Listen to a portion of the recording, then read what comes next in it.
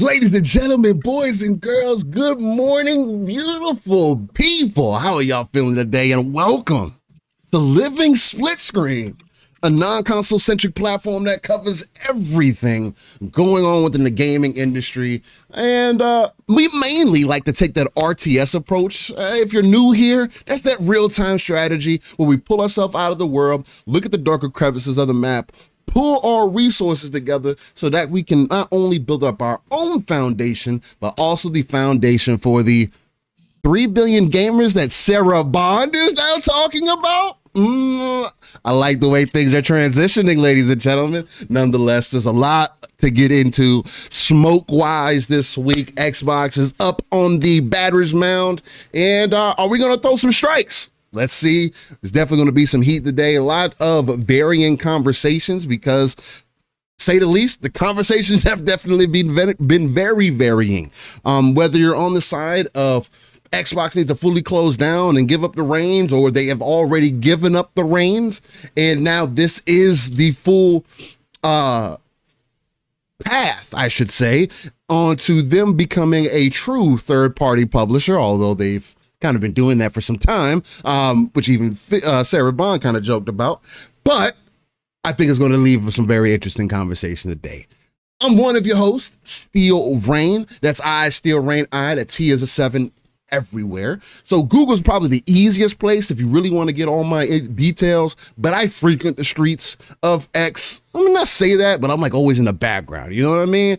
But my DMs are always open. And of course, I'm always gaming through the Xbox ecosystem, at least currently, because it just works so well in tandem between the console itself and PC. Who would have known? And one day, maybe it'll also be part of this. Things are getting closer and closer, ladies and gentlemen, but that's enough of me. I'll get into some of the things that I've been playing this week, and I gotta introduce the uncanny gentleman himself, the brother from another, the X-Men, who is not Cyclops. So speaking of X-Men, X-Men 97 is bringing characters back from like the old style cartoon, like other Marvel characters, not just X-Men, that I was not anticipating. That really makes me want to watch the show much sooner than later. I still haven't watched it yet. Still haven't tuned in. So that's definitely on my list currently. It looks like we're already getting people dropping some bombs in here, but we'll get to those things here in a few moments because I got to get back to my main man, the co-pilot, even the main pilot sometimes, depending on perspective, my guy, Pong. So, what's going on, brother man? Yo, good morning, everybody. Welcome to another Saturday on Living Split Screen with myself and, of course, that dude right there. That dude right there, Mr. Steel Rain. What a week of crazy energy, bro. Yo, it's been fun. Again, DMs have been lit. Shows have been on fire. Chats have been all over the place. It has been one of those weeks again. Of course, we will get into that. We are going to cover other topics, but of course, Steel and I are going to talk about the big Xbox stuff this week. But we do have other things to get into as well. So thank you all for joining us for another episode here on a beautiful Saturday morning. At least here it is, man. Aurora Borealis popping off. The solar storms are hitting, bro. Absolutely. Again, not video Very game beautiful. related, but my God, I mean, yeah, I mean, you like the look of the sky and the skybox in Starfield? Well, we're getting some shows going on, man. And if you listen to some people, this is the start of, well, it's not the start, it's been going on, but it's an indicator of bigger and bigger things happening to the globe, and not like climate change. So that's a whole rabbit hole again. The pole shift, possibly. Anyways, yeah, I haven't even looked into that at all, man. I didn't even consider that would be even a thing. I thought it was just a. I sent you a rabbit hole in the DMs. Oh, like did you? Okay, I'm going to look into that. I did. Oh, last week. Yeah. You have to resend like it. I want to look into that. Yeah, I'll resend it. I'll resend it. There's some interesting things out there. Beautiful, beautiful night here in Minnesota of the sky. I went out afterwards and made a second post too as it moved and changed from locations in the sky. It was super dope, man. Anyways, otherwise, yeah, gaming wise, man. Well, obviously we're going to get into it. But personally, gaming wise, I've been grazing, but now we are another set of weeks here, Steel, that are going to lock me into a couple things.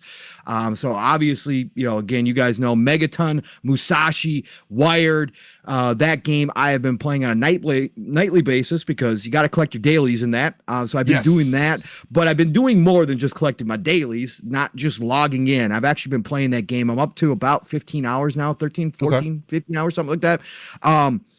Loving the hell out of that game. That game is going to be slept on. That is going to be one of those games that the people I saw a couple articles this week, in fact, be posted from some sites that are playing that game that are saying it's one of their favorite games of the year so far.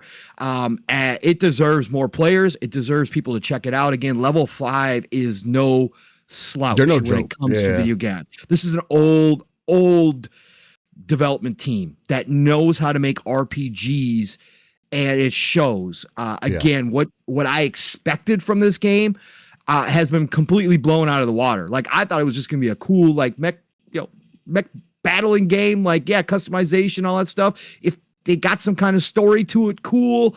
No, I'm engaged with the story. Love the RPG mechanics, how you level up, the skill tree in this game, which is actually like a motherboard, and you can design different motherboards, which open up different parts of the skill tree, which enhance that skill tree. It goes way beyond all of that. I even love running around. Well, again, I'm that dude too that searches, every RPG for every. And there's stuff to pick up. There's and stuff it resets everywhere. Yes, and it resets. There's tons of stuff. There's little side stories that you open up, that you collect things to open up that add to the actual main story. So Megaton Musashi Wired again on PC, on Switch, on PlayStation. If you have access, not on Xbox. Think about picking it up at some point. Again, I know there's too much to play, but if you're into anime and you're into mecha, go grab this game. I don't think you're going to be disappointed, man. So I've been doing that. Got back into some Age of Empires 4 again, of course. They had a massive update that I hadn't played around with yet. Changed a bunch of stuff in there, little things, but if you played enough, you notice it. So that's been cool. Been getting back to that. But then, of course, yesterday, I talked about this last night. The early access to Homeworld 3 fired up. I've had this game pre-ordered since February. Again, I got to play Homeworld back in the day, Homeworld 2 especially, on my friends' PCs. Didn't get to play it a lot because, again, I didn't have a PC. I had, it was a couple buddies that I knew that had PCs that were RTS fans. They were like, dude, you got to check out Homeworld. I had played the original Homeworld at some point back in the day as well. But I would, this game, what did you say, Steel? Homeworld 2 was 2000 and what? 2003. Yes. This is like StarCraft, okay? That's how long this thing's been gone for, right? So Homeworld 3 was huge for the PC RTS community. It is a pillar. If it's never been on console, still, it's got that niche. It never reached like StarCraft levels, but for RTS fans on PC, Homeworld represents a pillar. And so to see Homeworld 3 come back and modernized and brought to life nowadays, is so damn cool, man. And parts of the original team are making this game, and it shows. They wrote a love letter to Homeworld. Now, the reviews are currently, I just checked it this morning when Steele and I were talking about it, is at an 80 with about 20 reviews. But if you read the reviews, I think this game is probably like an 85 overall, maybe even closer to a 90. If you read the reviews, some people just wanted them to change what made the original Homeworld great into something new. This is one of those cases where they're like, well, yeah, this is everything the old Homeworlds were, and it's been modernized, but they really didn't change enough. Why do you want them to reinvent the wheel that was so beloved? I will never understand that. They definitely made it much more friendly for nowadays. I am having my mind blown because for anybody who's never played RTSs, or maybe you've played RTSs, but you've never played a space RTS, the thing is, it's a full 3D space. Yeah. So you're not just controlling your troops, in this case, your ships, on a flat plane. You're controlling them in a full 3D space, and the strategy changes because you can use that 3D space to your advantage if you know what you're doing. But that means the controls, like there's no controller support, obviously. This is full keyboard and mouse. Yeah, this old guy, that's one of those. I don't know. Guys learn a foreign language, man. If they were able to get Homeworld working on controller, that would be impressive. It would be dope as fuck if they find a way to do it nowadays. It's a lot. It's a lot. But my God, graphically, holy shit. I was telling Steele all the little details. And again, space games are special when they're Yeah. done right. They show up. I'm pissed I can't play it on my OLED. Obviously, I got to sit at the desk, right? Because I don't have keyboard and mouse. I don't have a couch keyboard and mouse setup yet. Maybe eventually I will. I want to play this on the OLED, but even on the monitor at 1440, right? This game is absolutely beautiful. The little details on the ships and how they even interact in the world and all that kind of stuff is absolutely freaking amazing. So if you're looking for a complex RTS 3D space, the space battles are cool as shit too. Grab it. But like I told Steele, I played through the tutorial and the advanced tutorial last night before Xbox Ultimate. I'm going to be playing through that tutorial at least 2, maybe 3 more times, I think, to get comfortable with the controls, because there is so much to it, and it's not all of it either. But I want to get good at this game. I really do want to play through the campaign. I was watching Eureka's Gaming play it yesterday. I had retweeted them out because I was watching their campaign playthrough, and I was like, dude, I can't wait to get home because the campaign looks dope. Now, reviewers said the campaign is not good. It's up and down at best. But what I saw yesterday, I was like, this is a freaking awesome sci-fi. What the fuck is kind of going on? Yeah. Look, our story. And I was like, I want to play through this. So that's what I'm going to be focused on. And of course, next week is Ghost of Tsushima, Hellblade 2. So that's going to be my main lineup here going forward, along with some Megaton Musashi wired in there too as well, because I want to keep playing through that. But that's kind of where I'm lining up now. I still got Dragon's Dogma 2 rocking in the background. I'm close to finishing it. Got Starfield. That's going to get a massive update next week. It's the golden age, man. I'm overloaded, man. Yeah. Let's get to this stuff. Before we get back to Steele and see what he's been playing this week. Yay. Let's get to this. Attention, ladies and gentlemen. Attention, everyone aboard the Splitters hype train. First of all, welcome aboard, all you new splitters. That's right. Normally, we would ease you into this process at a nice Mach 2.0 speed because you might not used to be traveling that way on an early Saturday morning. But no, that's not going to be allowed here this morning, thanks to some of our regular customers around here. That's right. The one and only Bold Alpha Wolf Pack started off today and got us from a Mach 2.5 to a nice Mach 2. Wait, no, started off, got us to a Mach 2.5, I should say. Mach 2.5 with an easy 5 layup. That's right, got on the court with that easy layup and showed everybody how it's done. Adding another car of splitters. That's right, the Bold Alpha Wolf Pack early this morning. And then, of course, his brother in arms, the one and only Decado, said, we're just going to do Mach 2.5. Nah, let's get this up to a nice Mach 4.5. That's right, the Decado flew overhead, dropped off some big old bag of coal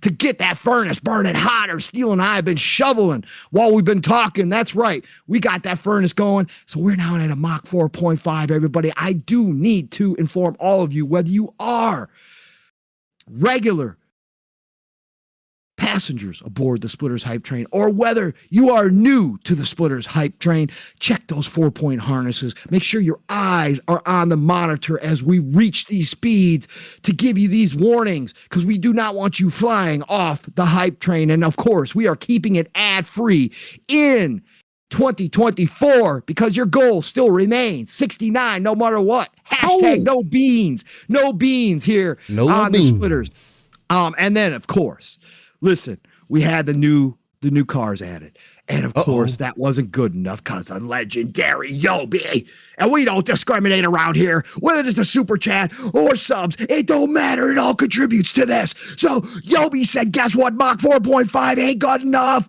I'm going to drop you all a 90 bomb.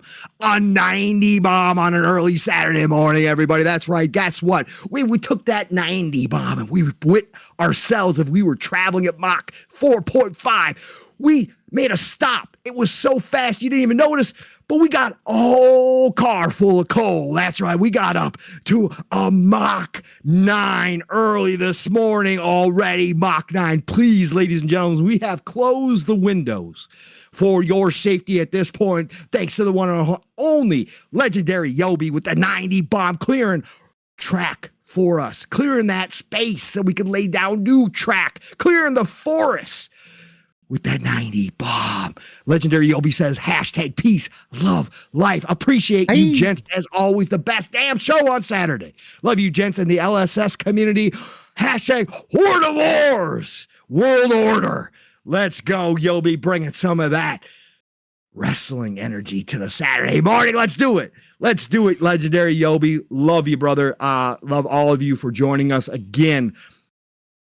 To be real, if you're new here, if you just listen to this, you listen to this in the future and going, who the hell are these guys? Do they really do this every Saturday morning? Yes, we do. But again, that portion of it is a little riff on those people that do e-bag on their shows. We like to bring it that energy, but we don't e-bag here. We don't expect anything. Again, it is never expected, but always appreciated here on Living Split Screen. And your time alone for dropping on by and even staying for a couple minutes to say hi as you're passing on through is appreciated the exact same way. So thank you all for joining us on a Saturday morning. But let's get this back to you, Steele. We got a lot to get into, brother. But what the hell have you been playing this week, brother? What you been getting yourself into, man?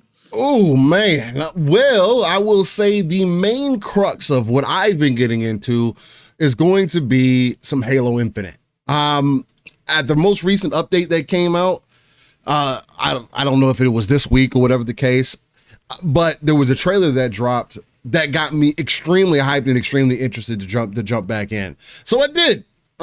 Mind you, I played a couple regular games, and then I hopped into rank, and somehow I got Platinum 3 off rip, which is, for perspective, is 2 levels away from Diamond, which is pretty fucking decent for somebody who hasn't played Halo in quite some time and doesn't play it consistently. It seems like I still got my juice, ladies and gentlemen. I just gotta fine tune the juice, but who knows whether that'll continue to be able to happen. Again, life is going to just get crazier as it does behind the scenes, because again, you got to continue to work on that self-development, man. Real life first, always. But Halo Infinite's feeling better, much better than it ever did before, man. And I've always been pretty high on Halo overall, point blank period, and how I feel about it. So it's exciting to me to see where Halo is currently, right? Even in the advertisement they'd say, hey, jump into PvP, you got 60 plus maps to jump in and play, all the different game modes that they got. They literally have something in there for everybody. Me and my brother played the firefight mode yesterday, and we played it on all 3 difficulty levels that they had: normal, heroic, and legendary. And I'm not typically a horde type of dude. It's just not something that appeals to me, PvE type content, especially end game type stuff like that. But it was fun, man. It was actually a lot of fun. But unfortunately, it's not, like my brother made this point yesterday, Firefight used to be more so about the survival aspect of it, and you would, as you progressed, he was making the example like in Halo 5, although Halo 5 was set up quite a bit differently.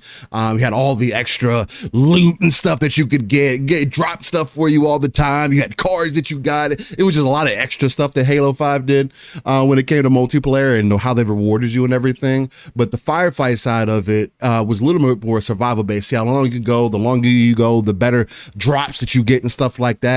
This doesn't have those things, right? But it is, as far as like giving me some memory of what I went through in the campaign, because I beat the campaign on Legendary solo.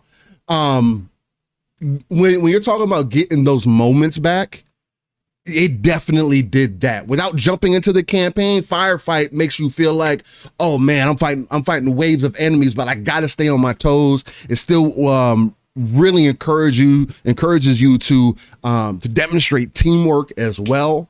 So it's like it's so multi-leveled as far as the approach. And look, Halo is probably not ever going to be what it once was at the end of the day, just because of time, right? The timing, it's a more difficult game to play.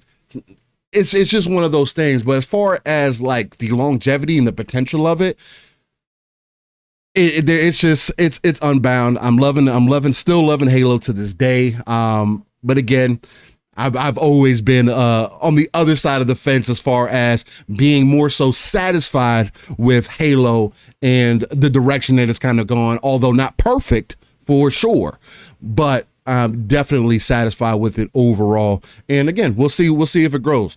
This isn't 20 years ago. We talked about Homeworld came out 2003. Halo came out 2001, and it came out during a time where things like that didn't exist.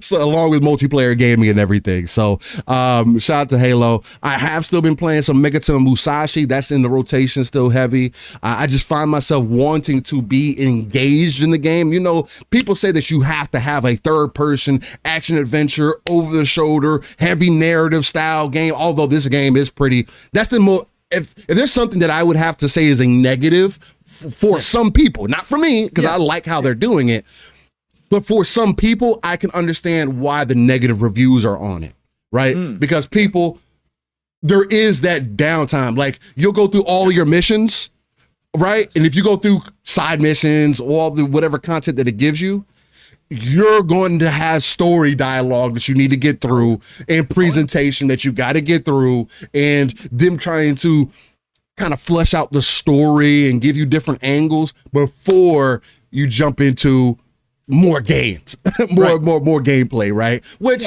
it can be a turnoff for some people. For me, it's not. The only thing that makes it a turnoff is like, I'm so active in my lifestyle now where it's just like sometimes when I sit down, I really want to get into it. Reading the subtitles isn't enough because I like the audio in the game. I like the way that it makes you feel when you're playing it. It's literally like, I feel like I'm in the anime kind of thing, right? So there is that. Decado, that's another good point. You get resources for walking around as well. That's the other thing. So it's like, it's still, for me, it still makes it engaging because you're getting the world building as you get those separation pieces, but you still get the benefit of, oh, here's a couple resources here. Oh, here's this. And it all goes back to you being able to build up your mecha and everything. Getting some more customizable parts. I don't know how flushed out or how deep that goes, but seemingly, I mean, I'm getting parts now that I hadn't seen before.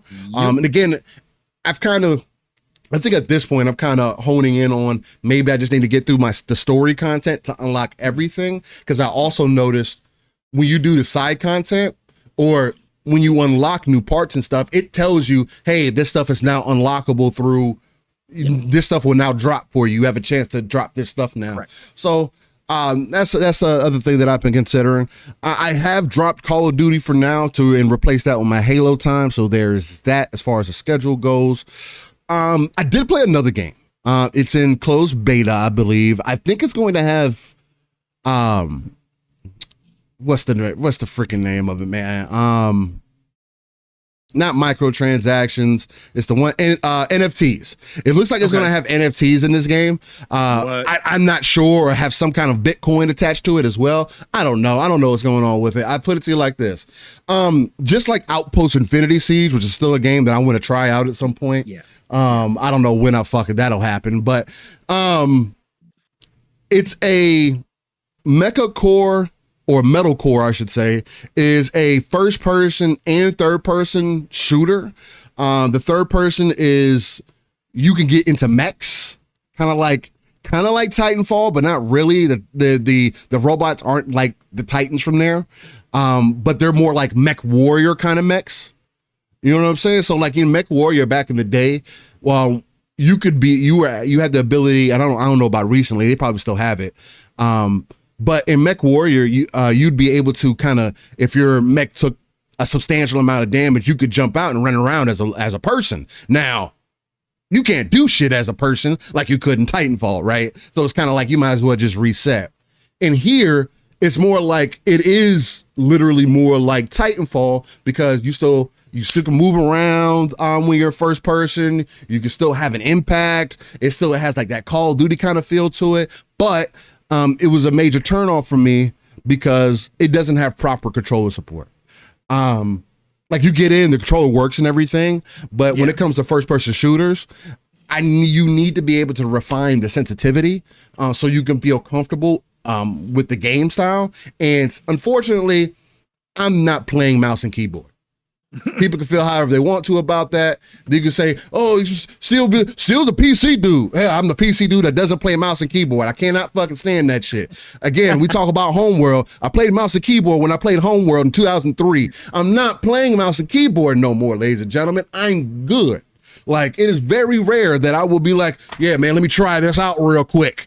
Nah, I'm here to chill and have a good time. So I've had that's Dead Rising sitting in my library still. I bought it early because I thought it had controller support, but it doesn't yet. They are because they just launched 1.0. Yeah, I was gonna say no, still.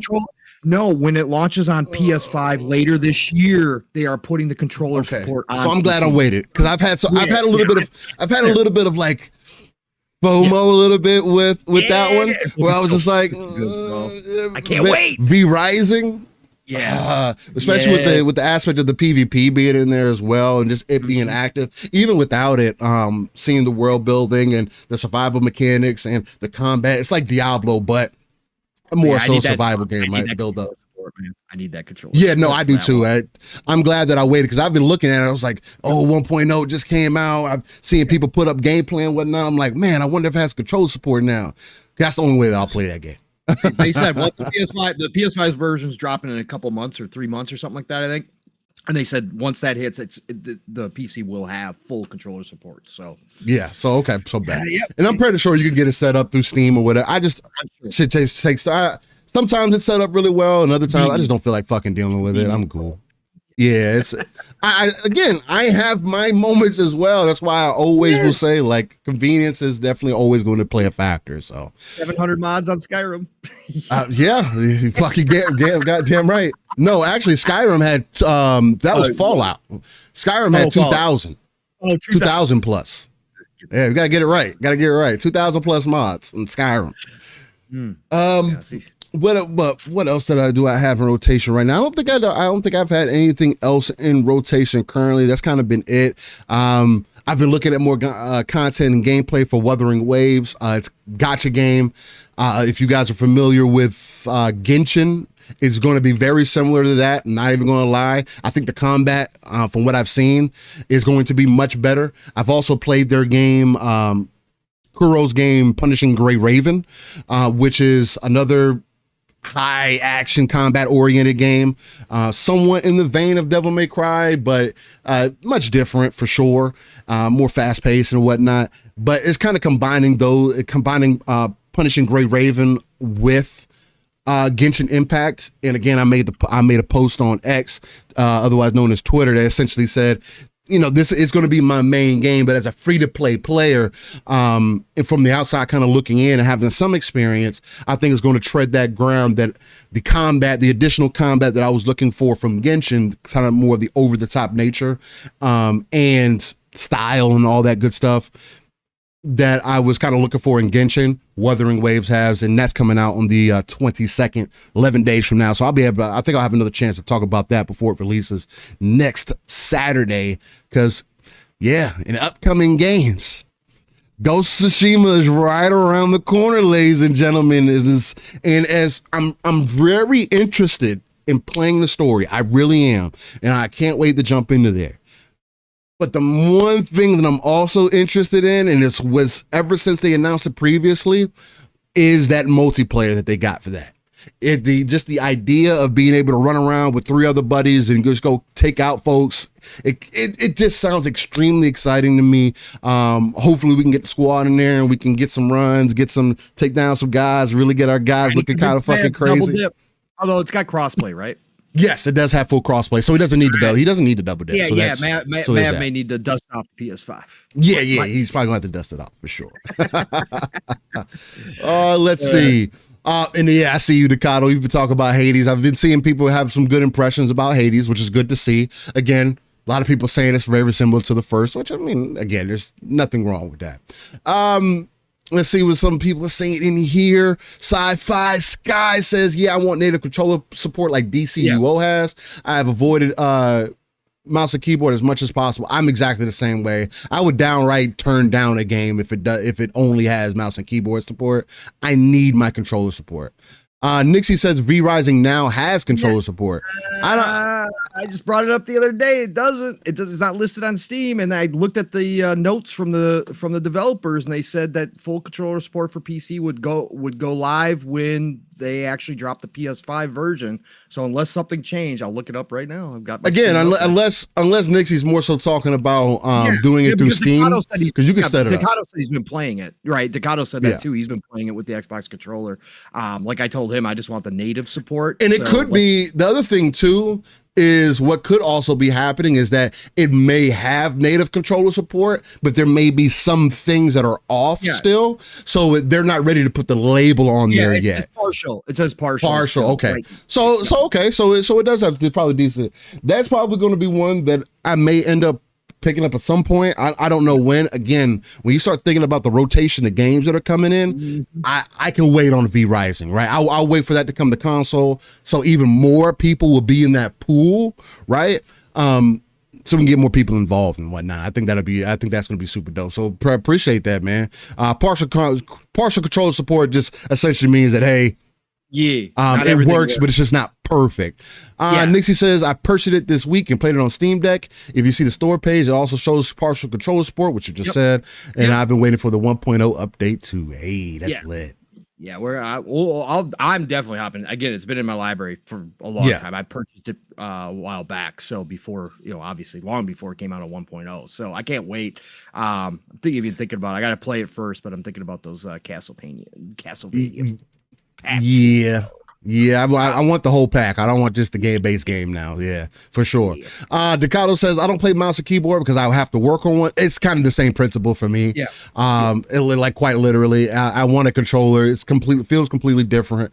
It kind of pulls you away, right? It's the little things that help you enjoy your experience. And JB1521 says, has anybody played Marvel Rivals?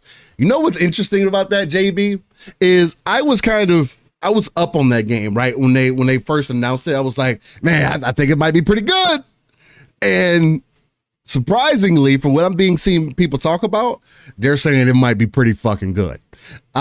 People say they're having a really good time with it. The art design in the game, like when you go over the individual character tiles, like it even has pop out character animations for the individual heroes that makes them pop out even more. And people were saying, from a lot of what they've seen, is that they were very true to the traditional design of the characters, but they did revamp them and make them even look more unique than what we've seen recently, right? I mean, of course, there's certain things you can't get around, like Iron Man and people like that. But as far as like, even Black Panther, I guess would be in there. But as far as like Scarlet Witch, she looks like a freaking beast in this game.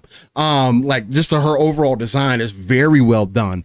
And I think this game may truly be an Overwatch competitor. This might be the Marvel breakout hit that Disney may have been looking for.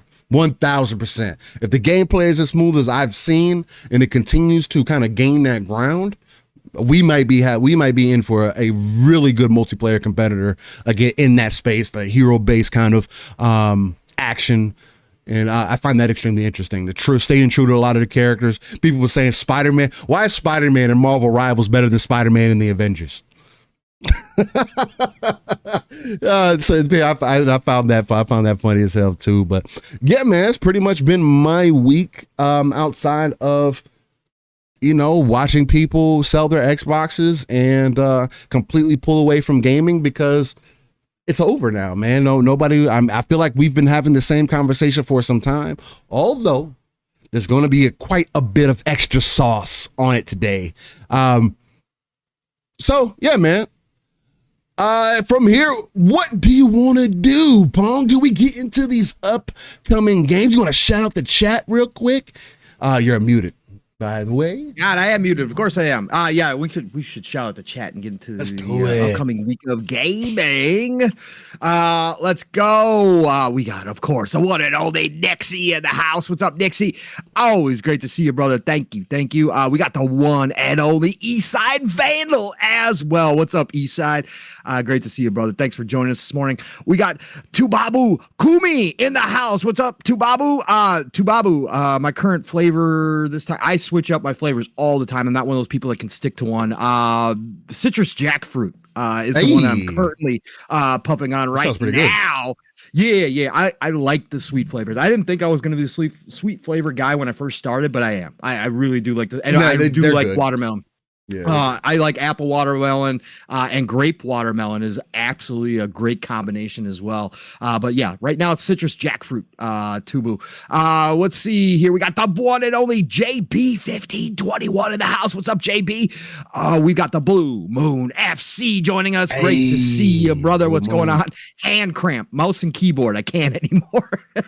Yeah. Like I said, it's very rare. Home Mode 3 is going to be one of the rare ones where I'm determined to learn.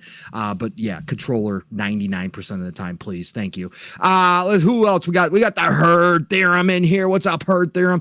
Man, I was hoping V Rising was a video game adaptation of the 80s Alien TV series V. Bring it back.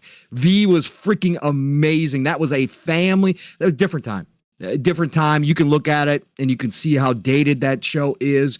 But that was when the family, you had one TV in the house. The family got together. We were the family that ate dinner around the TV, right? Not everybody's about that. Some people still, did the dining room thing and the formal and all that kind of. Our family, it was TV time, but V Rising was a family moment to this day that I still remember sitting around with mom and dad, and my sister was really young at the time, watching V. That was a whole moment in time that people just won't understand anymore. It's like crazy, but yeah, it was a great show. Who else we got in here? Of course, the Decado himself is in here. What's up, Decado? We got the MG in the house. What's up, MG? Who else we got in here? We got the Sci-Fi Sky. What's going on, Sci-Fi Sky?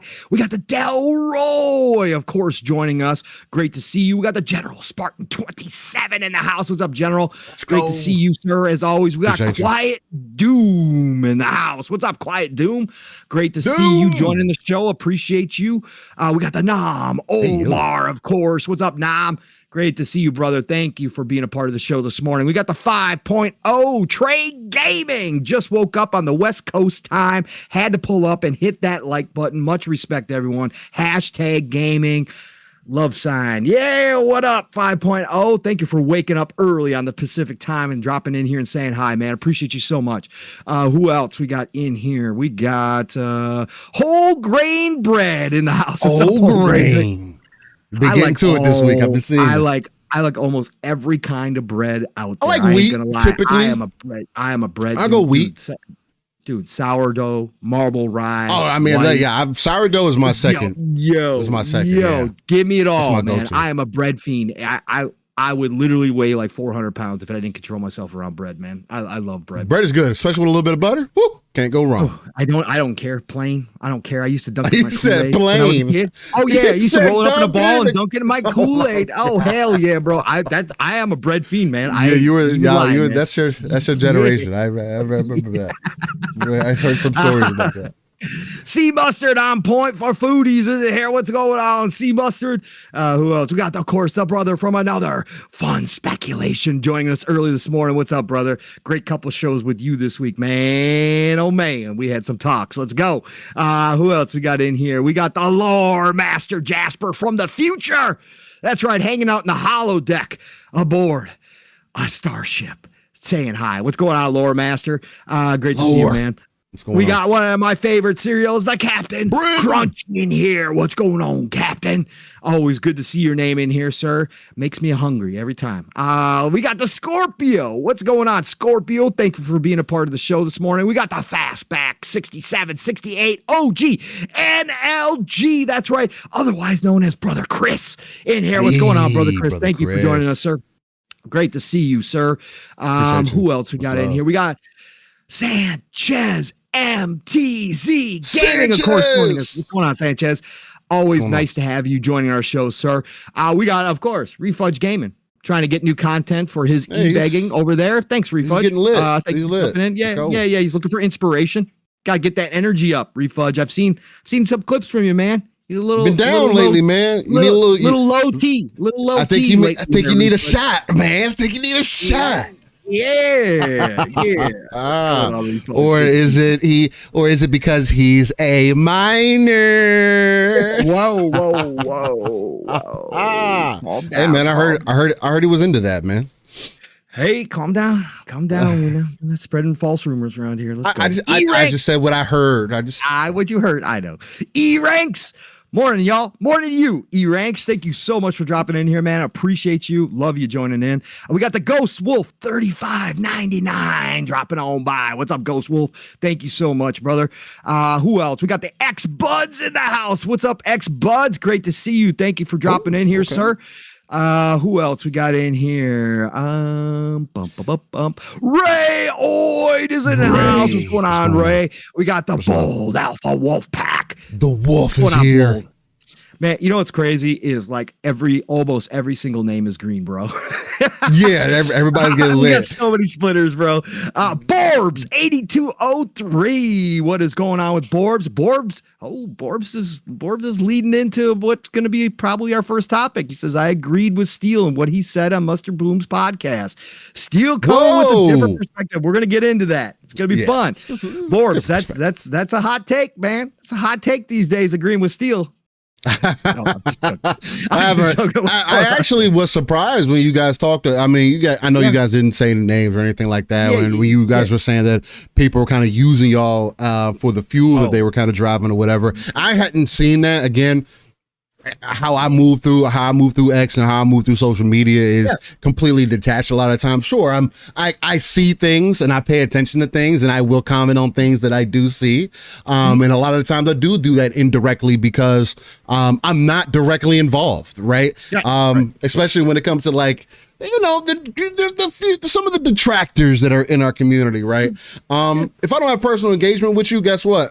There's no point for me to say something. Now, if I do, I'm definitely going to say something, but it's just been extremely interesting this week. The multiple angles people have taken and the lack of depth of understanding or willing to listen to something that none of us know anything about. Like literally, there's no for sure comments, and it was just crazy to hear y'all say that people were using y'all some points that y'all brought up, and I mean I still hadn't seen it or how it was used in conversation, unfortunately. So maybe you'll enlighten me a little bit. I honestly I wouldn't even known about some of it. I mean, some of it was directly underneath my post, right? About it. Okay. You know, some of it was direct there, but then I got hit up in the DMs saying, "Hey, you're getting some smoke on these shows," and I was like, "Hey, I found out who the shows were, and I was like, oh, no, I'm doing something right then. Perfect.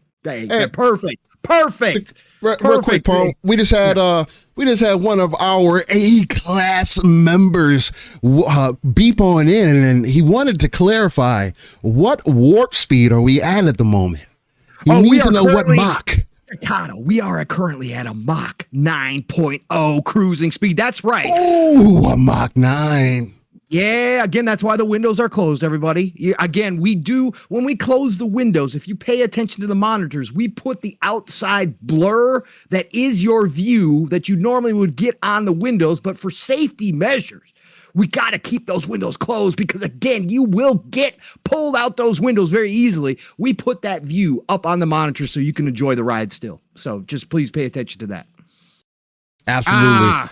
Yobi says facts, and now Pong is on a list with Mav. So stupid. We are not going to apologize for speaking our minds for how we felt since jump. It's corny as bro. Hey. I was telling Mav behind the scenes on one of the posts on mine that I made on X, right? Somebody was trying to say that Mav and I were just PC guys, right?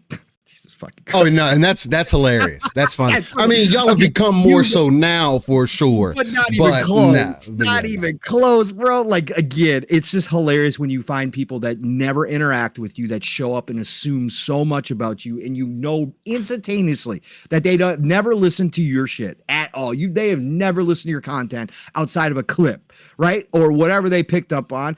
I was telling Mav that dude who was trying to go back and forth with me, and I just ended. No time for you people, whatever. I know who you are. We actually had one of our haters show up underneath there. Oh, really? Man. Oh, nice. Yeah. And go, you obviously don't listen to Mav and Pong because they defend Microsoft to a fault. That was one of our haters, like coming in and going, "Yeah, you have no idea what you're talking about. Just stop." So I thought that was fucking amazing, bro. That's funny as hell. Yeah. So, no, it's just one of those weeks, man. Again, this is nothing new. We've been through this battle before. It is what it is, man. The community is so strange, man. The circus exists on both sides, and they hear what they want to hear, and they think that they are the true defenders of a brand or a piece of plastic, when in reality, they're not. They're not. Again, ignoring everything is not a true defender by any such imagination. Anyways, we'll get into it. Tim the Sorcerer's in here. What's up, Tim the Sorcerer? We got the Stanley Francois. Stanley Francois is in the house. What's going on, Stanley? We got the Dan the Man Cunningham joining us this morning. What's up, Dan the Man? One of the OGs. Thank you, Dan.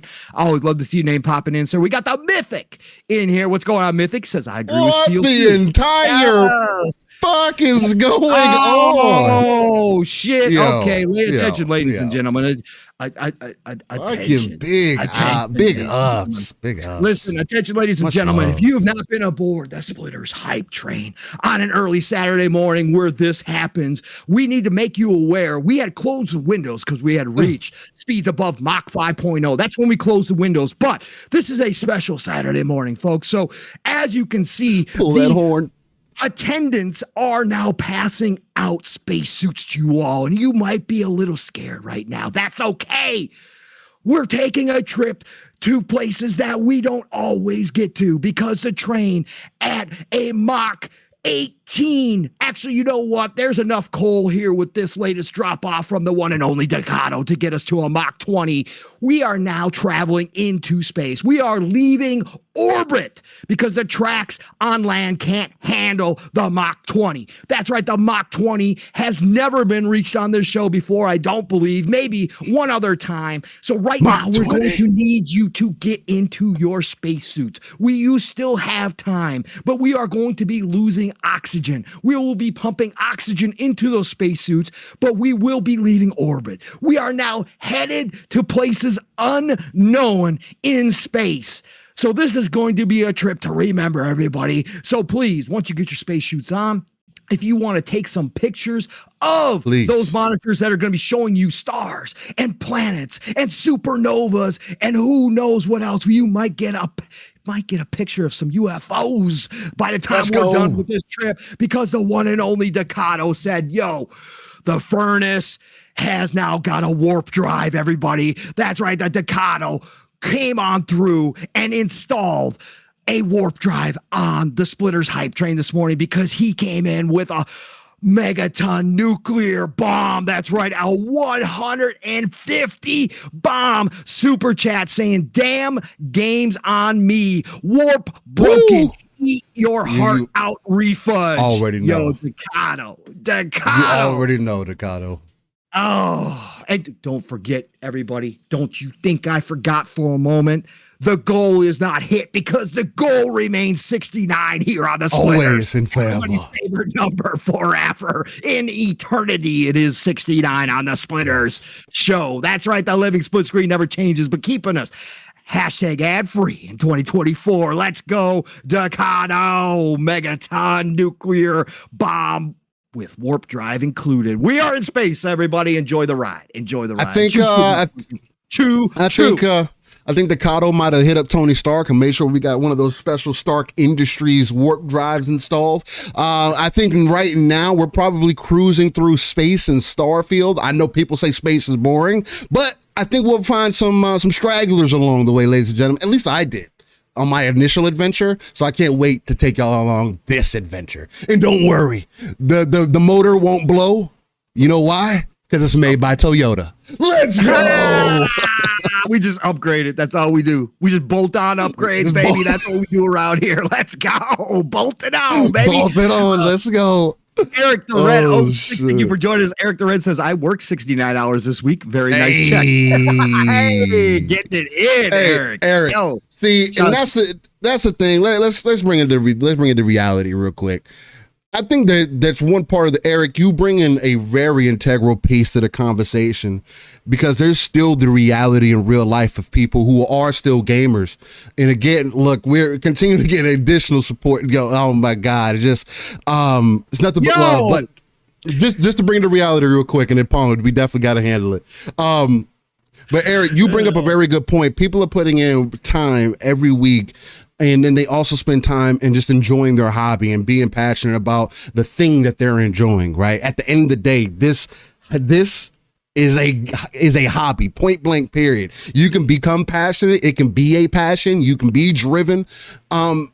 And that's where it should kind of lay. It doesn't need to become I need to fight you against favorite platforms. Again, if anything, I have always stated that I want to see more people to be able to engage in ways that they never were able to before. Get more people involved in the conversation than wherever were involved before. And Red, I just want to say big ups to you for putting that hard work in out there and just being dedicated to what you have going on. Real life always comes first. And I know it gets difficult, and I know it gets hard. I know you're probably tired as hell, and that check might look nice. But the one thing that check won't do is always make sure that you're happy, right? It's not the end all to be all. Make sure that you're enjoying your hobby. Make sure that you're taking care of yourself, and much love for you tuning in, man. But I think we just had somebody install an additional engine on the side. I think we just got into the Starfield shipbuilder, and we had to start moving things around grid style.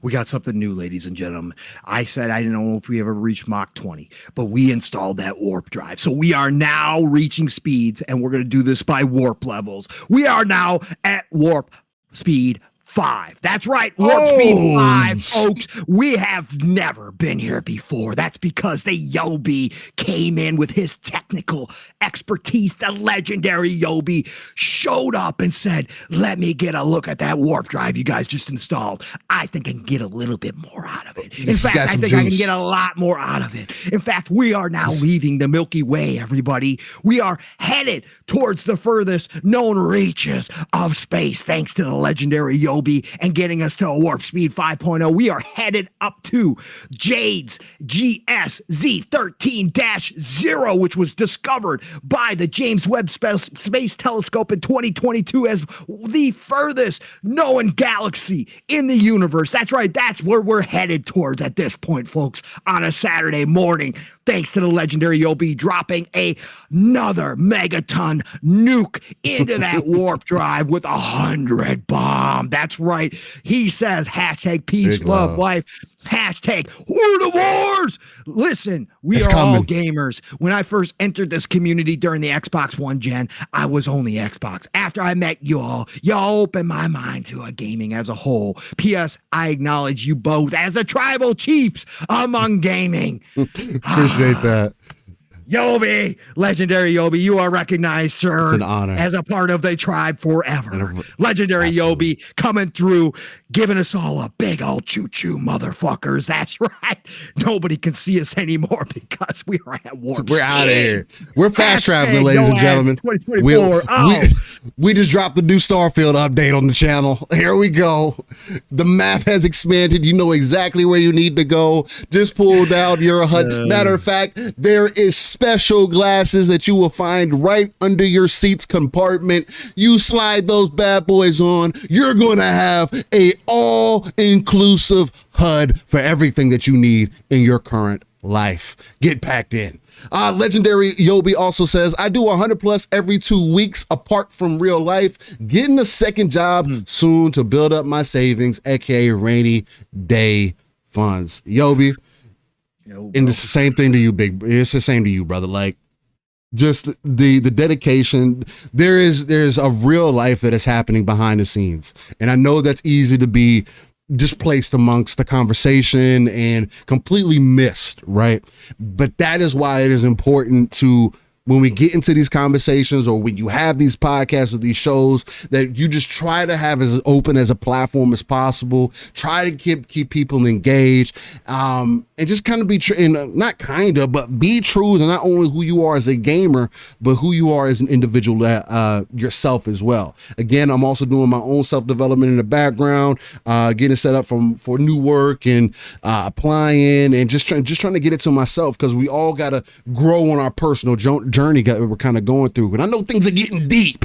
Pause real early on. But ladies and gentlemen, you're just now starting to get the train moving. And we're already at warp speed, level 5. I think we just dropped the Nuka-Cola. I think we just dropped the Nuka-Cola in the back too. Actually, Bro, matter of fact, I don't know where we're at. I wasn't prepared to go to warp today. I had no idea we were going to warp, but we are here. We're here. We're here. It's insane. We're fast traveling it out, ladies and gentlemen. There's a fridge full of Nuka-Colas in the back. Check those out. And Paul, I think it's time to get into these upcoming games. Man. It is. First of all, Sin, I see you dropping in here. Great to see you, Sin. And also, Live Supremacy came on through and said, hit that like button and sub.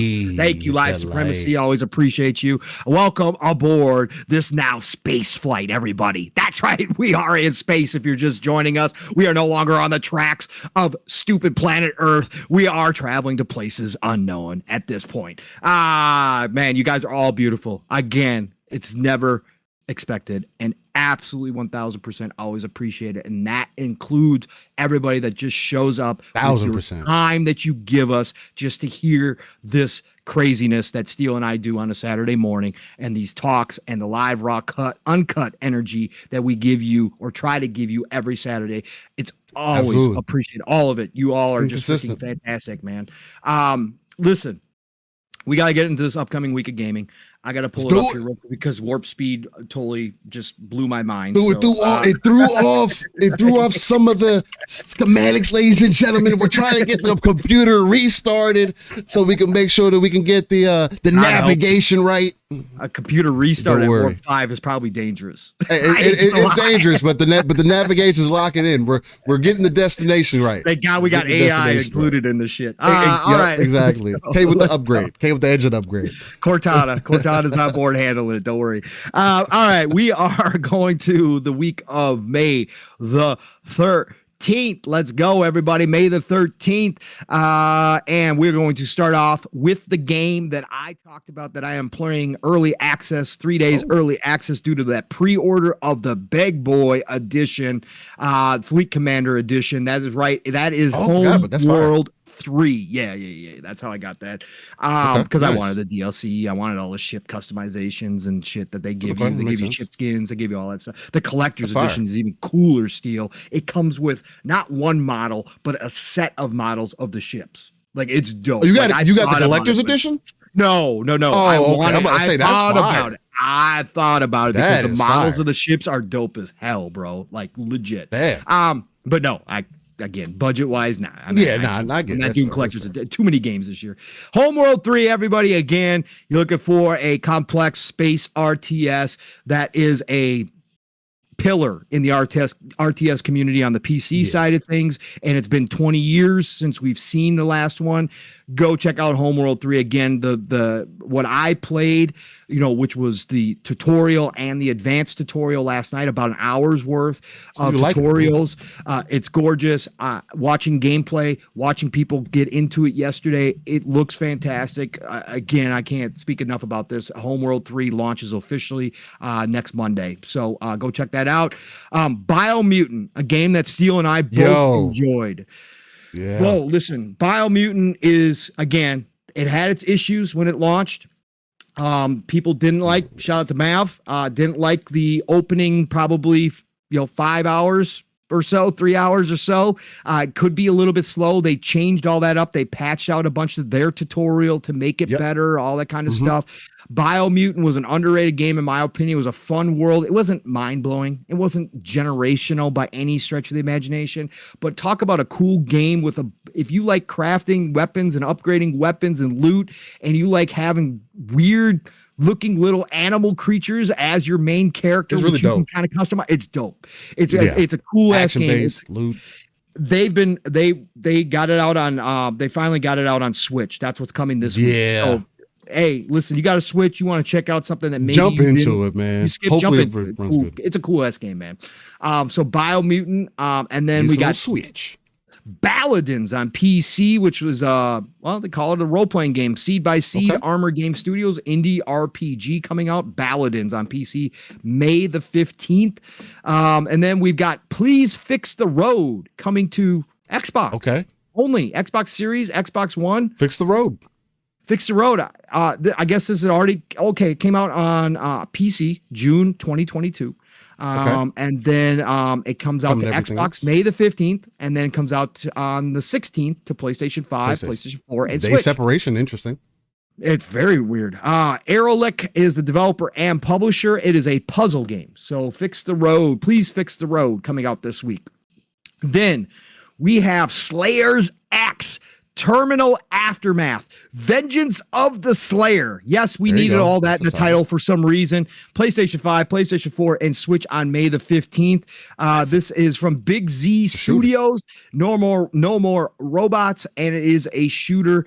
This actually launched already on Xbox. Year. Yeah. I remember this. I played this. This was in Game Pass for a minute. It might still be in Game Pass, I believe.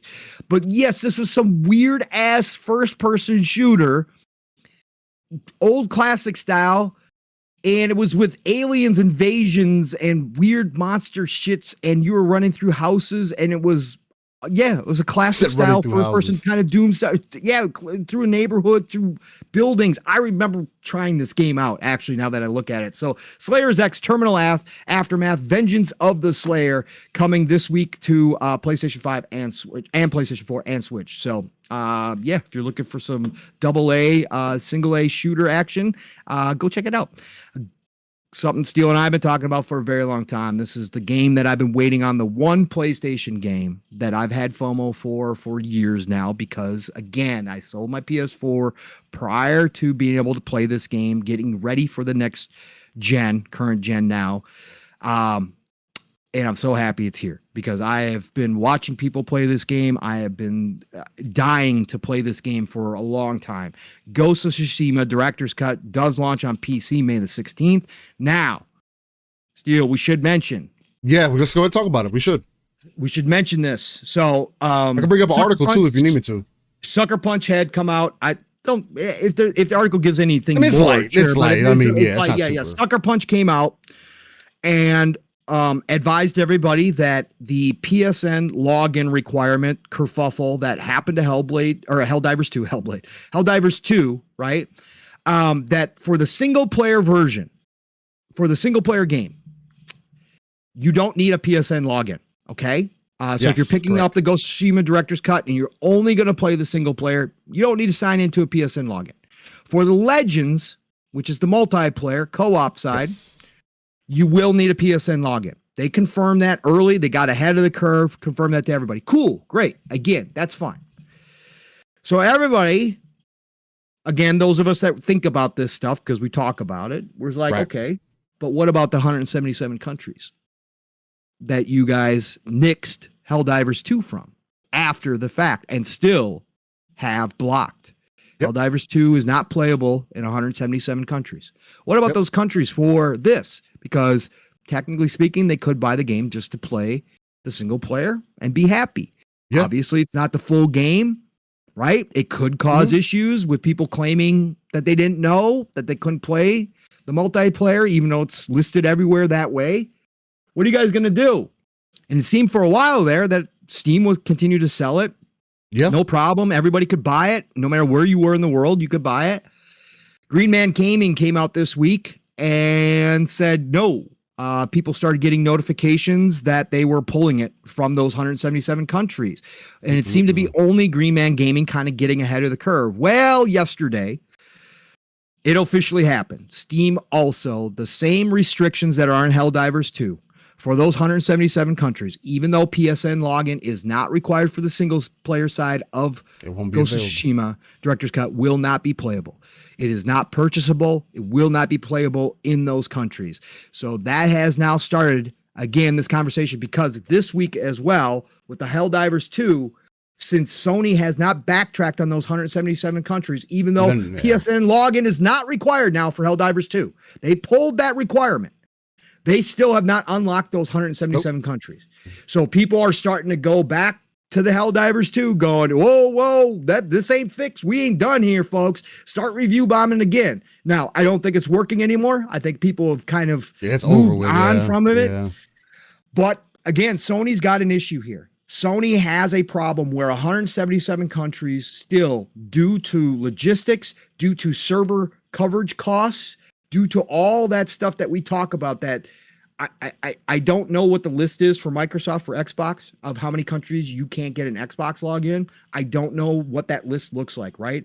I don't think it's anywhere as close to 177 countries, because I haven't heard of this problem. I also haven't heard of Xbox blocking any of their games. Chat, tell me if you guys know if they block any of their games from certain countries on Steam or anywhere else from purchase. So Sony's got an issue here with this newfound philosophy that they have of moving to PC, but they have this massive amount of countries that can't create a PSN login. What are you going to do with this, Steel? So Ghost of Tsushima, Director's Cut, PC, obviously Steel and I are both excited, both pre-ordered. Yeah. We're in day one. You guys will be seeing gameplay, screenshots, all that good stuff. They got a photo mode, which is beautiful. I'm going to be playing a lot of the single player, but I'm obviously hopping in with Steel. Hopefully we get Mav in, and whoever else wants to jump into this in multiplayer too. Steel, kind of a problem for Sony right now that they have to figure out real quick as they launch more games, because we got word this week too.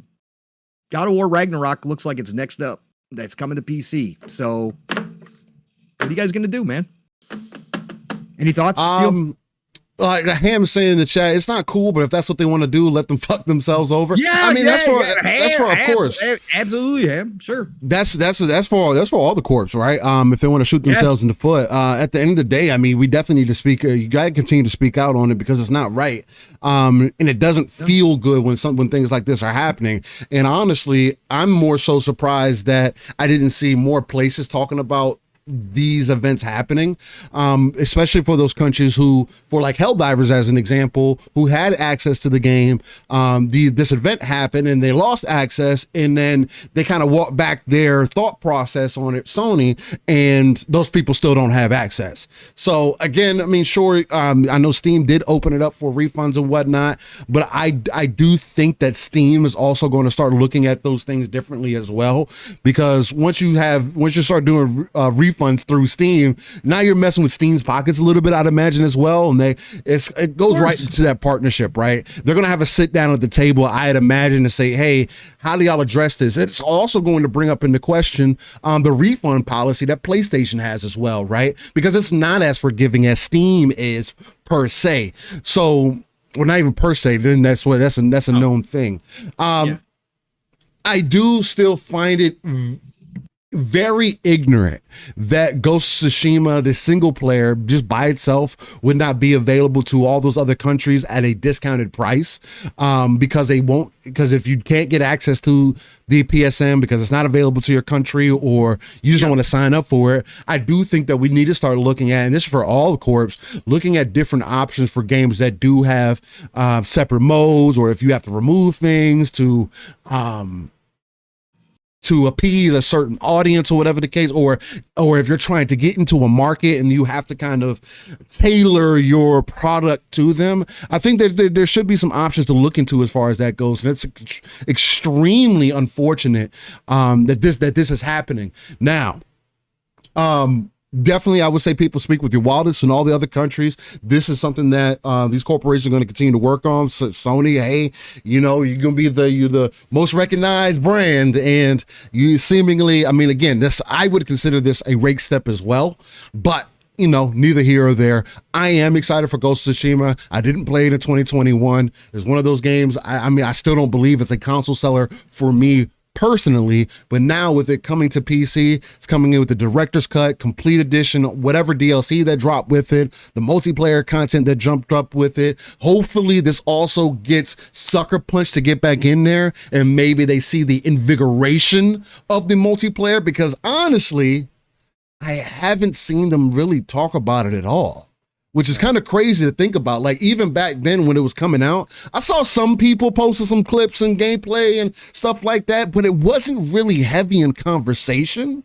And I never really heard Sucker Punch be like, you know, now if it's one of those things to where we get back, like we're hearing about Space Marine 2 as well, where they just tack on a multiplayer and it just happens to work and you can enjoy it for what it is and it's just part of our experience and they don't plan to, that's fine if that's what it is. But again, I just feel like there's another layer of that live service element that Sony's been looking for. You have some studios that were there already. It's just about expanding those out, and it doesn't have to become some grandiose thing. Like if Ghost of Tsushima 2 comes out, I don't think that the Ghost mode or whatever it's called in Ghost of Tsushima should be separated out. Legends mode. It shouldn't need to be separated out or, it's its own thing. Let it build up a base, let you really get a consistent amount of players in, and then kind of go from there. But I am excited for it. So it's going to look beautiful, man, and play well from what I've seen. Yeah. Absolutely. I'm so excited, bro. Again, this is a game I have honestly been waiting on. Yeah, you've been talking about it for some time. Again, this is the game that you're like, you know, on PlayStation. It's the one I regret not jumping into. Yep. I just both Steel and I just love that Eastern flavor, man. Yeah, and we love that atmosphere, and we love the samurai ninja side of things. And this game with how that's presented and how many people absolutely 1000% praised it for how it handled that time period and the respect that it had. Like everything I've seen about this game, it just speaks to me. I can't wait to jump into this game, man. 1000%. Yeah, Laura Lee and the Laser Eyes. Laura Lee and the Laser Eyes coming to Switch and PC on May the 16th. This is from Simogo, published by Annapurna. Jesus, Annapurna, man. Okay, Annapurna, back in their bag. They don't miss often, man. Adventure game coming. So go check out Laura Lee and the Laser Eyes if you got a Switch or a PC this week. Again, Annapurna usually doesn't steer you wrong. It just depends if you're into the type of genre or game it is. That's what it comes down to. But generally, they back good stuff. So go check that out. We already did Please Fix the Road. Why is that twice? Oh, because the PlayStation 1 coming May 6th. It's PlayStation 1 Switch. Okay, yeah. That's why they split it up. Read Only Memories. Neurodiver coming to PlayStation 5. I like the art on that. PlayStation 5, Xbox One. No Xbox Series listed. Switch and PC. Oh. Well, if it works on Xbox One, it's going to work on the Series. Oh, yeah, but it's weird. Like, that is weird. But it's not working on PlayStation 4? That's also weird. Like, why is 4 missing, but the 1 is there and not okay. Yeah, okay. Maybe it's just a fault for them. Maybe it's just a fault. Maybe it was just problem from Game Informer. Mid Boss, published by Chorus Worldwide, an adventure game. This looks like an anime style. Yes, it does. Absolutely. Looks kind of old school anime style. Kind of cool. Okay. So Read Only Memories, Neurodiver this week as well on May the 16th. Who else? What else we got here? This is a pretty big week, man. We're starting to get in that roll again a little bit. I think that's it. I think that ends it. Yes, that will end it. Yep, that will end it. Next week, Song of Conquest goes to 1.0. Yeah. I got that already. Sweet. Okay. Yeah, buddy. Hellblade is in that next week lineup. Yes, sir. And X Defiant as well. Again, we got as well. Yeah, and System Shock is hitting the consoles as well. A lot of people. I've seen that. Too. I never played that. Yeah. I can't wait to. Got some PC a lot. Yeah, we got a lot. We got some things lined up here for sure. Freaking sure. Yeah, this that is your upcoming week of gaming, everybody. So again, whatever you're playing, get out there and enjoy it. If none of those were for you, again, I'm sure you got plenty. Just like the rest of us. 1000%. So, hell yeah, let's go. Ghost Wolf says, I thought about trying the multiplayer for Ghost of Tsushima on PlayStation 4, but never did. The storyline and gameplay is so good. And that's the other thing, Ghost, that I will say in the positive side for PlayStation, at least they saw, or maybe it was Sucker Punch that saw it more so than anything, that they wanted to make sure that they had crossplay implemented. That is such an integral thing, because now you're going to get your base, those people who did play on PlayStation, back involved with the PC players, although console players just complain about PC players cheating all the time. So maybe we'll just be cheating, and you'll just get people will put mods in that completely clear out the whole map, and you'll never get to play. So maybe that's what'll happen. I highly doubt that'll be the case, but I think it's gonna be fun nonetheless. So Tubabu Kumi, by the way, Tubabu. we're gonna get into this. But I do that's not a fact that Shinji Mikami took a bunch of the team. Okay, that is that is in massive dispute, direct from the Tango team themselves, or obviously the ex-Tango team themselves. They say that is completely false, that he did not pull a bunch of the talent. So I wouldn't run that with facts. Again, how much we will ever know is going to be minimal in the real world. It's a conversation. So it is a conversation, but we're going to talk about that for sure. Then Nikado says, I still laugh about the person who tried to say Sucker Punch was culturally appropriating and Japanese people hated Ghost. People from Japan told them to shut the fuck up. Yeah. I mean, again, if you remember when Ghost came out, Sucker Punch did, from what I recall, they did videos and everything describing the detail they went into actually going to Japan and actually talking to families and actually like really on like what you expect for Assassin's Creed, what Ubisoft does with Assassin's Creed is what they did with Ghost of Tsushima, right? And I actually think that they did, from what I've seen, they've done it at a pretty damn good level, being traditional. Of course, there's going to be little things that they may change or whatever the case might be, but for the most part, I recall people from the East saying that they were actually really impressed with how on point that it was, or how much it respected the culture. That's what I was saying. Yeah, they got props for how much detail they went into to make sure that they were taking care of that time period and of the culture and all of that. They got props for it. And again, that initial outrage, again, we're not going to get into it. The culture stuff nowadays is just stupid in a lot of areas. So, but yes, no, they definitely got props for it. The main thing is I'm cool with it I'm cool with it as long as people respect the culture. That's it. I mean, do your fucking proper research. Don't half-ass it and be like, oh yeah, we just threw some shit together. Oh, this is what we saw on TV. This is what we thought it was. Oh. No, man, that's dumb as fuck. Like, Let's do some research, dig in that bag. That's why it depends on the genre of game. It depends on the type of game too, as well. How you go about that. If you're trying to be a more historical accurate game, then do your work. And Sucker Punch did their work. Sucker Punch absolutely did their work. Tim, you stupid for saying they interviewed Tom Cruise at all. Oh my God. That should have been a downloadable character. That should have been DLC Tom Cruise. I'm sure it's going to be The Last Samurai. No, it probably will be. 100%. We're going to see Tom Cruise. We're going to see The Last Samurai in fucking Ghost of Tsushima. That and The Last Ronin. I can't wait for The Last Ronin to come to PC. That shit, I keep seeing more and more gameplay and shout out to Sonny on Twitter. Sonny Legend, I believe, is the name. He's sharing some dope ass gameplay. Dragon's Dogma, like every game that he plays. He's a legend, bro. He's ridiculous. No, I have not, Kumi. I have not watched Shogun again. If you're looking for a space, I think at this point, even Pong has ended up catching more TV than I have. Not really. I just watched the Fallout show. That's all I did. Oh, I mean, okay. I still haven't watched that. So yeah. My TV time is relegated to game time. That's just how timing is on everything. It's so funny when people talk about, I don't have time to do these things, but you watch every show that it comes out, man. Hey, and Luke, he says, still watch Fallout. I'm probably going to at some point. Right now, I'm more so enamored by Fallout 4. So my viewing of the Fallout show right now is Fallout 4. That's kind of how I look at it. For me, I'd rather be spending time playing the games. Every now and then I'll catch a good movie or something like that. But even that, I haven't watched a movie in a bit as well. But those times where you get those lulls where it's like gaming is kind of, because everybody has a little bit of that, where you get into like this rut where it's like, I don't know if I want to play anything right now.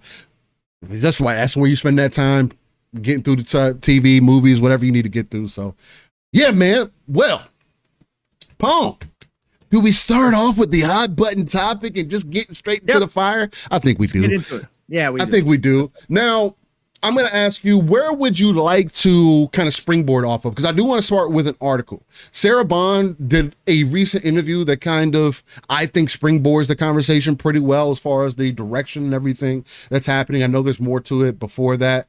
I do have an article from Seasoned Gaming. Shout out to Ains and the guys. I did, because I did want to start. I personally kind of want to start actively using the communities, the work from the community, people who have these sites, and aggregate and bring all this information together. If I feel like they're doing good work, I want to be able to start sharing that stuff. So we do have Seasoned Gaming. There have been some other ones that maybe they're a little bit better that I haven't had a chance to read. I've read Ains and a couple others. Felt like this one was pretty solid across the board. But how are you feeling, and where do you think is going to be a good springboard for us? Go ahead. Start with the articles, sir. Lead us up. I think most people in our chat probably have heard conversations about this week, and pretty much everybody kind of understands, I think, rolling through here what has been going on. But start with the articles, and then we'll just jump into it, man. I mean, again, this is a huge onion. There's lots of layers to it. Yes. Nobody's right, because nobody's going to know exactly what the hell is going on. So it's all just opinion based and perspective, and we'll just go through it, Steele. Because again, you and I are coming from different perspectives. There's going to be different angles. Yeah, different angles. So yeah, we'll just hop into it. But read the articles, set it up with the articles, and then we'll hop into it. I'm going to be right back, sir. You're good. All right. So we're going to start off with Seasoned Gaming. The link for this specific article is going to be on our sources section down below. So if you guys want to check out Ains and his content, definitely do. I feel like he does excellent work, at least his perspective. I always at least respect. And there's quite a few others out there that I also appreciate and respect. So let's start off with this. So Seasoned Gaming, independent gaming journalism says Xbox President Sarah Bond's interview with Bloomberg in analysis. And he starts off with, capping off a tumultuous week regarding press for Xbox, President of Xbox Sarah Bond joined Dina Bass on Bloomberg Tech yesterday to discuss the latest with the organization. While nothing was said that I would consider groundbreaking, new information, there was some tidbits that were worth analyzing. Given what we've known about Xbox's direction in several areas, I simply offer my thoughts on the commentary provided by Bond below. So he subtitles this section: the video games industry isn't growing, and we have to find ways to bring in new players. Even in 2023, with several landmark titles being released, growth didn't follow.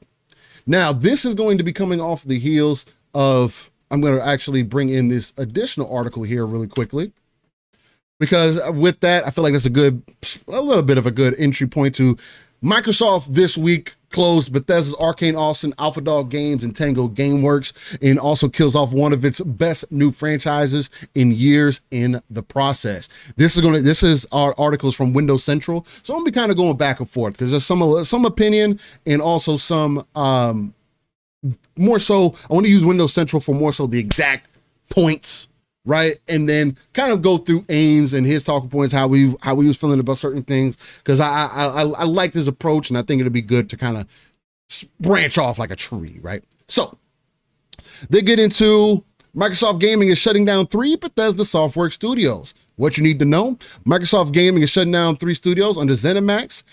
That's Arcane Austin, Alpha Dogs, and Tango Gameworks. Roundhouse Studios is being folded into ZeniMax Online Studios, and some members of Arcane Austin are being assigned to other studios. It's been a year of devastating cuts in the gaming industry, and it is getting even worse. Microsoft is shuttering multiple studios under ZeniMax Media, heavily affecting the Bethesda Softworks publishing wing of the Xbox first-party group. Arcane Austin, half of the Arcane studios based out of Austin, Texas in the US, is being closed, as is a Japanese developer, Tango Gameworks, and Canadian studio, Alpha Dog Games. Roundhouse Studios is moving to become part of ZeniMax Online Studios, the team that works on The Elder Scrolls Online, and is also developing a new IP, which we've kind of guessed and hinted at that it could be a Starfield MMO. I think that would be super dope to get. There has been some hints that it may be related to Starfield, but Star Wars, and it may be a Mandalorian kind of game. Maybe I know Paul was hoping that it's a little bit more open than that you'll have a little bit more free choice in that and have options and whatnot. So we'll see how that goes. But it is not clear which studios or how many staff are being relocated at this time. And then they gets into the full email here. And this is going to be an email from Matt Booty, and I'll go back to Ains' article. Matt Booty starts off by saying, today I'm sharing changes we are making to our Bethesda and ZeniMax teams. These changes are grounded in prioritizing high impact titles and further investing in Bethesda's portfolio of blockbuster games and beloved worlds, which you have nurtured over many decades. To double down on these franchises, invest to build new ones requires us to look across the business to identify the opportunities that are best positioned for success. This reprioritization of titles and resources means a few teams will be realigned to others and that some of our colleagues will be leaving us. Now, when you say some of our colleagues will be leaving us, it almost makes it come across as if it was just like, they had a conversation, it was a meeting, they were like, guys, we got to make some changes. We want to let you guys know 2 weeks ahead of time, 90 days, a month. I understand. And again, I know why Big Corp does not do this. I completely get it.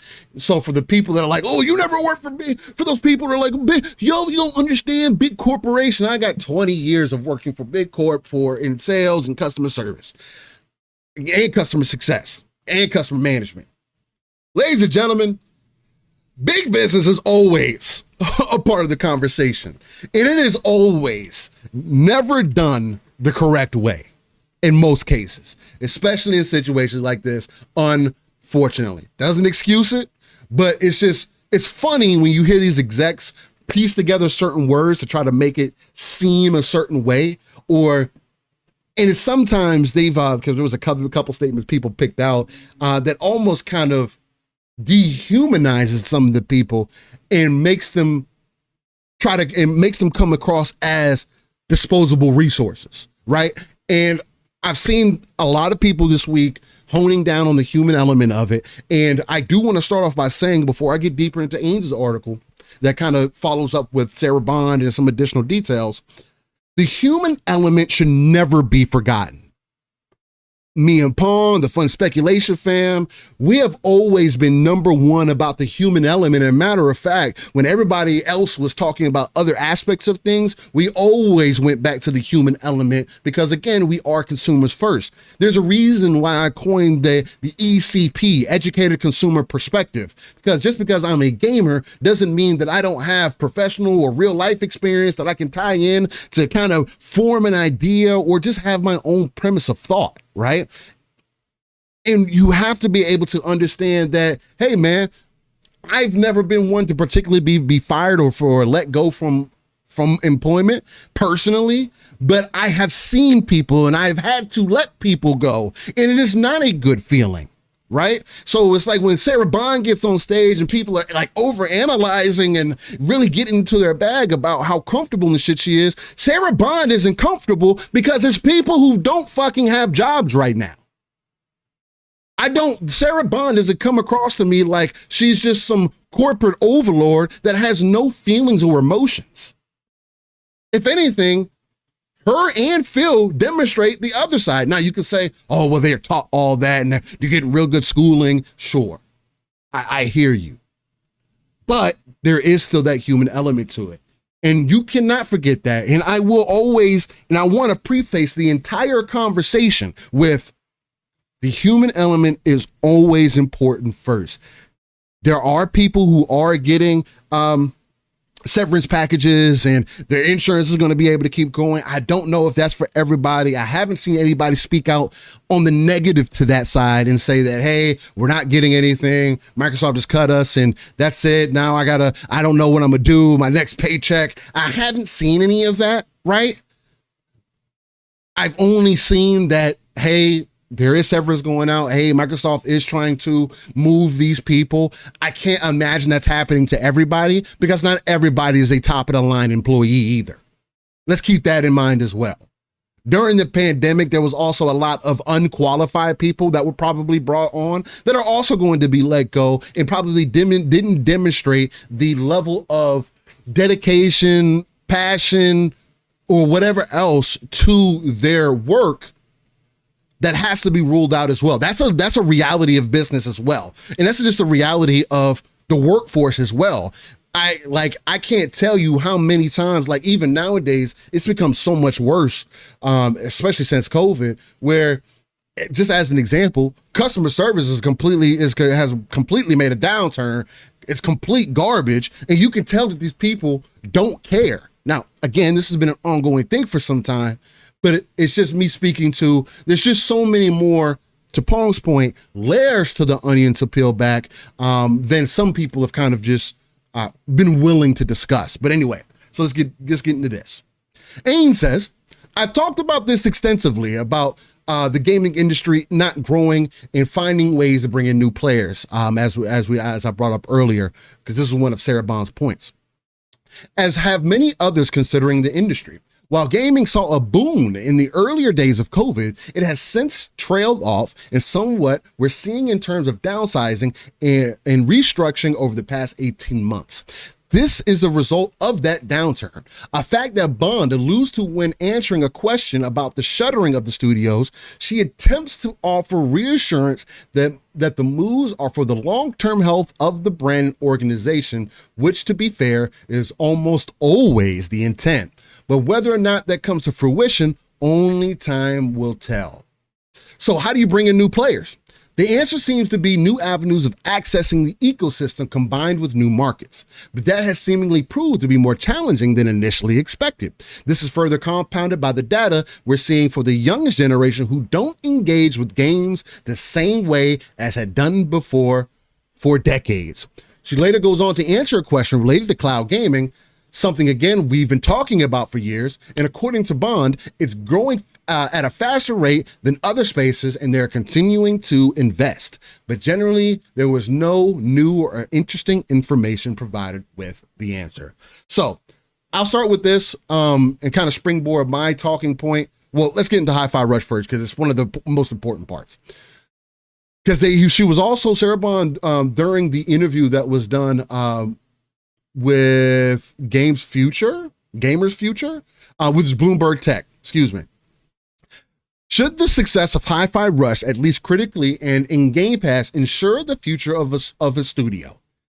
Sarah says, Ain says, sadly, this is one of the most disappointing answers from Bond. While she talked about looking at a variety of factors relating to the studios, including individual success being unique, not much more substance was said here.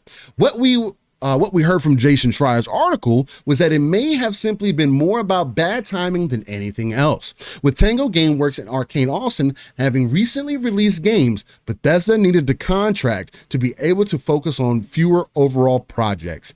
Take that as you will. Now, this has opened interesting conversation for this reason. I've heard a little bit of what Pong and Mav kind of got into, and some others. I also was on Boom Show this week, Tuesday, which apparently not a lot of people liked my aspect of the conversation. But again, I'm not here to please a certain base and prove to y'all that I believe what you believe. No, I'm here to give my opinion, my thoughts, and how I feel about the overall situation. And again, it is extremely unfortunate that people lost their jobs.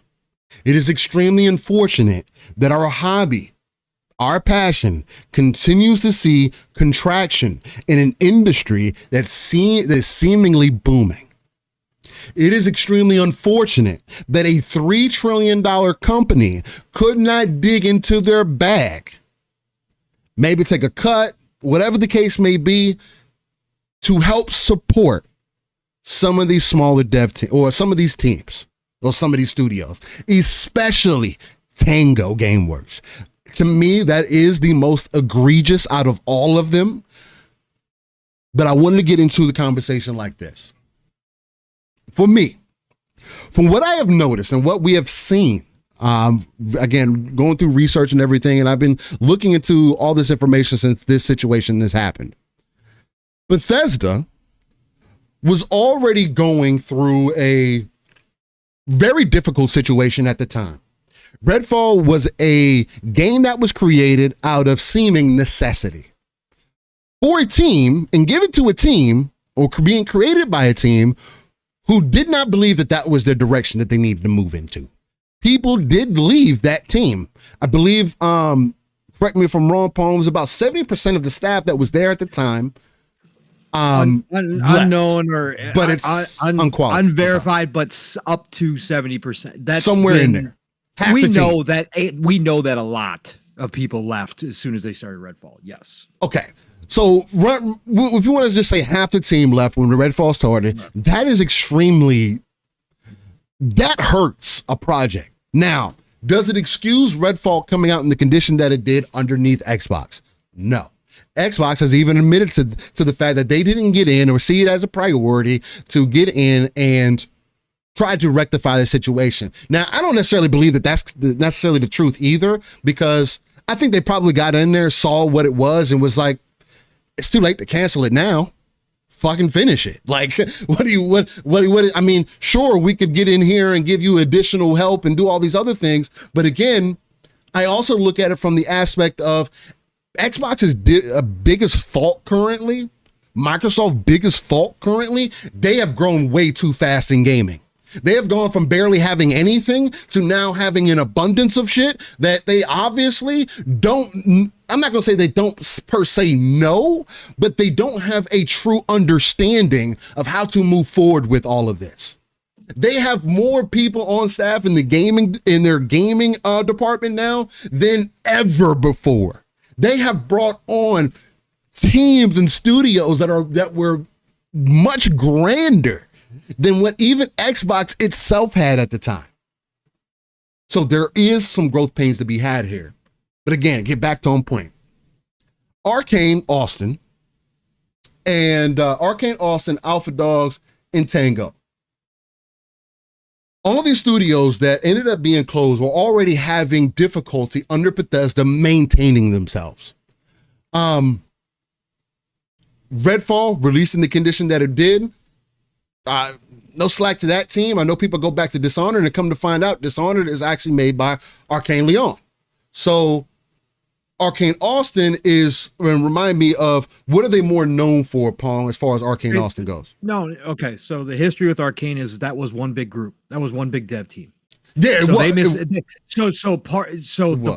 part of what became Arcane Austin also worked on Dishonored. Okay. They worked. Okay. They split after that. Okay. They also did help with Dishonored 2 as well. But that's what I thought. But you can give them credit for Dishonored because that was one big team at the time. And that's what I figured. But yeah. I was hearing other people talk about it, and they made it seem like Austin wasn't really part of Dishonored. But every time that I looked it up, it would say Arcane Austin under Dishonored, or if you look up Dishonored, it just says It says Arcane. And if you look up Arcane Austin, Arcane, like Dishonored still pops up. So it was like they had to have more hands in this than people are trying to lead on. So that's why I wanted to see if you could offer some clarification on that. Yes, sir. Arcane Austin's by itself, right, was Prey. Mm-hmm. That was them, right? That was their baby, was Prey. Prey, and then Redfall. Redfall, right? Okay, so with Arcane Austin, taking that into consideration, them having lineage with Dishonored, and I believe after Redfall that they were going to be maybe the main ones that work on Dishonored, right? Or at least go back to looking into it. Yeah, they were pitching a game. What we found out is they were pitching a game. Nobody actually said it was like Dishonored 3, but they were pitching a game in line with Dishonored, right? That was the word now, is that was their pitch, was they're going back to that single player immersive sim type game. And so that's what they were looking to do. And obviously a lot of people assume either it was going to be Prey 2 or it would be Dishonored 3 or in that lineup. Yes, correct. Okay. So Arcane Austin themselves, outside of the what they've helped with Dishonored, and I don't want to try to minimize the team or anything like that, but I do want to look at somewhat of the reality because, again, I've already touched on the human element, and I do not want any of the conversation that I continue to have this point moving forward to get confused with I only care about big corp or I do not see it from the point of the consumer, because my entire point is based off of what I see as the consumer, someone who is on the outside looking in and can have some understanding to why this is a possibility. Again, it doesn't excuse it, because Microsoft, Phil Spencer, Sarah Bond, in previous interviews that have been done, speak I'm not even gonna say kinda. They do speak against what just happened, right? So, and that does have to be addressed, which I know Pong is going to get into. But for me, Arcane Austin dropped the ball. Like, I don't care like how people want to kind of write that together. You have to bring your best self to work every day. And if you weren't able to do that under Bethesda, and things were already in a tumultuous place, because Prey, although it is very accepted by the hardcore audience for people that give it its claims and everything, it was not recognized by anybody outside of that, right? Which is unfortunate for how people discuss the game. And there are these games that are art pieces, they're iconic, but for whatever reason, they just don't reach a wider audience. Now, for Xbox, it is very crazy to me that studios like this that have the caliber of talent or whatever the case, that you didn't see the investment into them, which is, for me, I start thinking about it maybe a little bit more logically. When you look at the numbers, when you look at the stats, when you look at what was happening prior, there had to have been, especially with starting with Redfall, Arcane Austin was already on a bad foot. Regardless of how great Prey might have been, they were already at that moment a completely different team than who worked on Prey. It's not this, so it's already not the same. So then when you get into this Redfall scenario, and again, you can put all the onus on Microsoft if that's what you want to do. At the end of the day, the devs were allowed to make whatever game that they needed to make. You still have to churn out a product. You still have people who are investing in you. There is a major expense to whatever the product that you release is. It is crazy to me that Redfall still does not have any DLC content that has released. But you want me to believe that, oh, wow, we had DLC content ready to go and we were pitching it, and we were pitching the next night. I don't want to hear that from you. You so behind the ball. Now, again, this is where it's like, well, Microsoft, where are you at in this process? But Microsoft has also said that we're going to allow Bethesda to run themselves. We're now seeing that there may be much more involvement now, because things maybe aren't as clearly painted of a picture as maybe they thought. Maybe the team wasn't what it was. Again, to my point, maybe it wasn't what it was before, which is extremely possible. And if that is the case, why would I continue to take a chance on this game that completely hit its mark?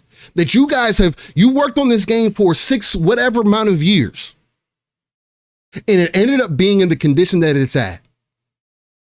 It is hard for me to believe that Microsoft as a corporation will look at their strategy and says, yeah, we want to hone these companies. We want to hone these devs. We want to support them, when y'all ain't supporting yourself.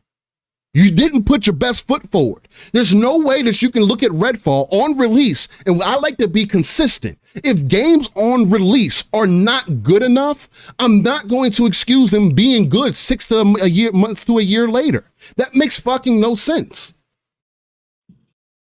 So Arcane Austin, unfortunately, y'all didn't make the cut. It's like a sports team. I heard Pong and Mav kind of making this analogy a bit, as well as others, comparing it to sports. There are sports teams who make important cuts, the fans get mad, and then that team gets to the playoffs. And now the fans aren't mad no more. Oh, they made the right choices, I guess. Now, is that always the case? No, it's not always the case. And Microsoft right? is... A lot of times still? Sometimes, exactly. It cuts both ways, bro. It does.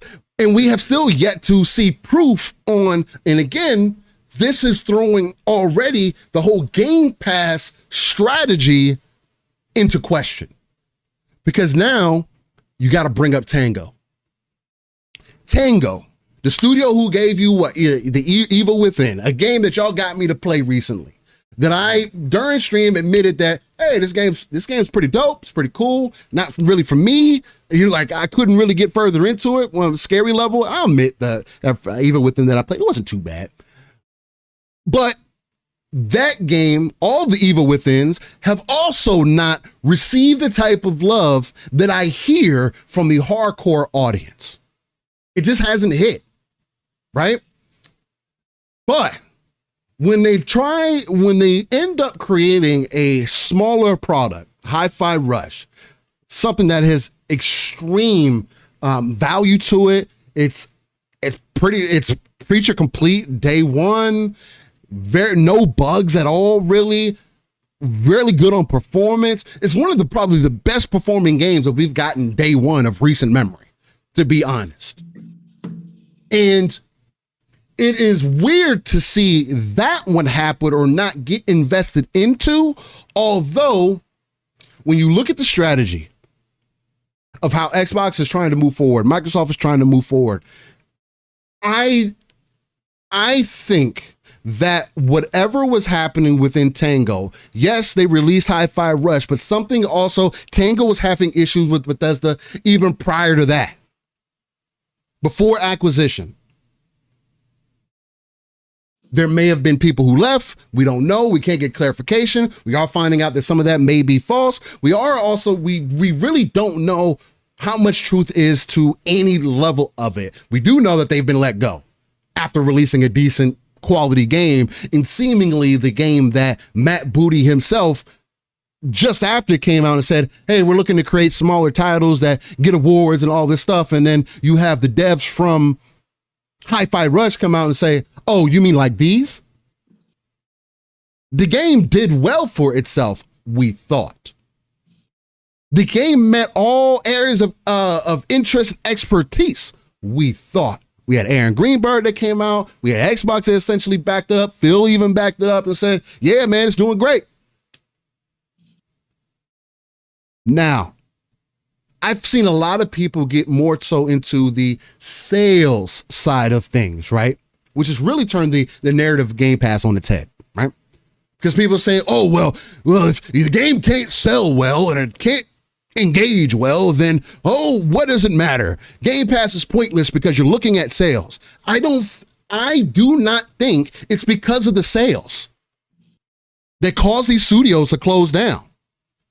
If anything, because of the change in strategy for Xbox, for Microsoft, it is more so engagement than sales. So I'm going to continue to listen to the engagement side of it because that's what they're speaking to more so versus the sales. Sales-wise, for a new IP, it probably did damn decent. Actually, it did decent. It's gone to PlayStation and hasn't done a goddamn thing. All those people who were, oh yeah, I'm gonna buy the game when it comes out, man, that game's interesting. Nobody bought it. Engagement is down. Hi-Fi Rush, I understand the hype that people have behind it and the interest that people have for it, but it is not the game that y'all thought it was. I played half the game. Matter of fact, I got gameplay for the majority of the game, for most of the gameplay, most of the game that I did play for like 3 or 4 hours, but I did get beyond that. It didn't keep me. As a fan, as somebody who even had a conversation with Pong, like, hey man, you can get through the beat and you don't have to be on rhythm and everything else. As cool as the game is, it didn't keep me. And I know I'm the hardcore. So I was expecting for other audience to say, oh, maybe if it doesn't keep me, there'll be other people that will like it, right? That's not what I saw. I saw after the first week, 2 weeks of the game being out, it fell off a cliff as far as engagement goes on the socials.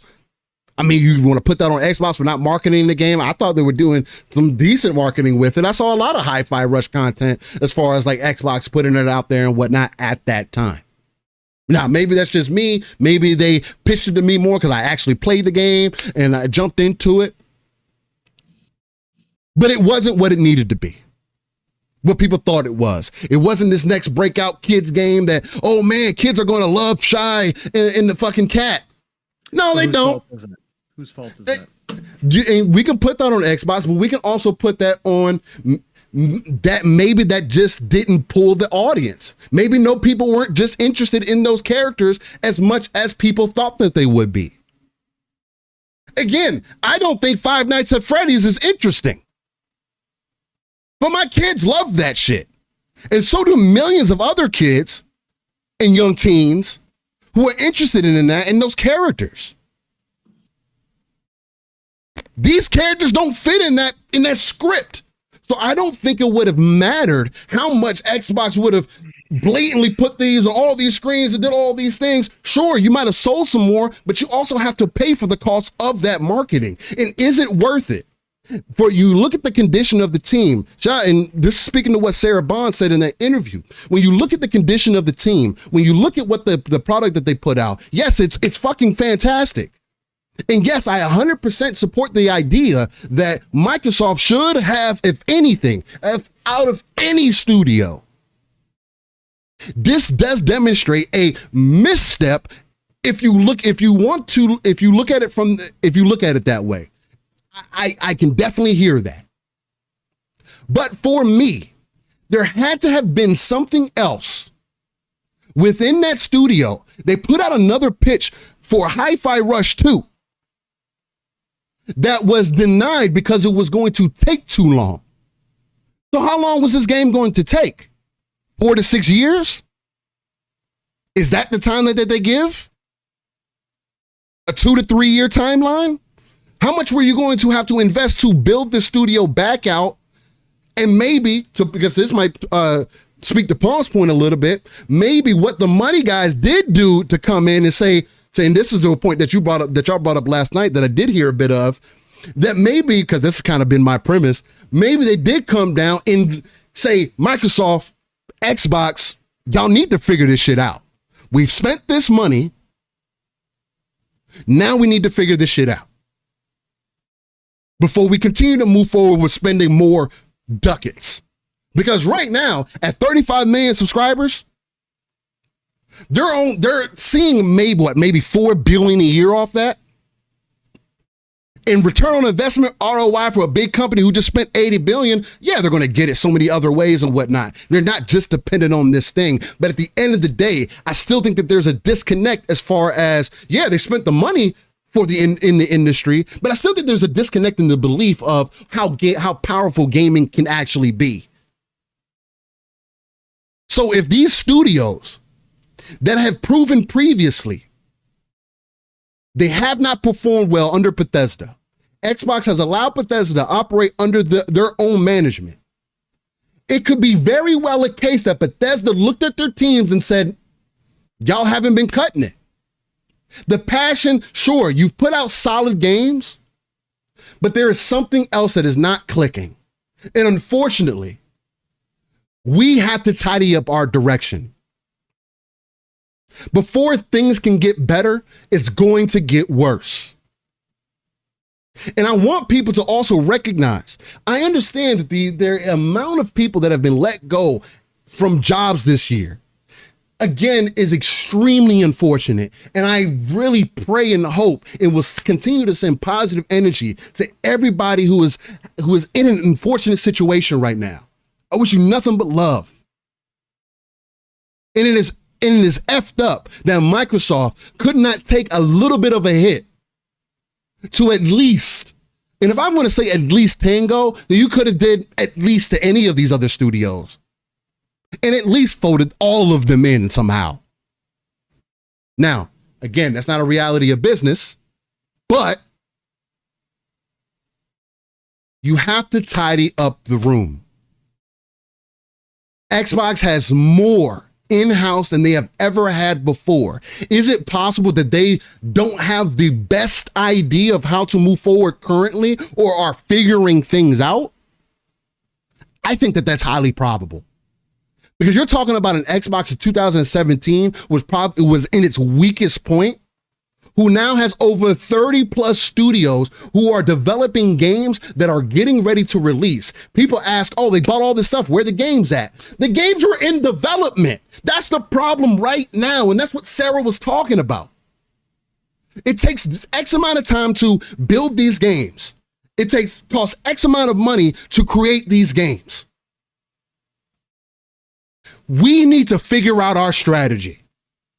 And anybody that is out here assuming that Microsoft should just know how to move forward in the gaming industry when the industry is blatantly demonstrating to us that people are not buying fucking games.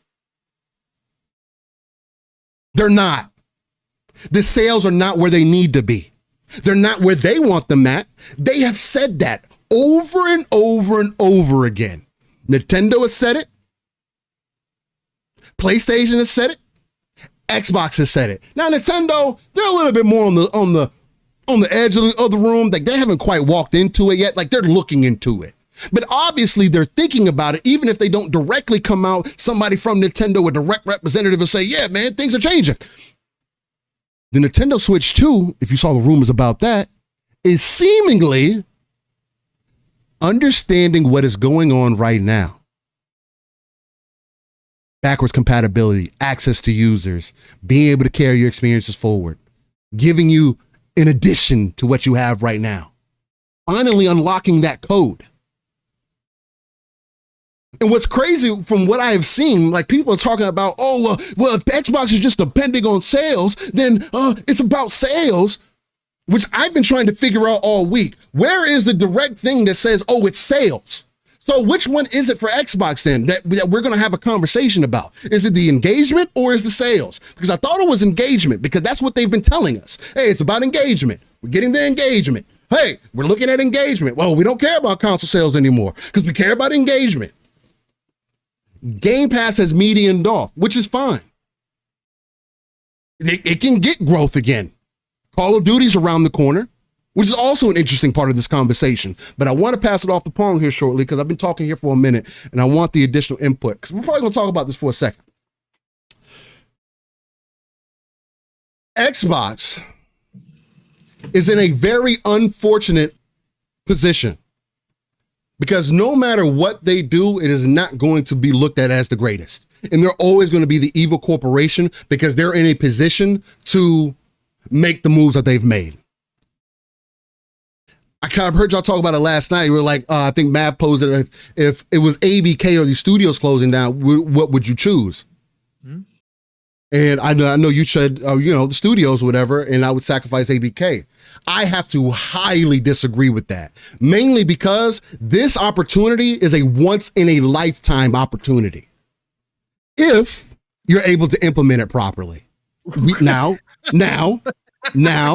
This is the problem. Anyways, again, but the thing about it is we are in waters that nobody else has scaled before. So Xbox investing into ABK allowed them to get more invested in gaming in a way, especially in the mobile side of things. And they announced the mobile stores opening in the summer, in July. But it allowed them to get invested in the gaming industry in a different way than what they currently were as a player. And also, who else was going to end up getting Activision and helping them support whatever they were doing?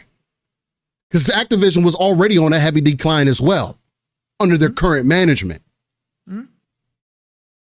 So for the betterment of the people that were involved, for better or for worse, would it have been better for ABK to fully just shut her out and, everybody's just working on Call of Duty. This is the Call of Duty sweatshop. We don't care what we do over here. It's all about Call of Duty. Everybody, all 1,500 plus people, Call of Duty, just crank it. Oh, sexual allegations? Who cares? Run that Call of Duty. Hey, poor work environment? Who cares? Call of Duty, boys.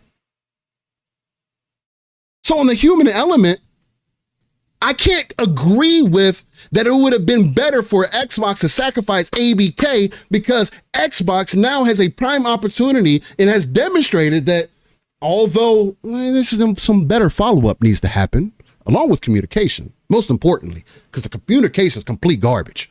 But they are more of a position to transition ABK into becoming a part of Xbox and still being successful than any other player in the market.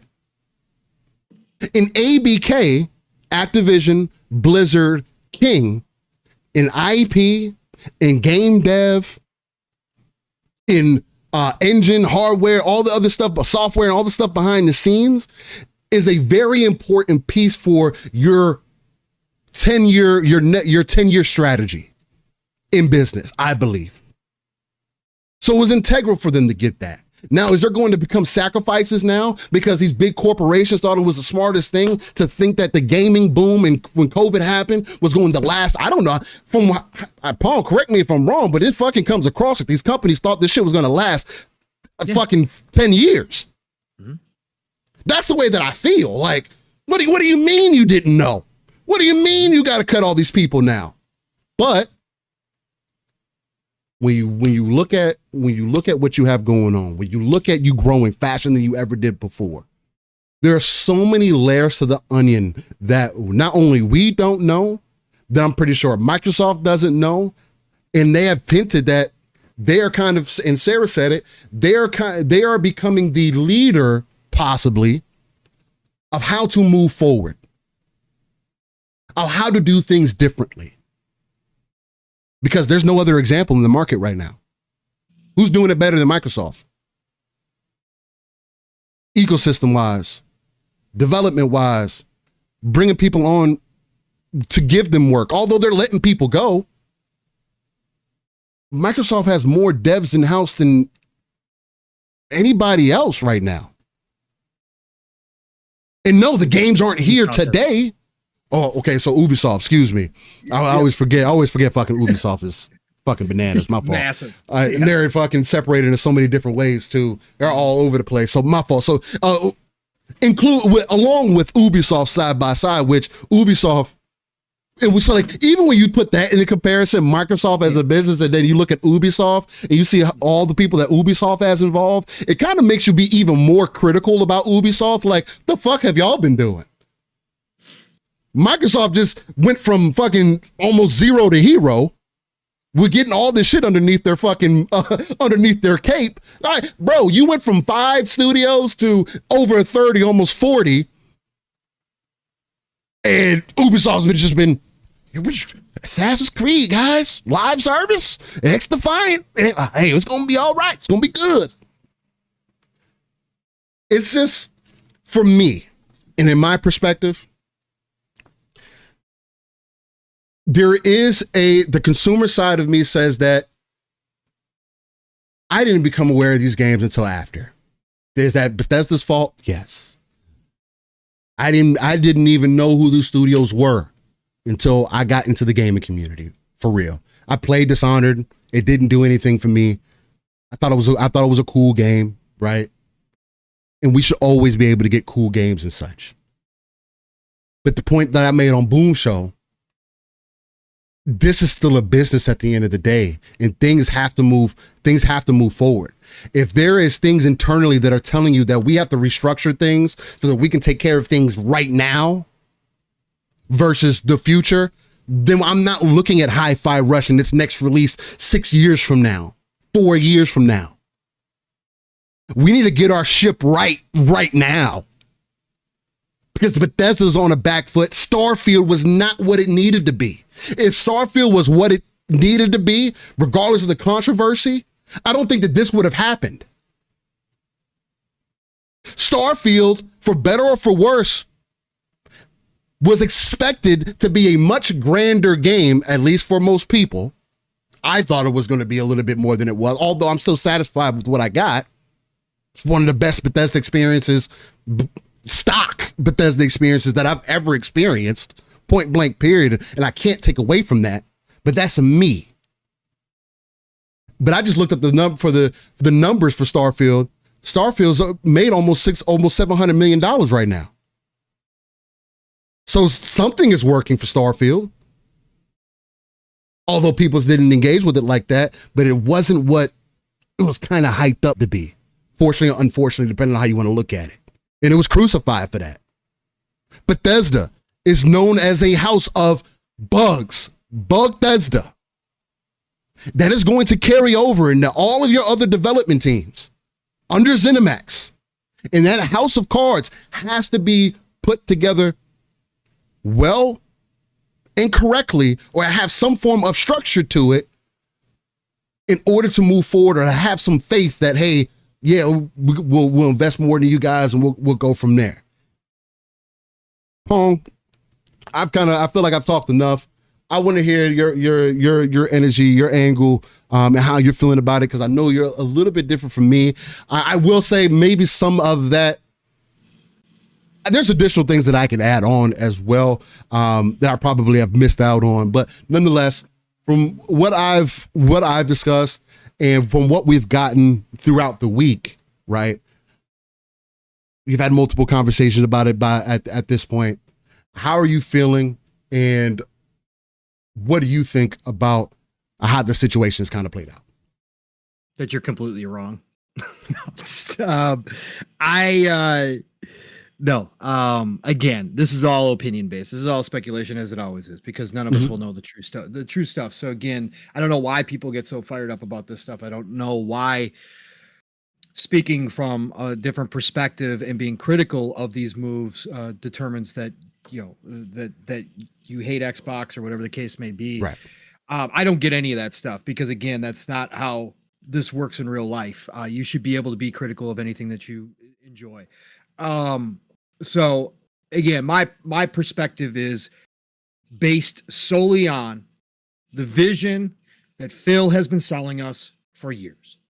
I believed in that vision. Again, you guys know me, just like Steele was talking. And again, I can look at Steele's, we've been doing this back and forth in the DMs all week.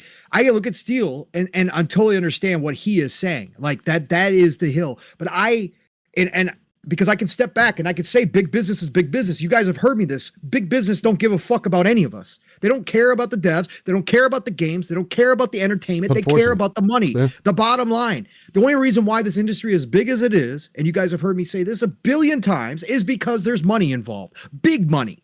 That's why it became the #1 entertainment industry in the world.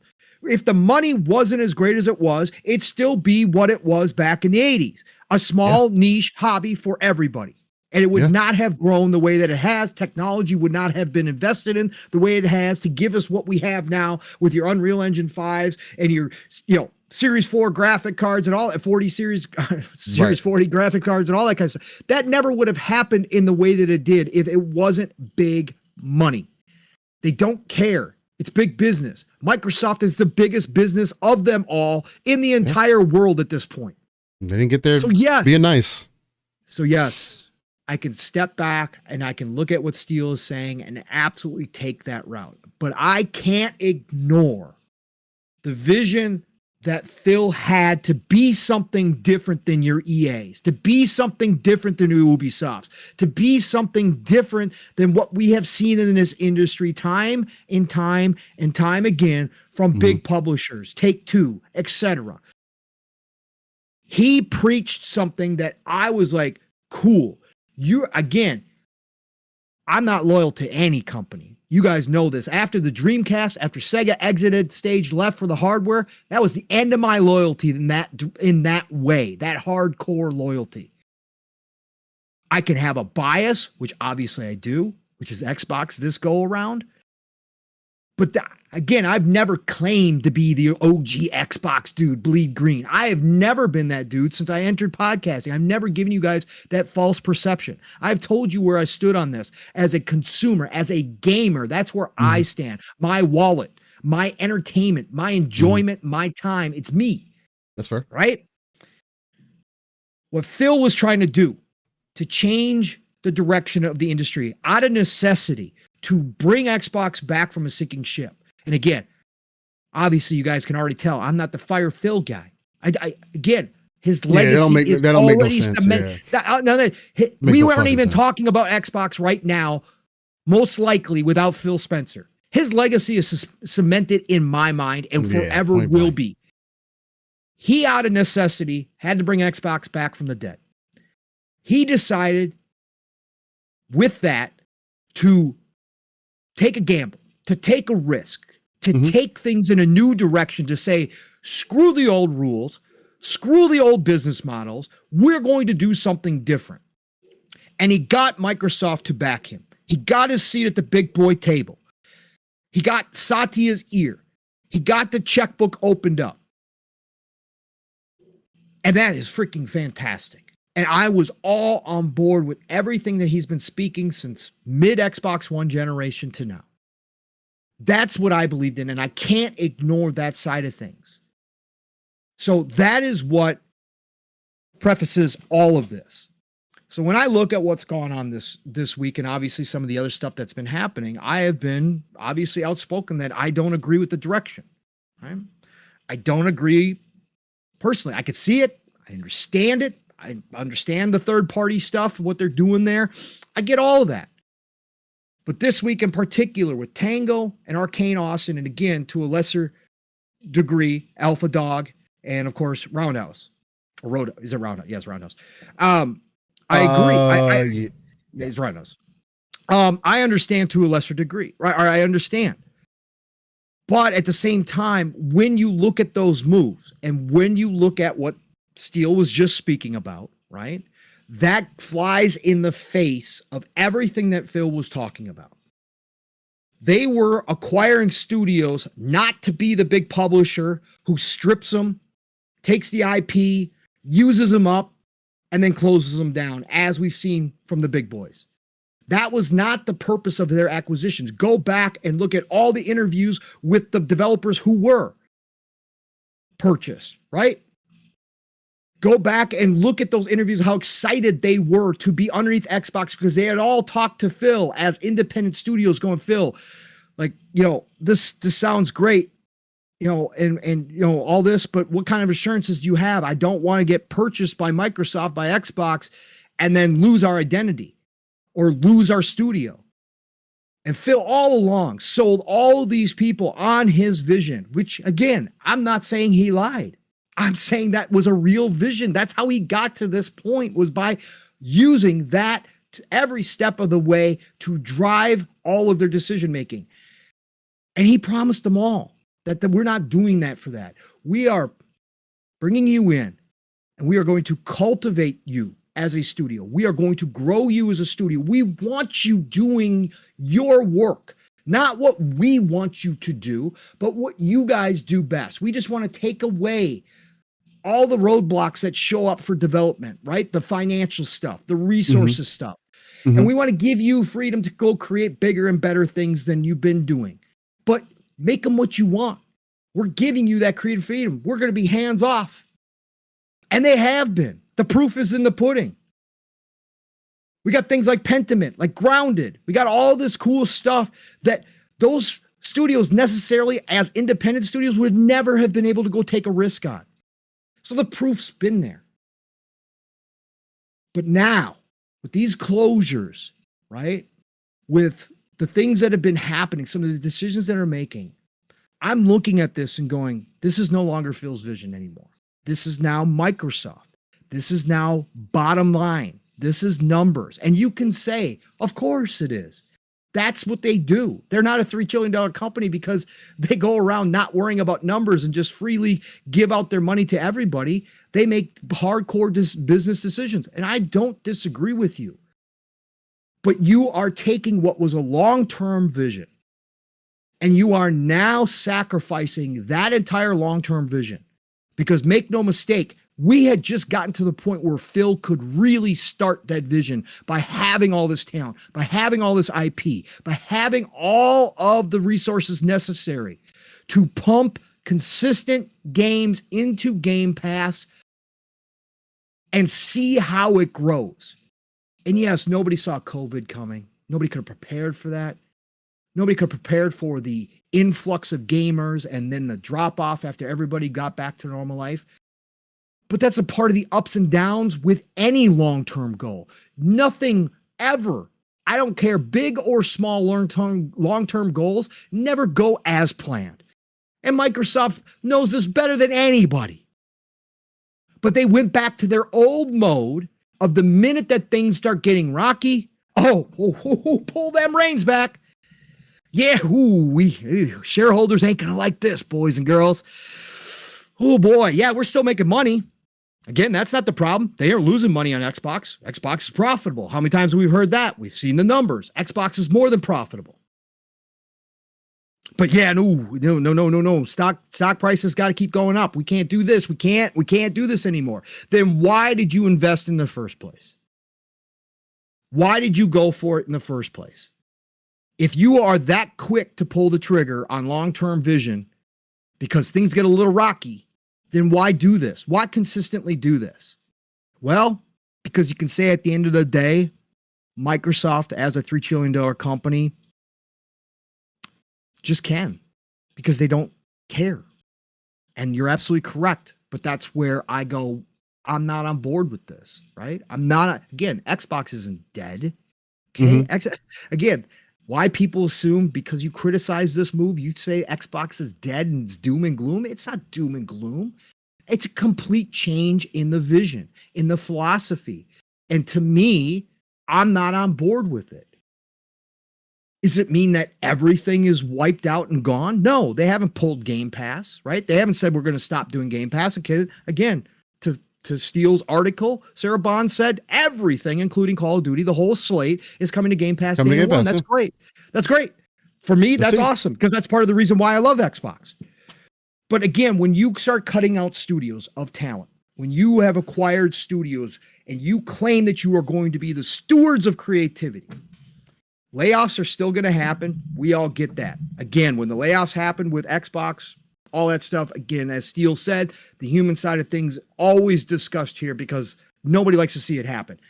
Again, I've said my critique on that kind of over-the-top dramatic as well. Sometimes the devs themselves act like they're the only ones who go through this in life. That's not true. Millions of people are affected by layoffs every single day, okay? It is. This business, because of how it grew, obviously has more than other places. The tech industry as a whole has more than other industries, but this is affecting everybody. But again, the human element sucks. It sucks when it happens. When you do grow, there are going to be layoffs. But studio closures was not supposed to happen. Phil spoke directly to that. And it's not, I've seen other people in the community talk about this, that Microsoft has to be charitable. That they just have to be a charity case that just goes on and on. That's not the case. Tango and Arcane Austin, neither one of them got to start and finish a game fully underneath Xbox. Neither one of them got the chance that all the other studios they have acquired are getting. Both of them had games that were already being done underneath the old ZeniMax management. Arcane Austin specifically was a games as a service that cost them at least 50% of their team of veteran developers because nobody wanted to work on a games as a service. But they did their best with what the hand was dealt to them because ZeniMax at that time was having trouble and needed to chase that golden pot. And they chose Arcane Austin to be one of those studios that chased it. What? Their best, though? For losing half your studio and then having to rebuild and have to build a game that you've never built before? Yes, Steele, I think they did. But if your dev team, if the dev team comes to your publisher and they say, we don't want to make this game. What do you mean? You're always going to have those people in positions of power who go with the company. But you're already starting off on a bad foot. You're already starting off with not a good heart in this, which is not going to end up good for the game in the long run, right? But and again, I mean, to your point, it didn't matter to ZeniMax. They needed because that's what they needed. They needed it at the time. They needed it, Steele. So what I'm saying, again, you guys have all heard my critique of Redfall. Again, yes, I critiqued Microsoft when they came out and admitted, and Phil said, we didn't go in there. I'm like, what are you doing? You spend $7 billion on a company. You're not checking on your teams. What? Yeah. What? Yeah. What? Okay, it doesn't matter, right? Redfall came out how it came out. What I'm saying is all these teams were already developing games. All the other acquisitions have been given time to create games underneath Xbox's umbrella, fully, with the backing, right? With the backing of that. These two teams were not afforded that. Why? According to what they're saying, according to what we've heard, bad timing. Bad timing. Yeah. They got done. They released their games and they were just in the pitch phase. So they were the easiest cuts. Not how do you make these cuts, Steele, and not consider the talent? How do you make these cuts and not consider the potential? You could talk about Hi-Fi Rush maybe not being that big. Again, was that because of the shadow drop? Was that because of the lack of marketing? I thought games spoke for themselves, though. Sometimes they do, sometimes they don't. We've certainly seen games that have maybe not been the greatest games, but got a hell of a marketing push and took off. We've seen that in history. But I'll go back through the history of video games. If this was the mentality, we would not have some of the greatest franchises in history because those teams would have never been allowed to make a sequel. They would have been closed down. But we also know that PlayStation had that mentality early on with, hey, things do need to be of a certain quality before we just release these things. But we're not talking about PlayStation because Phil's trying to be I'm just speaking overall. That was because that's the mentality. That was the mentality. And that's still a mentality in game that they could say. I get that, and I don't agree with that. Days Gone should have a sequel. No, it should. It should. Okay. It did better than everybody's told Sony that they're wrong. Yeah. Right? Yeah. But they're not doing it. Right. Again, Phil was preaching something completely different in this industry, and it was a long-term vision. It wasn't a short-term. And for a company, Microsoft is one of the companies, and it's not being a charity case. Sometimes you have to take hits for the good of the long term. I agree with that. Yes, you can flip that and say that's exactly what they're doing here. They're taking the hits for the long-term vision. Sarah said it, Phil said it, Booty says it. For the health of Xbox, we are doing what we are having to do. That's what, But I say that starts at Microsoft and the money men, and that's the difference right now. Before it was Phil had carte blanche underneath Satya. He had carte blanche to see his vision through. That has now been cut off. He went to the store and the credit card was declined. And he called up. Satya answered the phone. He's like, yo, Satya, what's up, man? What's up? I just was trying to, get some more resources for the team here. And, we got some things we need to work on. We need to get Fallout team. That would probably be pretty good. We need more Fallout. Obviously, you saw the success of the show. We need more Fallout. I'm just making this up, obviously. And Satya's like, you're over your limit. You're over your limit. Yeah, everything's kind of changed here, Phil. The industry's changed. There's been a downturn in the industry. Console sales suck. We've plateaued on Game Pass. And that safety net is now gone. So you're over your limit. So what you're going to have to do is work within what you got. So if you need money to go do this really important thing that you think needs to be done, you're going to have to find a way to make that work underneath your current balance sheet. So do what you need to do. That's what it feels like. And to me, I'm never going to excuse the loss. I'm never going to excuse the loss of talent and potential sequels to good IP, even if they weren't great. I'm never going to say that I, as a gamer, with Tango Gameworks, in which Hi-Fi Rush wasn't the game for me. You're absolutely correct. But Ghostwire Tokyo was. Ghostwire Tokyo was played by over 3 million people. And that fell off the cliff as well, yeah.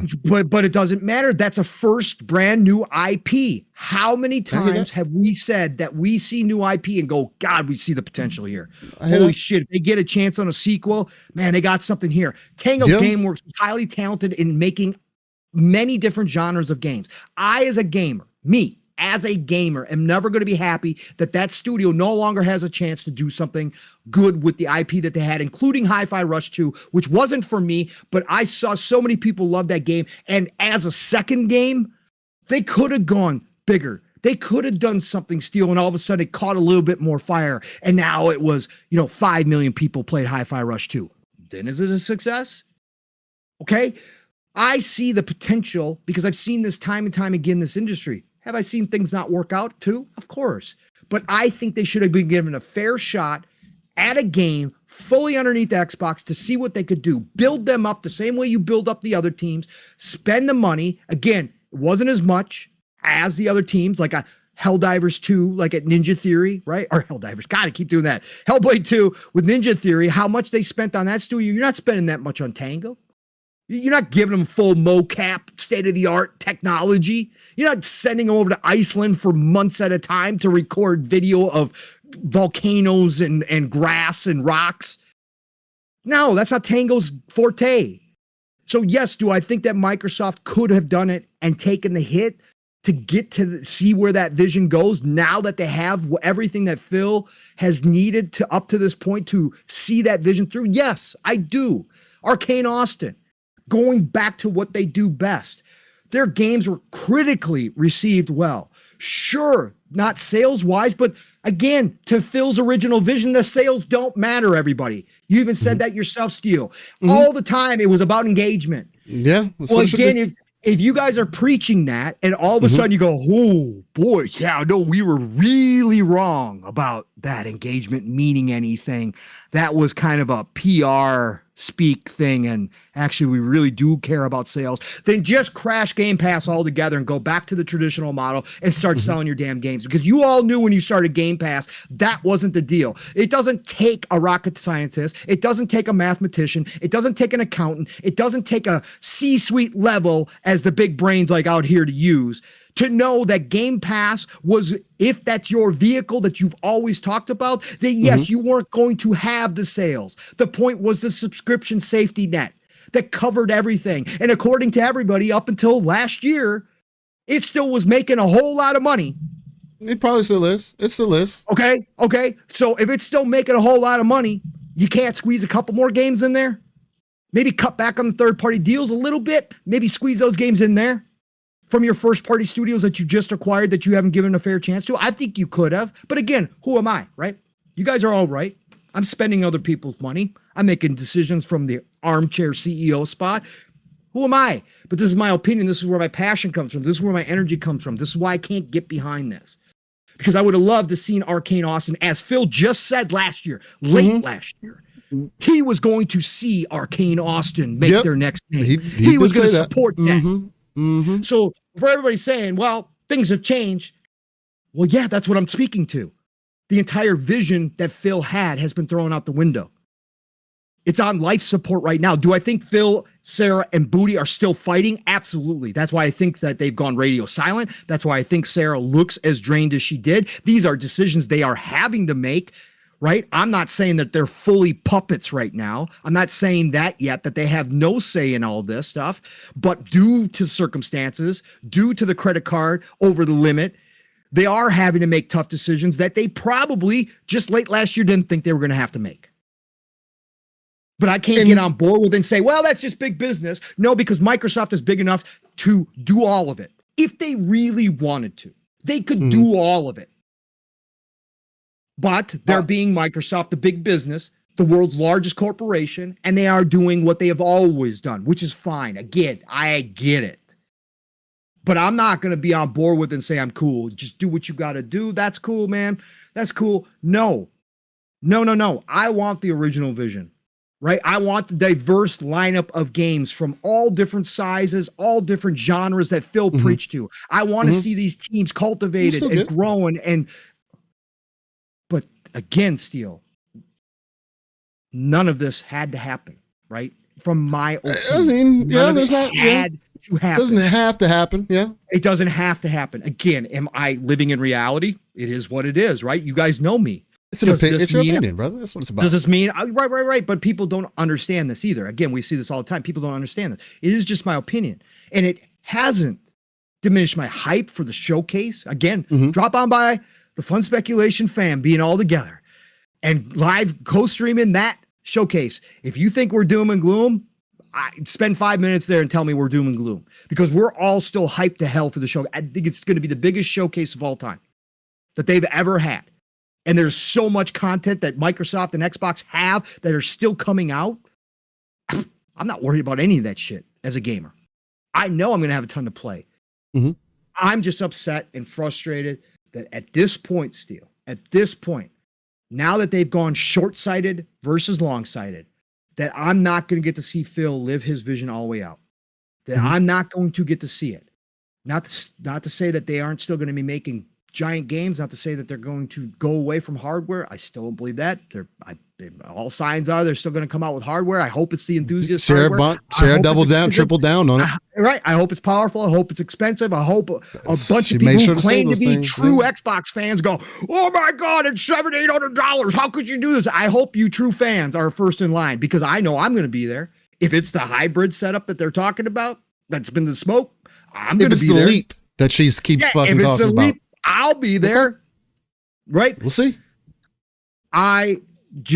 That's where my frustration comes from. I can, as a gamer, say that I would do the ABK deal to see studios close down, because there would be other deals they could have done that were smaller that would have all built together in this, if that meant keeping Phil's vision 100% together, because it wasn't one giant $70 billion deal. And again, whether that has anything to do with this or not, we'll never know to the degree. Obviously, it all appears it did.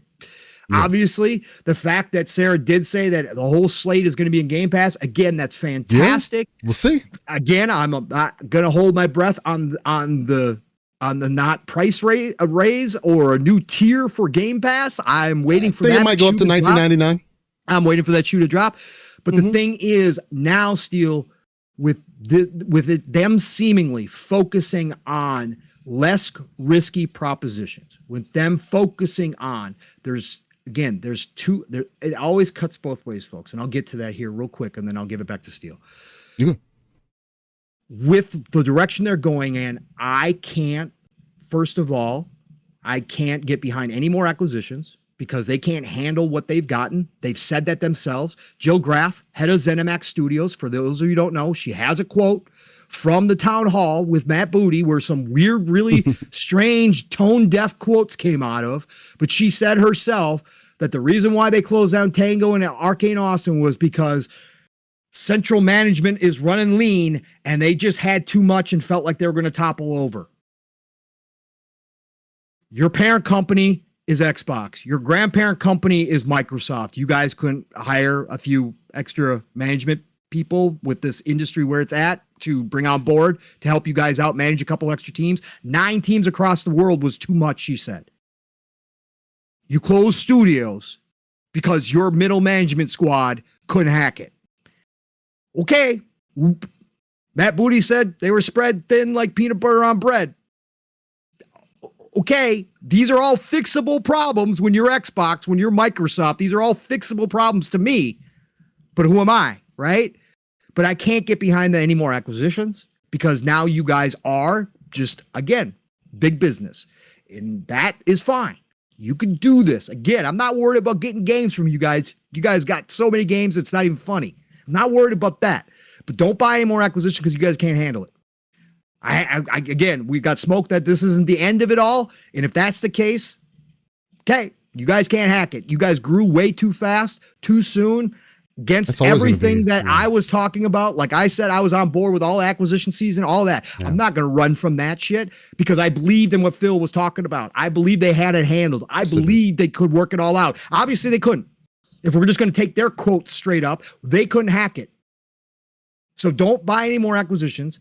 Second of all, I'm not going to hold my breath for all that old IP that Phil was talking about and dreaming about bringing back.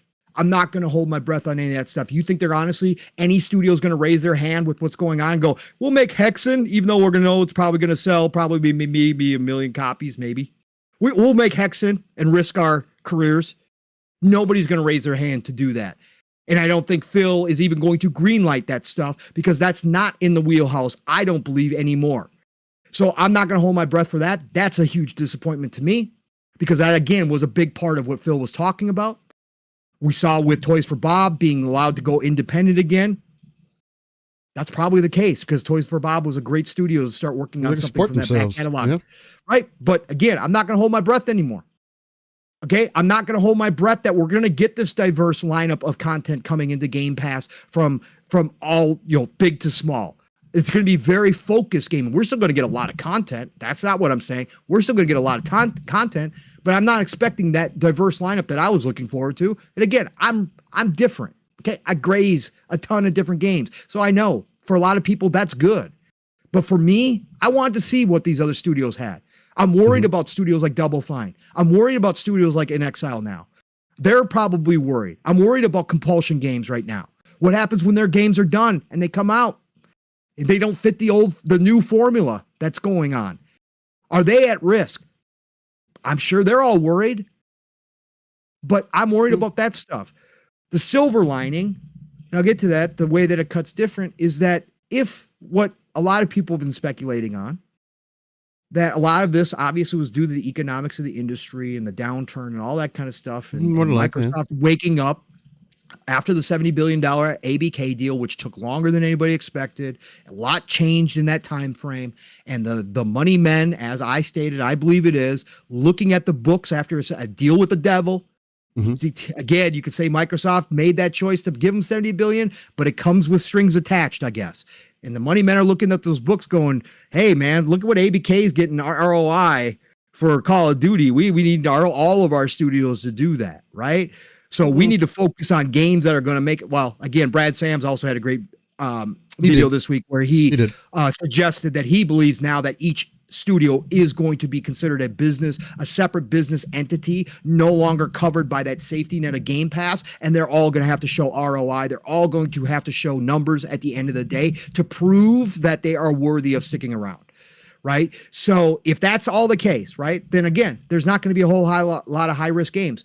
But if another portion of this was Bethesda proper, specifically BGS, if it was the fact that they looked at the success of the Fallout show, they saw now millions of people come back to Fallout series, and they didn't have a game ready because Todd does what Todd does, and his babies are on a set pattern of alternating games, which now includes Starfield, Elder Scrolls 6 Next. Fallout is at least 8 to 10 years away. And they looked at that, and you got the money men going, hey, I just watched this Fallout show. I didn't even know we owned that IP. I just found out it's one of our games. We don't have a new game for this. Look at how many people are watching this.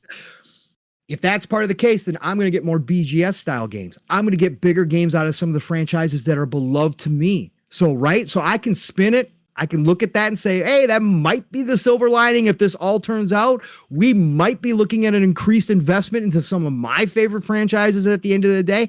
Cool. Would I still give up Tango and Arcane Austin for that? No, I wouldn't. That's just me personally, though. And again, call me stupid, whatever. I don't give a shit. I'm too old for any of that nonsense. This is just my opinion. But that is a silver lining at the end of the day.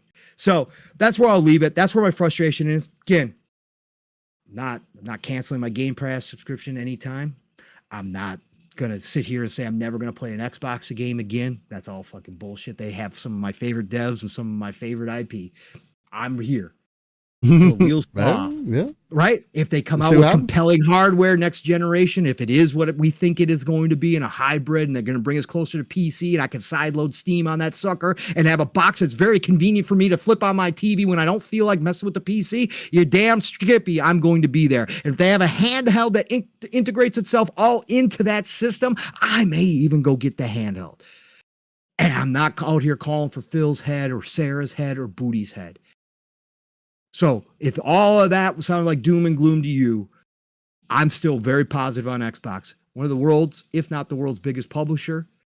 They're going to have some of my favorite games, some of my favorite devs. They're putting out more games than anybody ever really has when you start looking at this list from one publisher. They are on a stretch run here into 2026, 2027 that is going to be pretty incredible, including the second half of this year.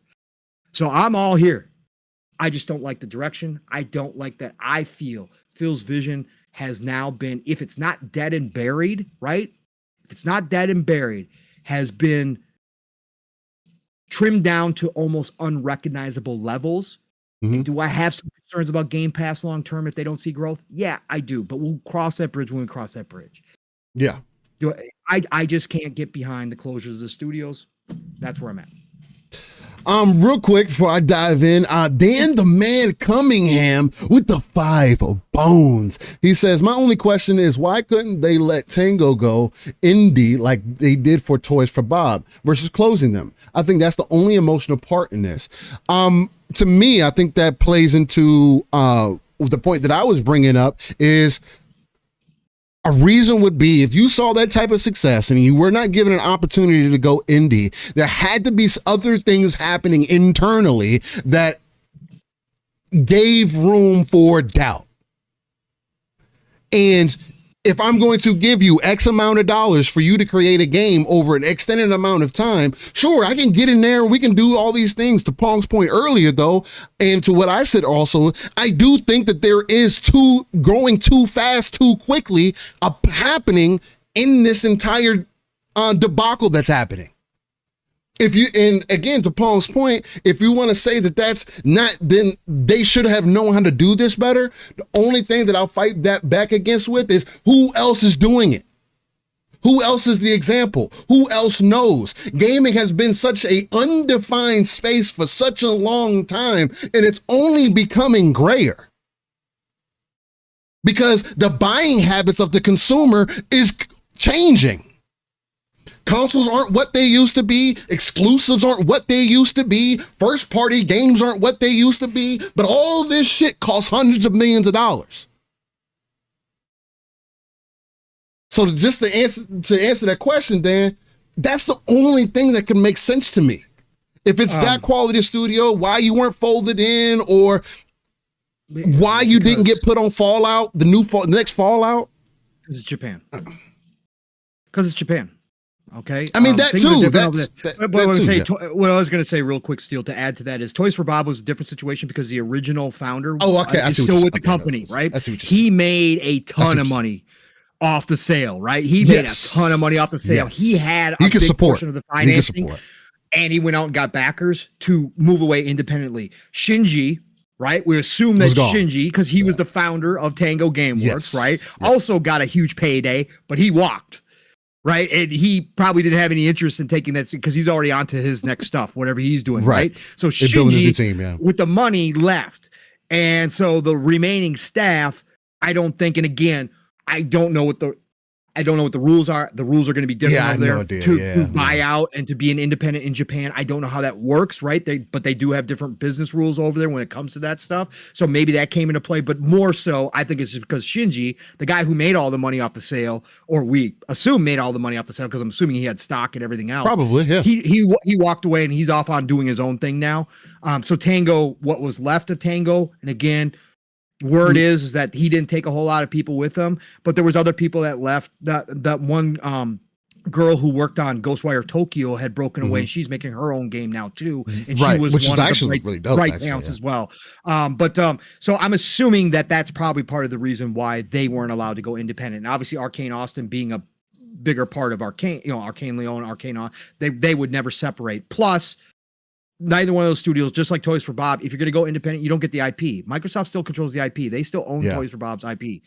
That's why they cut a deal with Microsoft was to make another game, which we assume is Spyro, right? Because Microsoft still has the IP. So I think all of that kind of combining factor, again, we'll never know for real what went down. Yeah. It just sounds like that Microsoft made this decision because Johannes was on vacation visiting his family when he got the email. Which is he was not giving a head. That's bullshit, bro. I just don't like when Big Corp just does this shit. Especially when that's the shit that gets me more upset about the entire situation is how you handle your shit. It just makes no sense. And I get why you do it. It is much less likely if you let people go on the spot, they can fuck up anything else behind the scenes. Because at the end of the day, if I told Jimmy over here who has access to my database, right, that, unfortunately, man, I got to let you go in 2 weeks. And Jimmy don't agree with you, Jimmy can turn into a really shitty person real quick. Mm-hmm. Yeah. And fuck up some things for you in the company. Now, Microsoft is a $3 trillion company. You should be able to handle that though, right? Security protocols and shit, right? You should be able to do something together, right? Even That's if the it's same only day, thing. still It's get them just so together. fucking Get them together in the something. studio. Something, yeah. Find some way to do that. Especially again, listen. Outline, hey, you're gonna have ABC things. Make it better. I will say again right here. I love and always have loved the upfront communicative style, the down amongst us gamers, which I get, Shane. Culture that That's what I'm Phil saying. created with Xbox. But it is time for Xbox to start moving like PlayStation, like Nintendo. They need to shut the fuck up.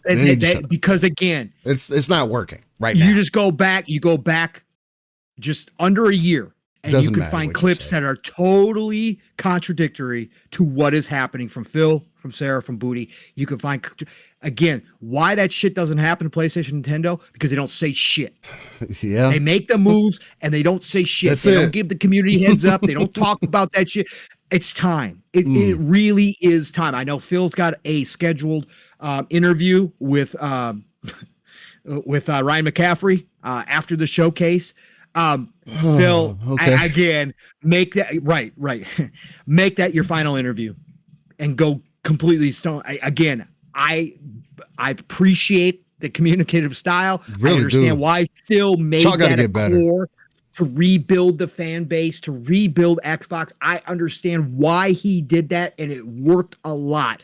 But that double-edged sword cuts way too often. So just shut the fuck up and go about your business.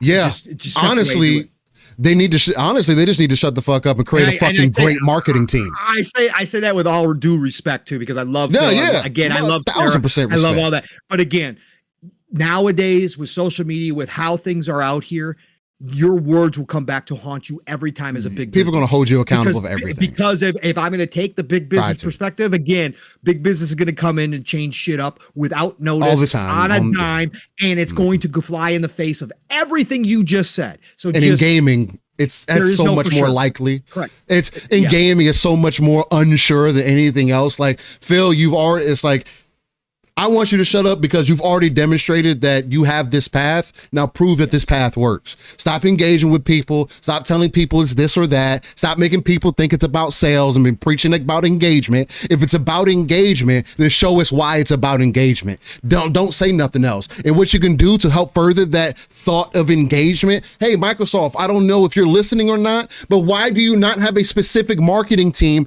that is running TikTok, Instagram, X, Facebook, every 30 minutes, every 15 minutes, every hour on the hour? There should be a game from your library being shown social media wise, gameplay being shown in between increments of that. Microsoft, I have the strategy for you to greatly enhance your multimedia marketing strategy. You don't have a marketing degree. I don't need a fucking marketing degree. I'm tired of people telling you need something to be able to talk about some shit. I don't need to be a boxer to know I'm gonna get my ass beat. Or to try to say that, man, he didn't do that great, that fight. I don't need to do that. I don't need to be a chef to understand if my food's good or not. That's stupid as fuck. Food is food. Like you unless you're trying to become a chef, you should just be a consumer and have your rights as a consumer. Consumers have their rights. People are not going to buy your shit if they're not happy. They're not going to invest in it if they're not happy. You don't go get a haircut. I don't want somebody to go shave my unbald ass head right now and be like, you know what, Steele? I kept the sides on because I felt like it. No, shave my fucking head. That's what I asked for. Brett Bingham with the 5 bones. He says, you think it's a coincidence Matt Booty got moved to oversee ABK and Bethesda 6 months ago? I think Booty made this decision. He might as well have. But you know what else? Booty needs to shut up too. Well, yeah, he don't be helping nothing either. Booty is. He be making it worse. Okay. And again, your town halls. Your town halls are going to get spread. Okay, there's going to be employees that leak against all your NDAs. They will leak that shit to whoever. Your town halls have better prepared statements, please, when you get in front of your employees. Good Lord. These quotes are utterly ridiculous, bro. Again, the Joe Graf saying, yeah, our just management couldn't handle 9 teams across the world, so we had to cut 2 to make us feel better in management so that we don't topple over. Like, yo, these are people where, like, yo, what? No. Come up with better corporal speak, and these quotes are just utterly ridiculous. Again, there's so much nowadays that you think should be common sense amongst companies. And again, this is not just an Xbox thing. Again, how many times, anytime, to go back to my point about stop talking, I mean, Jim Ryan rarely spoke, but how many times even when he spoke, he looked like a fool because we don't believe in generations. Again, every time Jim spoke, the people pulled stuff out a month later, a year later and said, yo, Jim, really? That's what you said? So it happens. Again, big business, if you're just going to take that look at it, changes on a dime, can say one thing out of their mouth one day, and it's a complete opposite the next day. That's how big business rolls because they don't give 2 shits, and the numbers dictate everything. And if the numbers one day say one thing, but the next day they're the complete opposite, they're going to make decisions based upon that complete opposite. So just don't come out. Say as little as possible. Say as little as possible and make your moves and do what you got to do. At the end of the day, as gamers, yes, we have this whole other culture of social media, of podcasting. We have all of us talking heads out here who enjoy this stuff and love talking about this stuff constantly. Yes, that's all there. But at the end of the day, I love to believe, and we already know that's not true, but I love to believe most of us are all just gamers, and your games will speak for themselves. Your games that come out and millions of people enjoy will speak for themselves. And most people will stop caring about your moves when that next big game comes out. And it's a hit. And it's something that they love. And it's something their friends love. They will stop caring. They won't even remember what you said. So just stop. Just let your work be the ultimate decision about where your company goes. Period. And that's I want their conversation moving forward to be more on the marketing side. Get your games out there, show people that what you have in your library. And just to touch on the Game Pass thing, because again, this has also come up in conversation. Getting rid of Game Pass and trying to depend on sales is not the fucking answer either. The sales are, if we would have removed the Game Pass element outside of this, things would be much worse right now. I wouldn't have bought Hi-Fi Rush day one. The fuck do you mean? Games don't have to provide me a value. I feel I've gotten more value out of Game Pass and are willing to try more games because of Game Pass.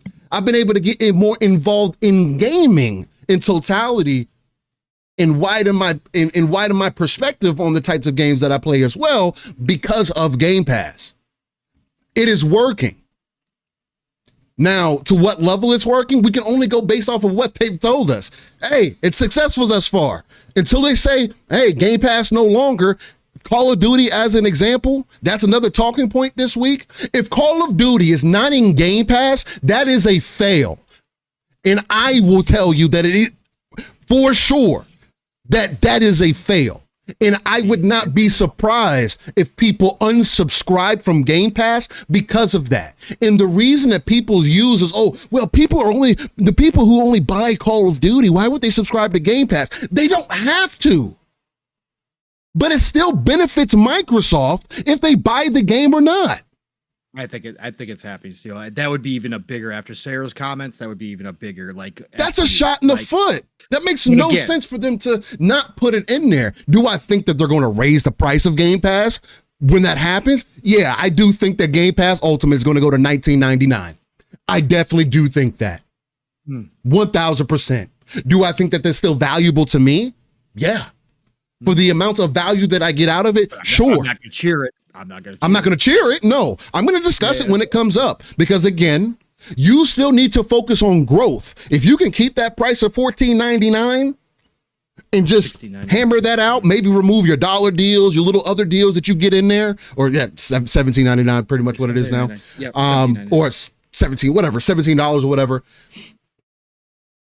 The point of putting Call of Duty in the Game Pass is to reach out to those people who have not played Call of Duty since OG Modern Warfare, or who gave up on Call of Duty because it becomes this thing and they don't want to spend $70 on a game that they don't necessarily believe in, to get them in, to show them some cosmetics and things that they might like, and for them to spend $40 on a cosmetic. This is a gamer that you wouldn't have gotten otherwise. The game is still going to be sold on all the platforms. Matter of fact, it's probably going to be on the Switch too this time around. You don't think Microsoft is thinking about this shit? You don't think that they see this? Maybe, sure, it's going to be a conversation. These big corporations talk about all of this shit. I'm pretty sure they sat in a board meeting and was like, should we really put it in there? And Phil, Sarah, and everybody else that's been part of Xbox probably looked at them and said, are you stupid? Yes, we do. Because people are still going to buy the fucking game. People are contradicting themselves. You know what I'm hearing people say, Paul? Oh, they shouldn't put it in Game Pass because people are just going to play it in Game Pass then. It didn't work for Starfield. It didn't work for all these other games that are not selling well. So why is it magically going to work for Call of Duty going into Game Pass? I thought you just told me that the person who only buys Call of Duty is not going to get into Game Pass. Mm-hmm. Correct. So why are you contradicting the conversation? Mm-hmm. I don't know, man. These are the conversations that I'm hearing about. But that is what I still have faith and believe in, because this is their vision. This is part of their goal. Like I heard you guys bring up, what is the line? Mm-hmm. The line for me is when they fucking decide not to uphold most of their word, or more so, put their games in the fucking Game Pass. You said you had a different strategy. Even at that point, though, Steele, you're not going to stop buying Xbox games. It's just going to do. I mean, no, it's going to change, but it's going to be a major adjustment. Right. That's always been my line, though. Yeah, right. My line is my value. Mm-hmm. Correct. For anybody. I have a line with PlayStation. Nobody has still to this day, in the 3 years that I've been in this community, been able to tell me why I should get a PlayStation 5. Well, because you can't. Why can't you? It's my line. Right. Factions created an even deeper line. Right? Where it's like, bro, you want me to be mad at these people, but the one game that I was fucking excited about, these other guys canceled, and it didn't even need to be that. Right. But I'm supposed to be mad at Xbox closing some studios down because they're trying to figure shit out and get shit together. Again, I can't excuse it. I don't work for Microsoft. I don't give a fuck about the corporation in that manner. I give a fuck about my experiences that I've had in the ecosystem and the things that they have brought me up to this point. I'm not going to all of a sudden hate Phil because Redfall's not going to get its DLC anymore. It's disappointing. To Pong's point, it does fly in the face of the shit that they said. And I can take the other tact and be disappointed because I like those two studios and I was looking forward to stuff that they were coming out, and I'm not going to excuse it and still not hate Phil and still not hate Xbox and still not say doom and gloom. It's over with. It's done over with. None of that. Yeah. We could both do that, Steele. Like, that's the crazy part that when we get to the community side of things, like, I don't understand you guys. I don't understand you one-dimensional, emotionally stunted people who think that just means that it's all you can't hold two competing ideas in your head at the same time. I don't understand that concept. The gray exists for a reason. Again, Starfield is my game of the generation and my favorite game of all time. I can say that with all sincerity, and also can say, look at the patch, can look at all the work they're doing on it and say, it's getting better. Yeah. Right? I can do that. Right? That's a possibility to take an easy one. I can do that. I can do that with more complex situations like this. I can be frustrated. I can be disappointed. I can be passionate and say, I'm not on board with this. I don't like the direction. I personally would not be going third party. I personally would be competing with exclusives. I personally would be taking the hit to follow Phil's vision all the way through. I can say all that and still say, been consistent. I enjoy Xbox. I enjoy Xbox ecosystem. I enjoy the benefits that they give me. I enjoy their games. I can do both at the same time. and hold both of those things without, they're competing, but I could still hold them, and it can be true. Again, I just don't understand this mentality of all or nothing. All or nothing. No. Yeah, no. No, that's not life. That's not life. That's that utopian and dystopian thing that we always talk about here. People like to say, oh, it's either going to be utopia or it's going to be dystopian. No, it's going to fall somewhere in the middle. Like, it always does. It always does, man. So anyway, Slow-Mo, you've been speaking facts too on X, by the way. Appreciate you, brother. Hey, shout out to Slow-Mo. Facts, big facts. Yeah. But yeah, I mean, for me, all the companies have a lot to prove to me because I'm a consumer. Do I believe? Again, I always go back to the ecosystem conversation for me more than anything else, and that is the conversation that, because of that, is a much wider scoped picture than most are willing to, again, take that RTS approach and pull themselves out of. But that's why I feel the way that I feel about it. And me and Paul don't exactly agree one for one on this alignment in the goal in this industry, on what has happened with this. But it can be this way. And we're not mad at each other. I don't hate Paul for his opinion. I like, it's just casual conversation, brother. Like, at the end of the day, nobody's gonna cut us a check and like, yo, Pong, I appreciate you holding us accountable. Man, here's a $5,000 check. That's not what's gonna happen. And for me to say, like, the people that were trying to dignify or trying to placate that, oh, Steele's talking about the corp, he's not. So I'm just convinced, and Pong, you've talked, you and Mav mentioned this week. I'm just convinced that people don't actually listen to what you're saying. No, zero. We got proof in our chats this week. Zero. Like, flat out telling people stuff. And again, this is common knowledge if you've been around the podcasting scene, but literally flat out telling somebody something, and then like literally within a minute they chat something completely ignoring what you just said and taking one part of what you said and turning that whole And again, even bigger picture, Steele overall been consistent since day one I jumped into this podcasting scene. Been consistent across the board on this. This, even my frustration and my disappointment, all that kind of stuff, I'm still fascinated by this. We are living through a time right now in the video game industry. We are able to interact with hundreds, thousands of people on a weekly basis on the hobby that we love. We are in the middle of a what could potentially be a massive evolution in what the game industry looks like. Massive, bro. For better or for worse or whatever in between. Indie devs are making. Look at Mia Pong's timeline, please, and you'll see the type of indie fucking talent that's out there. Bro. You have 1-person teams, 5-person teams creating games that I didn't think were possible when Unreal Engine exists. In 2006, I was impressed by that, and these are whole entire teams. Today, you look at Starfield.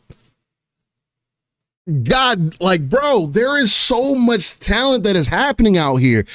It's just there's so much on the table right now. It still remains fascinating to me to be around during this time for all the things that I've seen over the decades in gaming, to be around this time, to be in a community, interacting with people, to have friends like Steele and Mav and the rest of the family, to be able to talk about this stuff. It's still, even during the rough times, it's still fascinating because I'm watching a change to my favorite hobby, potentially that could alter exactly how we play games, what these games look like, what these dev teams are able to do, what they're going to be working with, all that kind of stuff. Tech on down to the entire creative process now with AI could be evolving into something that we haven't seen before. And to me, that's still exciting, man. And again, like I said, no matter what happens, I don't care who's making the fucking games. I don't care what box I have to play them on. If there's a game that I want to enjoy, if there's games I want to enjoy it, I'm going to find a way to enjoy them if I can. I'll be gaming till the day I die. If that's in a hollow deck and I keel over from a heart attack because it's so damn real,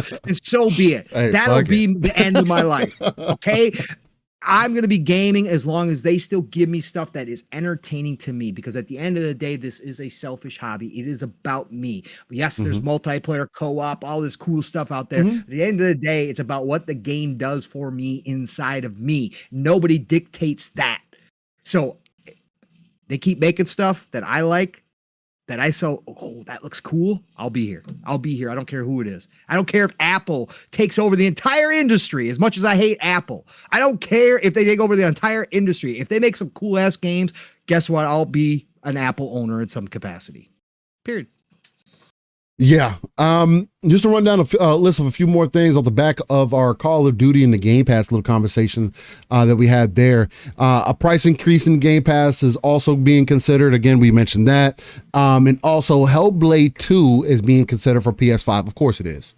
Of course it is. At this point, ladies and gentlemen, like, I don't know how many times that I need to say that we're not going to reverse time to go back to how we used to do things and how we used to look at exclusives and how we used to look at consoles. That is not about to happen. What's going to happen is that the market is going to open up and you're going to have to choose or be part of multiple ecosystems. Technology is moving forward. And not everything needs to be locked off to a particular box. And I'm telling you, Nintendo is not going to do that same thing forever either. You make your things more options. You give more options to more players. You have more players that invest in your ecosystem, which turns out more games. Yep. Oh, potentially. That's the whole idea. Right, potentially, yeah. And again, the industry could go smaller again. It could wind up contracting a lot and become a smaller industry again. There's a possibility, right? So yeah. We'll see. We'll see. Let me see. I want to make sure there's nothing else that we really missed from the Sarah Bond interview.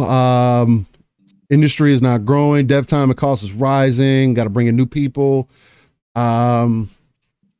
Business needs to be healthy. I think we pretty much, Xbox will still be a place for games like COD and Pentiment. Again, I know shuttering studios that are talented and I got rewarded does fly in the face of some of those things, but I don't personally believe that everything is going to be limited. You have too many teams working on too many different projects, and it's going to be up to Xbox to determine how the path that they move forward. If this is continue to be a pattern where it's every studio that this happens with, again, they recovered 343. I think Halo Infinite's in a good place. It can be better. Marketing needs to be a part of that. Again, I think that just goes into that it's not about us as the hardcore. It's about everybody else who you're trying to get the attention of, especially. It's all different now too. and it is, but if you keep speaking to their wider audience, the 2 to 3 billion gamers that even again Sarah brought back up, there's a reason that they said that. You have to make it. You have to put it in people's face. You have to let people got to see it. Put it on all the social media platforms. It's crazy to me that I scroll through TikTok as a gamer. I know my phone's listening to me. Why don't I see more ads for games from Xbox? Why don't I see every hour on the hour, 15 minutes or something that somebody's sharing gameplay, talking about a different game? These are things that I'm looking for, or that the hardcore is asking for them to do when we're talking about marketing. Let's ramp it up. Hey, get it out there. Let's show people. So, Yobi says, exactly, because those ads don't exist right now. That's so stupid to me. Yobi says, facts, Nintendo has a few IPs on mobile now, so their door is opening slowly as well. Exactly, man. Slow-mo, even Nintendo spends more on advertising than Microsoft. It does feel that way. I'll see a Nintendo game before I see an Xbox game. And I talk about Xbox. I have both platforms. I'm on this PC. I'm in Microsoft's ecosystem. Hey, Microsoft, where's the advertisements? I don't want to see Office advertisements. Microsoft, I'm a gamer. Show me gaming advertisements. Game Pass, the games that are in Game Pass. Hey, you got the sports games in there. Get the sports people. Talk to them. We should need to see people dunking on people. Gameplay. That's what I'm asking for. Put a team together. I don't understand why big business doesn't see the value in that shit. At least that's the way that comes across. Anyway. Then we talked about the mobile store also coming in. Let's see. Where do we go from here, Paul? I know you brought up a little bit that according to Deal Labs, you mentioned this earlier, God of War Ragnarok may be the next Sony game coming to PC. Guys, PlayStation isn't keeping to themselves either. Spider-Man 2 is right around the corner. I mean, I don't think that it devalues their console. I mean, again, there's more ways to get invested into the ecosystem or get people to buy your game than making people buy against a whole console for it. Let's see. Switch 2, actually. The Switch 2 rumors. There, we could get into a little bit of that. Nintendo confirmed that they will talk about their new hardware this fiscal year. And a Nintendo Direct is set for June with titles for the second half of 2024. They will not reveal hardware plans at the June Direct. I know, Pong, you sent some of the details about the Switch 2. Let me see if I can get that information pulled up here. Because you had asked, how are we feeling about the Switch 2? Yeah. Let me. I got it. Yeah, I got it as well. Oh, I'm pulling it up on here. I want to see if it's going to end up pulling up, and it should when I show stuff here. Yeah. Shout out to Kami, and that's at Okami13 _ on Twitter, otherwise known as X. Definitely hit him with a follow. Does good work, man. Always consistent, always on point, and always adding the extra details, even extrapolating stuff out of the images that he doesn't need to do. So, rumor, potential Nintendo Switch specs via a publicly accessible shipping log. Very rough estimates placed it between a PlayStation 4 Pro and an Xbox Series S in docked mode before DLSS. That's extremely impressive without DLSS. Just saying. The specs is 12 gigs of DDR5 RAM, 256 gigs of UFS 3.1 internal storage. So we're essentially going to be like, it's going to be like SSD. Probably something similar. 1,536 CUDA cores, 48 Tensor cores, 12 ray tracer cores. I believe that's what that should be. Ampere architecture with features backported from Ada, 8 by ARM, which I thought was really interesting. A78C file decompression engine. Rough comparison. This is credit to Neoxon, handheld right above PS4 before DLSS. Again, with DLSS involved, with the way that NVIDIA is moving with DLSS, it's only going to become better, especially if they start implementing other things like on the software side of things, continue to get better with that as well.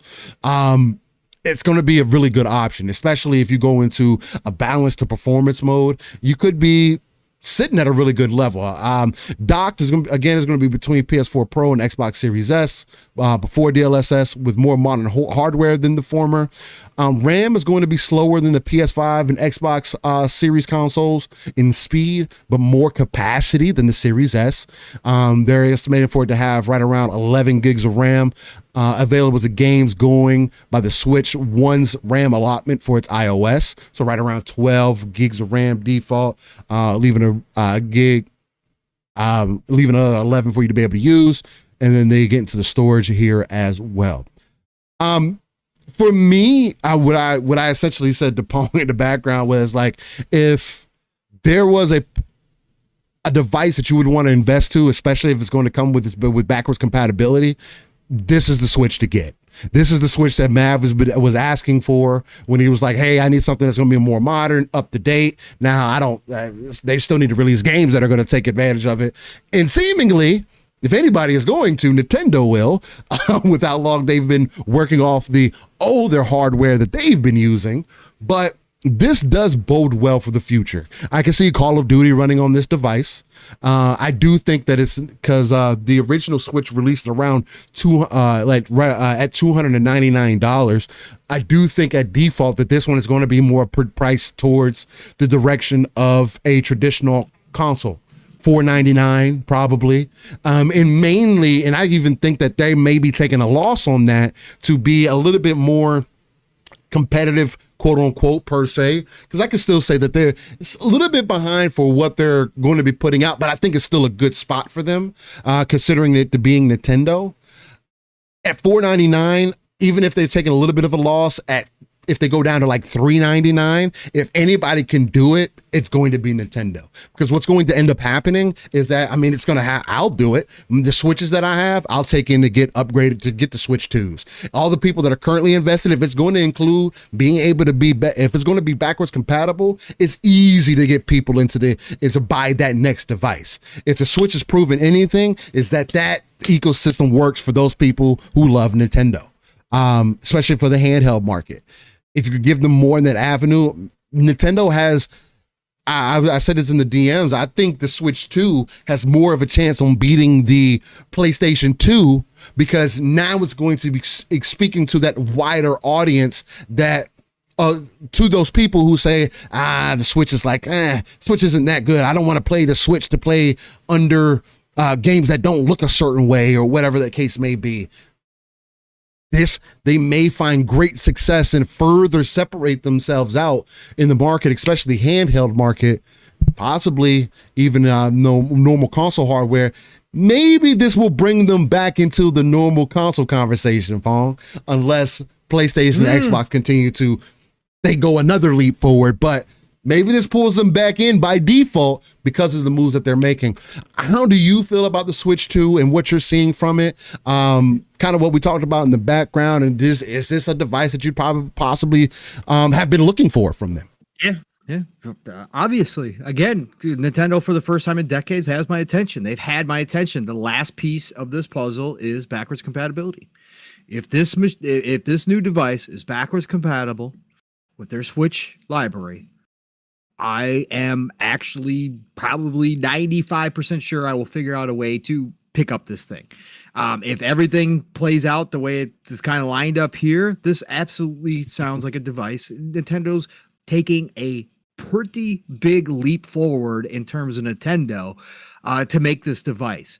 And this is kind of what I've been looking for from Nintendo. Again, I don't care about Zelda, don't care about Mario's, don't care about any of that stuff. I know that's blasphemy. It doesn't matter. I care about Xenoblade. I care about Fire Emblem. I care about these other titles that I have not had an opportunity to play. Sure, I could emulate them now on my PC. Sure, I could go that route. But again, I've never been that guy, still not that guy. So if they offer me a device that, again, is not going to be necessarily I'm not buying it for the portability. Okay. I'm not. Again, I'm not a portable guy. Like I said, Xbox, if they line it all up and it all kind of seamlessly works and that kind of stuff, I might be interested in their portable side. But I don't have the time like that. If I'm playing games, it's because I've got the time and I'm at home. So this device would be to be 1000%. Docked to my TV, and it has to look good on the OLED big screen.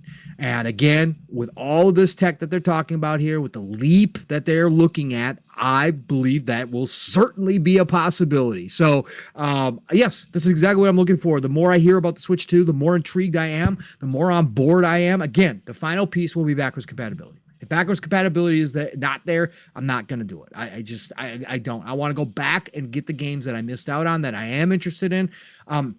The other part about this deal that I don't know how many people are talking about yet, but I don't think I'm going out on a limb. If these specs are real, right? If these specs are real, this changes Nintendo's business model. You just started talking about them potentially, and again, we don't know anything, possibly losing money on hardware for the first time in how long? They make money on everything. They could make a gamble. They could take the gamble this time. That's what I'm saying. Well, it wouldn't be a gamble, but yeah. Well, yeah, no. I mean, they're almost assured success unless they pull another Wii U out of their ass. And that's why I think that they would do it, yeah. But if they're going to do this deal, this changes the Nintendo business model. So from the big picture side of things, now all of a sudden we got Nintendo back in the conversation along with similar the rest of the industry. The games, the cost of their games to make a Zelda, to make a Mario 3D, let's say they come back with whatever Mario 3D, Metroid Prime 4, using the tech that they're talking about here is going to, again, I don't think I'm going on a limb. Their budgets now for their games are going to increase. Their budgets, their dev time at least potentially could increase if they're going to take advantage of this if their internal teams, like this could be like their internal teams just do what they do and they continue to do it and people continue to eat that slop that they throw down on their plate and never question it, right? Their internal teams certainly could do that. Like they have the power of those franchises and their fans don't give two shits. They will buy whatever. Maybe this is more for the third-party developers to start jumping on board, possibly, to be able to get your games like Call of Duty, get your games like that. Right. So, but I'm just going under the assumption that their first-party teams are going to take advantage of this new power and this new hardware. And they've got ray tracing features. They got DLSS in there. They got all this stuff. That's going to change the dynamic for Nintendo, and it's going to be interesting to see, Steel, if they're coming back into the game and they're looking around even at the handheld market, which primarily most of the Switch users use it for, and they're seeing the Steam Decks, and we got Steam Deck 2 on the horizon. They're seeing the ROG Ally. Now we got the ROG Ally upgrade. It's not actually a ROG Ally 2, but it's a ROG Ally upgrade. Yeah. It's a Pro. Yeah, Pro. They're starting to look at that. They're hearing that Xbox is going to be bringing out one. Potentially, we got smoke that PlayStation is working on one, which makes sense. If they're going to jump in, now they got fierce competition. So all of a sudden, they've got to change their model, which has allowed them to coast for a decade now on the Switch. They have been allowed to coast, bankroll mass amounts of money on every single purchase. Do they start thinking about things a little bit differently in this industry now that they got to compete a little bit, maybe? Now that they're going to bring up their budgets a little bit, now do they start thinking about maybe other potential markets? Or do they just stick to their pond and continue to do what they do? They bump everything up. Maybe they charge, $70, $79.99 for their games as the costs go up, and they just say, hey, our people will pay for it, and they just live comfortably. I think they start to look at this industry a little bit different if they're starting to come back to the mode where Nintendo used to be, where like, hey, we're gonna play with everybody in kind of where the tech is at. And again, they're not doing it necessarily here. They're still going to be behind, but with the DLSS capabilities, and it's going to help them out a lot. It's going to help them out a lot, and it's good for they're going to be relevant. Yeah. And we could probably expect a Switch 2 Pro at some point too. We could probably expect a Switch 2 Pro. That's probably going to happen. But I just think that's going to be cool to watch too. Nintendo come closer back to everybody else and see how they handle that as well. But yeah, no, I'm on board with Switch 2. I love to hear this stuff. Again, just give me the backwards compatibility. Confirm that whenever you guys announce this thing, confirm it. And I'm in for the first time in decades since the Super Nintendo. I will be a happy Nintendo owner if they do that. Guaranteed.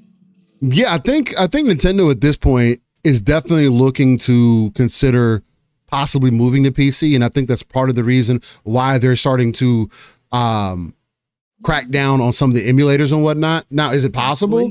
I mean, I think it's possible at bare minimum. Again, if you're looking at the way that things are moving forward, if people can easily emulate your games on PC, why don't you have a launcher? Or why don't you have some of that for yourself? Because people won't go through all the extra steps if they can just download your specific thing and just play your game. Now, some people still will, but the amount of additional sales that you'll get regardless, because of you having your own shit, could be a huge boon for you. It could actually, again, this is what I think right now. I don't think anything Nintendo does could put them, essentially set them back, unless, again, with Pong's point, unless they make a Wii U. Obviously, they're not doing that. It's going to be another Switch. So if you're doing what you've been doing, then you can only expand what you've been doing. And they've been talking with Microsoft on how to improve their back end, how to improve their ecosystem. So if you take those things into consideration, it only makes sense that they start carrying things over. Hey, let's make it available to other platforms, to other places. They have these computer kind of cafes in the East that is part of their culture or whatever. People sit down for an hour or so. If that's available on those types of scenes, how many more people would you be able to get involved in your ecosystem at that point? Because Nintendo has to be looking at that. They have their own services. They got you paying for old games in their network right now, right? So it's like there's obviously something for me there, at least from how I'm looking at it. So yeah, no, Eastside Vandal, no. I will never care about Mario. The last Mario I cared about was Super Mario 3. I could care less if they came out with a Mario Starfield. Mario is absolutely at the bottom of the list. Along with Link and Princess Zelda, I literally can care less. I have 1,000. I care more about Link and Zelda. I have Mario indie titles and AA RPGs I would rather play than Zelda all fucking day long, and that's the real truth. That is. I could care less about the story. I could care less about the characters. I could care less about that world. It doesn't appeal to me in any way, shape, or form. Now, Mario never say never. Do they change them in some way, somehow? And all of a sudden I go, hey, that looks pretty damn cool. I might jump into that game. Gears sure. of I never Mario. deal with absolutely. Yeah, but yeah. Gears of Mario. No. Wall bouncing with Mario. Why would I play that? I could probably mod it in now. Why would I do that? I could care less. No. The Mario Effect trilogy. Again, I respect the hustle and I respect their place in history. When PTK put out a question like 2 months ago, whatever, one of his Monday questions about what your Mount Rushmore would look like. I put Mario on there. I respect the place Sonic in history. Yeah, I put Sonic too, but I respect the place in history. I respect the place in history, but at the same time, I just have zero interest in their games. Zero. Yeah, it's one of those things where it's like, shout out to Mario. I like the Mario movie that came out recently too. I thought it was good. I don't really see it any deeper than that though. I think Bowser's cool as a character. But other than that, I don't Mario's so whack to me. Like, I don't know. I don't see the appeal. Stella Mario, please God, no. Jesus. No, in that case, it would be Stella Peach, right? Yeah, well, Stella Peach now might, depending on how they do it. Maybe. Stella Peach? Maybe Stella Peach. Stella Peach. Okay, Stella okay. Peach. Y'all are so stupid. 7 digit. Why you do that? No. You said Abby should be on the Mount Rushmore, flexing those biceps. Abby who's from Abby? What? It's so Abby wasn't in stupid. Last of Us. UE4 Mario should happen. And there've been people playing with that. They need to do that. I would like a UE5 version of Zelda Link to the Past and Majora's Mask. I think that would be super fire. Nonetheless. And the Switch games are doing well. They're doing great as well. Tears of the Kingdom hit over 20 million. Shout out to Tears of the Kingdom. Princess Peach got into Showtime. The new one sold over 1.2 million. Mario versus Donkey Kong sold another over 1 million. I can't imagine that they're spending a whole lot on these games and just seeing great success for them. So, and then again, a million versus the 150 consoles that they got. Like, right. But hey, shout out to legendary Yobi, who's clipping the shit out of us right now, by the way. Yeah, I seen that. I've been retweeting the shit out of it. Yobi, you're going ridiculous, bro. People are probably muting us for spam right now because I'm retweeting all your shit. But yeah. Thanks, legendary. You appreciate. I hope so. Get some more people mad.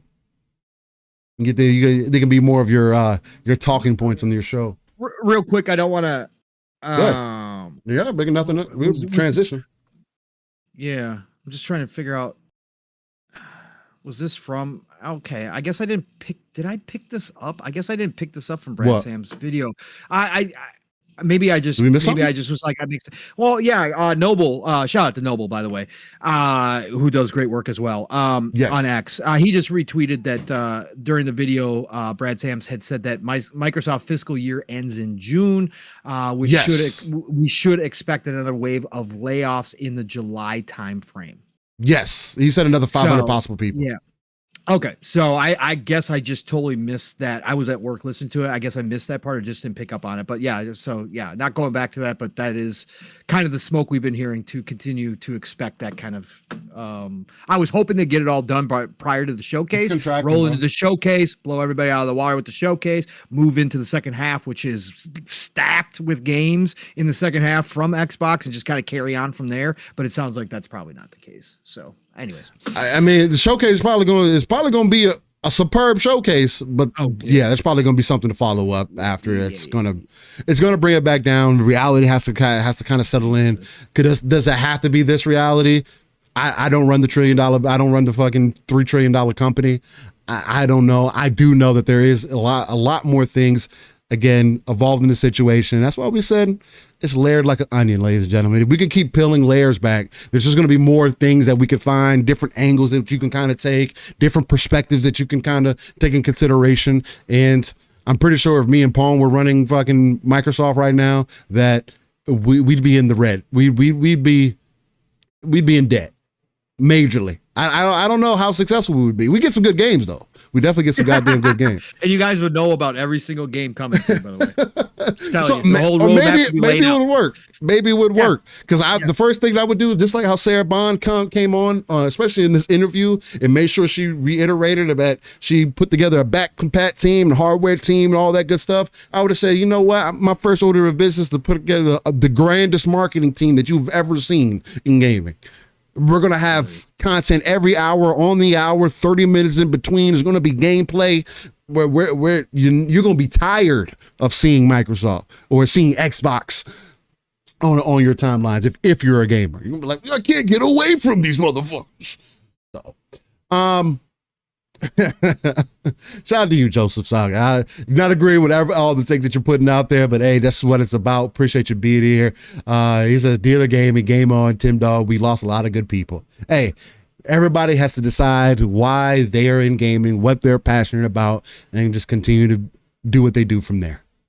That's true. Steele and I would control the East if we were in charge of Xbox, no matter what. That is true. And we would be having some of the best Easter games come to Xbox. StarCraft would have never left. Yeah. We'd be having StarCraft tournaments right now. MLG, it would be all based around StarCraft. Yep.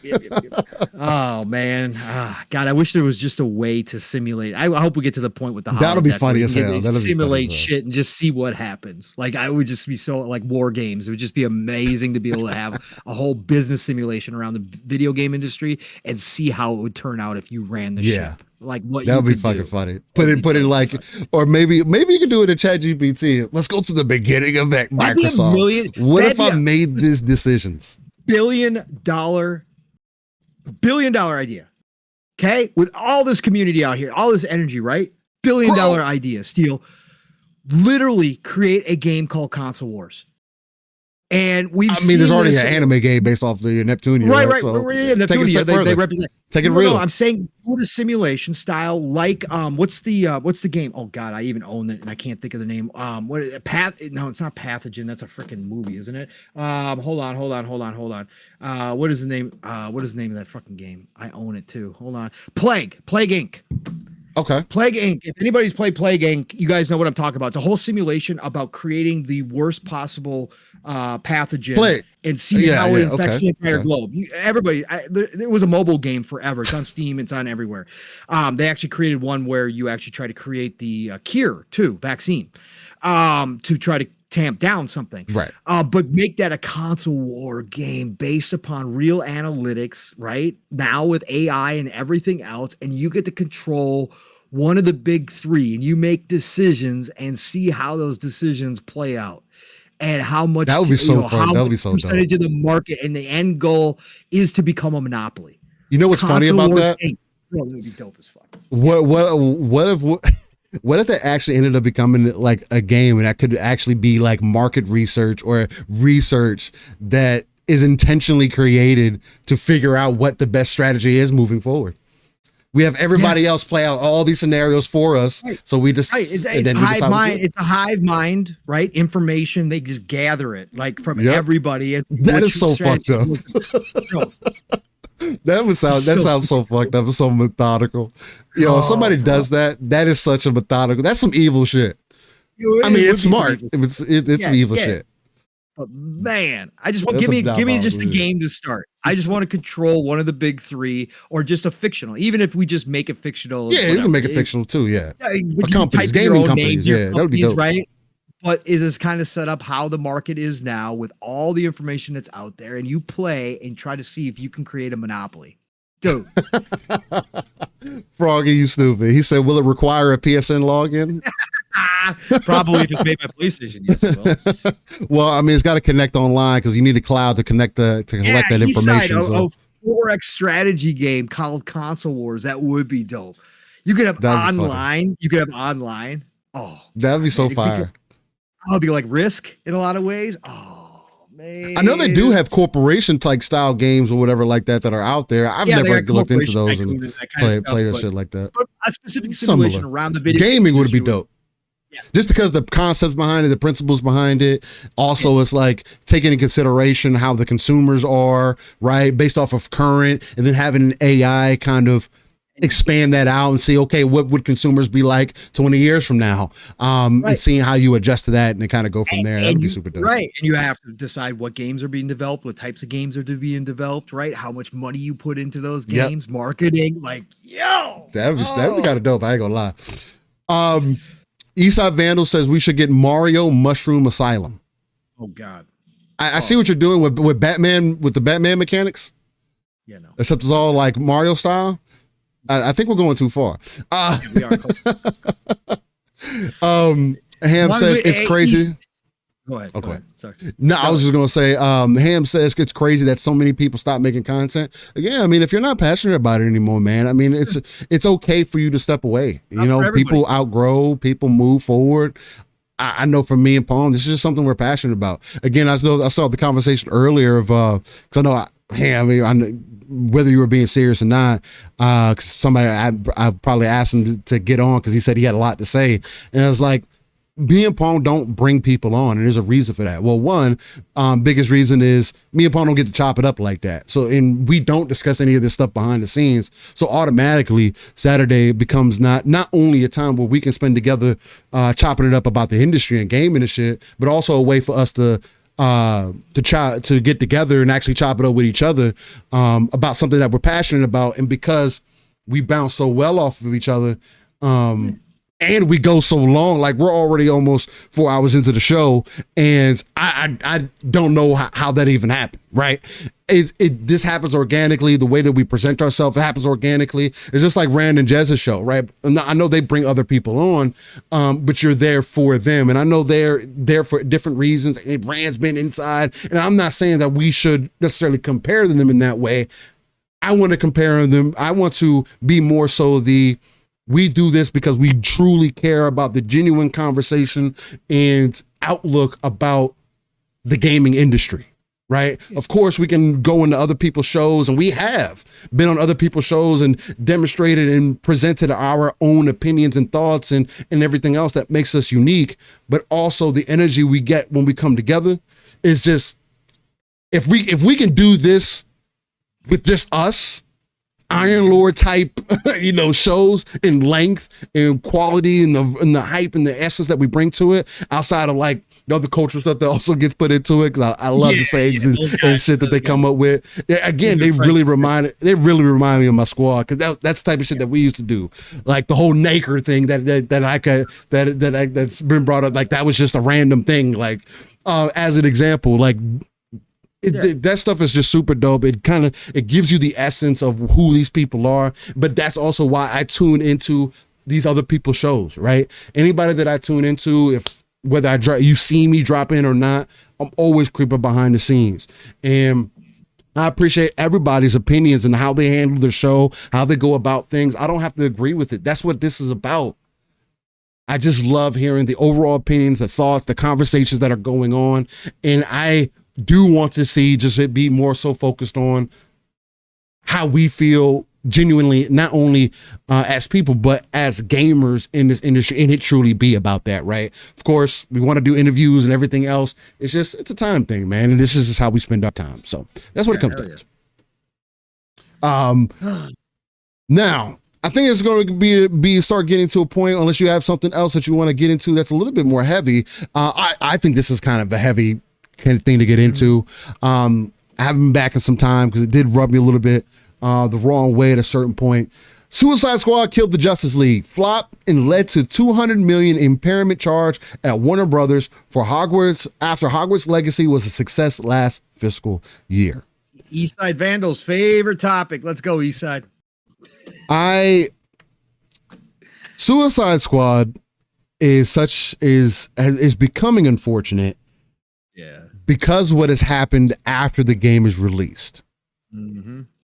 If the issues, the end game issues, accessibility issues, connection issues wouldn't have existed, I think in my heart to heart, and again, me and Pong have sat here and told you that we've both felt really good about Suicide Squad, Kill the Justice League.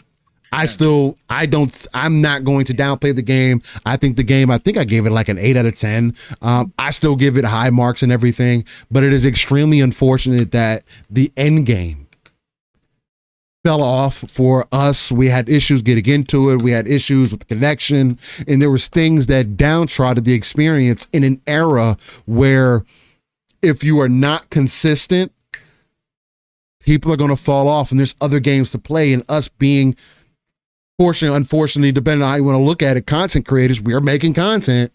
We do talk about a wide range of games, right? And our attention, especially for me, I'm going to play a Megaton Musashi over a game like that as an example. I mean, nothing against Suicide Squad, but when it comes to timing, I beat the main part of the game. The end game was the issue for me. Hopefully the end game only continues to get better. And by the time I jump back in, I have another 100 hours of experience to play, but I've already spent over 100 hours in Suicide Squad and don't regret any moment that I've put into that game. And mind you, if I had somebody hit me up in the DMs and a message was like, yo, Steel, if Pong was like till tonight, Steel, you know what? We ain't been at Suicide Squad. Let's just jump in. We jump straight in and just fucking play. So it's not like I don't have anything against the game, but it does demonstrate to you that not only can the negative press affect you and people's personal opinion about the game, because I still think that was the main de facto issue for this game, is that the way that people treated it. Again, it's up to you put a game out there, you leave it up for the people to be judged. For better or for worse, it is what it is. That's the gaming industry currently, right? Mm-hmm. And it's not going the way that me or Paul wanted it to go. I'll just be honest with you. It's not. 200 million, I don't see this game continue to get the support that we're looking for. Hell no. I don't. And that's unfortunate because I like the gameplay that's there. I like what they're doing with it. I love the presentation. I really enjoyed the story that they gave to us. It was really heartfelt. I saw Rocksteady in all of it. Yeah.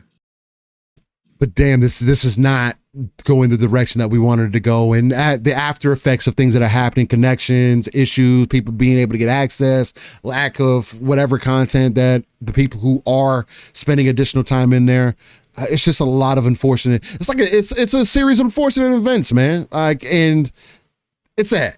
How are you feeling about Suicide Squad, seeing it flop? It led to the 200 million impairment charge at Warner Brothers. Do you think that it was really just, it was already 6 foot under the ground coming out of the gate because of all the things that it was fighting against? But how are you seeing it? How are you seeing about it? What are you feeling about it now? Yeah. I mean, there was just so many reasons for people to hate the game. Right. And it was from all sides, and there was a good variety of reasons why, obviously starting with the fact that it was a Rocksteady game that wasn't Batman, which was what everybody was looking forward to. And that just kicked it off on the wrong foot. And unfortunately, Steel, no matter how much we like the game, again, it's the fact that these days that people have so much to play that if it's not the game that they want, they have a billion other games to play. And a lot of times, especially with something like an IP like Batman or the superheroes in general, people really get up in their feelings and emotions about the game. Not to say that this game was perfect by any stretch of the imagination. No, Steel just laid out all of it, and we criticized it for those issues. And then again, Rocksteady, much like the Outriders team, People Can Fly, didn't fix the right things.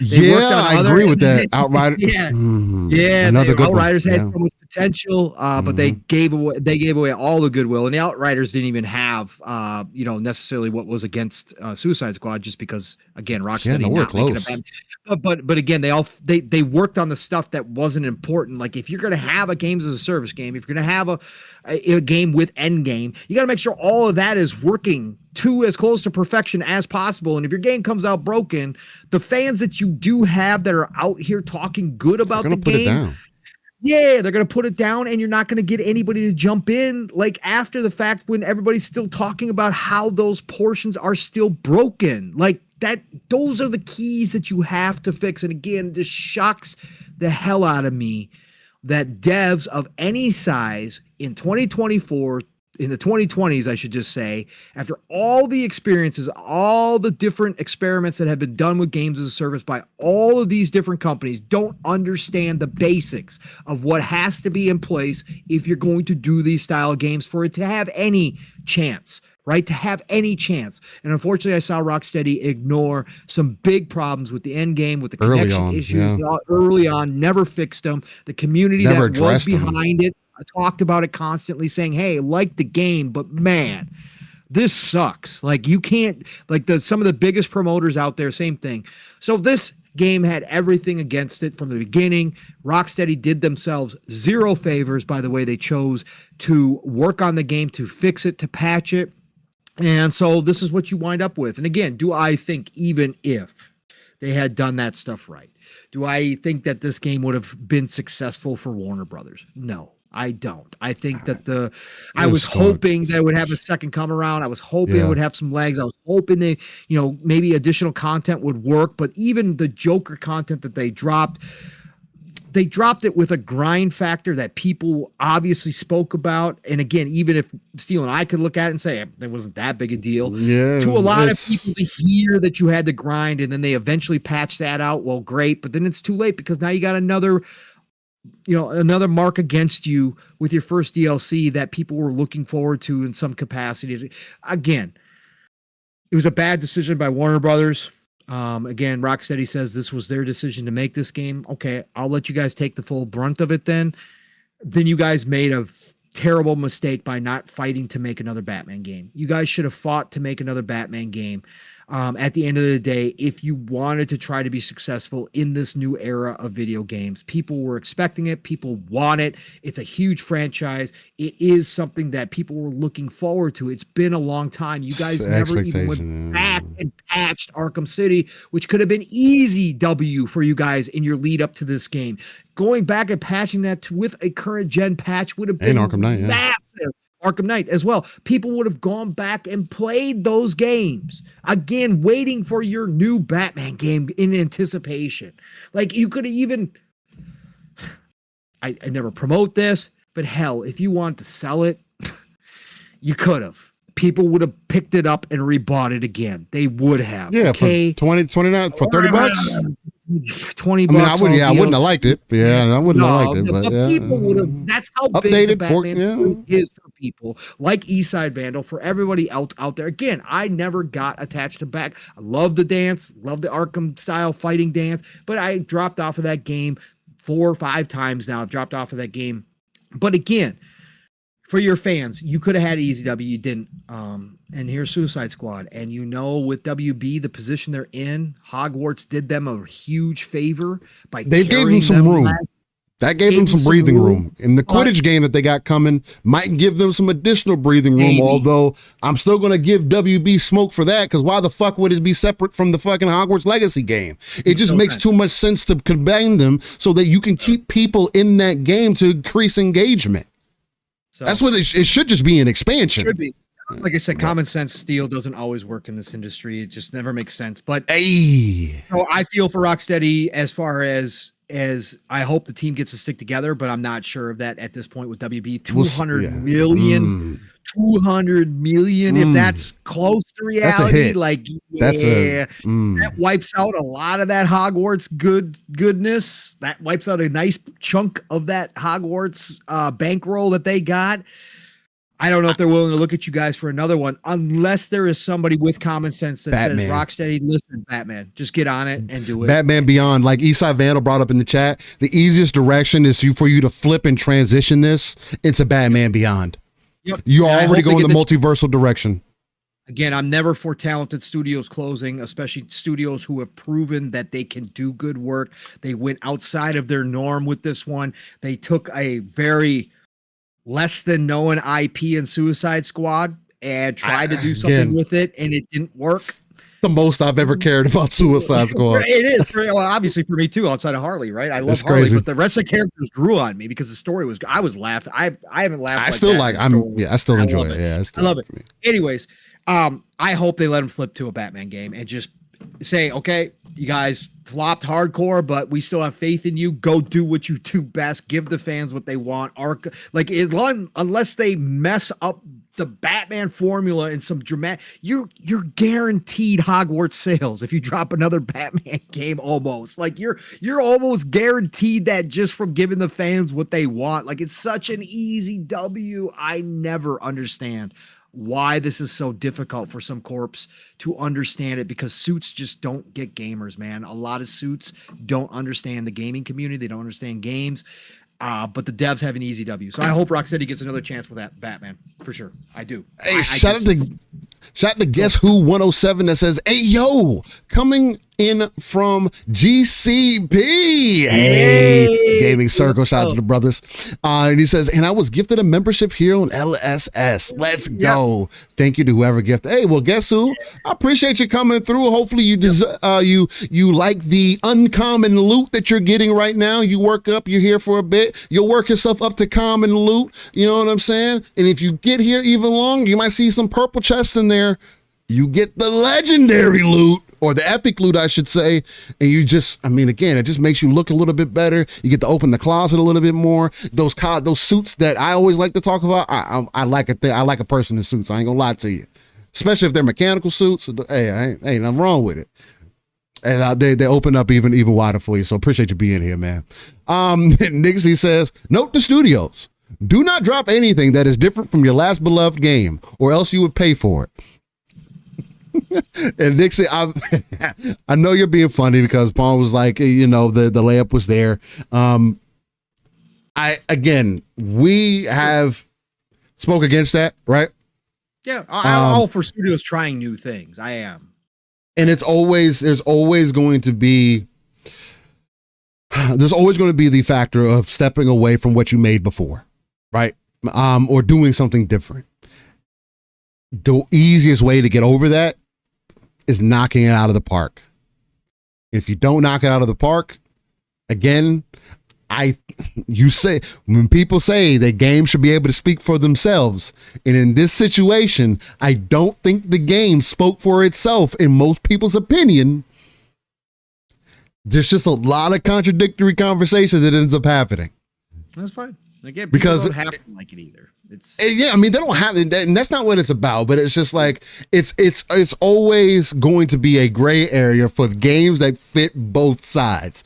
Hey, well, it needs to be a Batman game. Oh, well, we also want games that are different from other games. Oh, well, hey, we made this game that's different from other games, but it's not good enough because we don't understand how to really make a good live service game, or not even a live service game. We don't understand how to make our game not be broken in end game. Hey, it's a reality that you gotta look at, man. E-Rank says, do people really want new things though, when most games played are 7+ years old? That's the greatest question in the world, E-Ranks, and it people still play old games. Yeah, there's a group of us who more people absolutely champion it, but there is also a massive group of gamers who legitimately, even if they say they want to see something new, they come back all you got to do is look at your Maddens, your NBA 2Ks, Call of Duties. People scream, bitch, whine, and yet they still pull out the credit card every single freaking year and make the damn purchase. And that's why those franchises don't evolve much. They add and they say, oh, we're doing something completely different this year. We got a whole new tackling system in Madden. You play the damn game and no, it's not. Okay?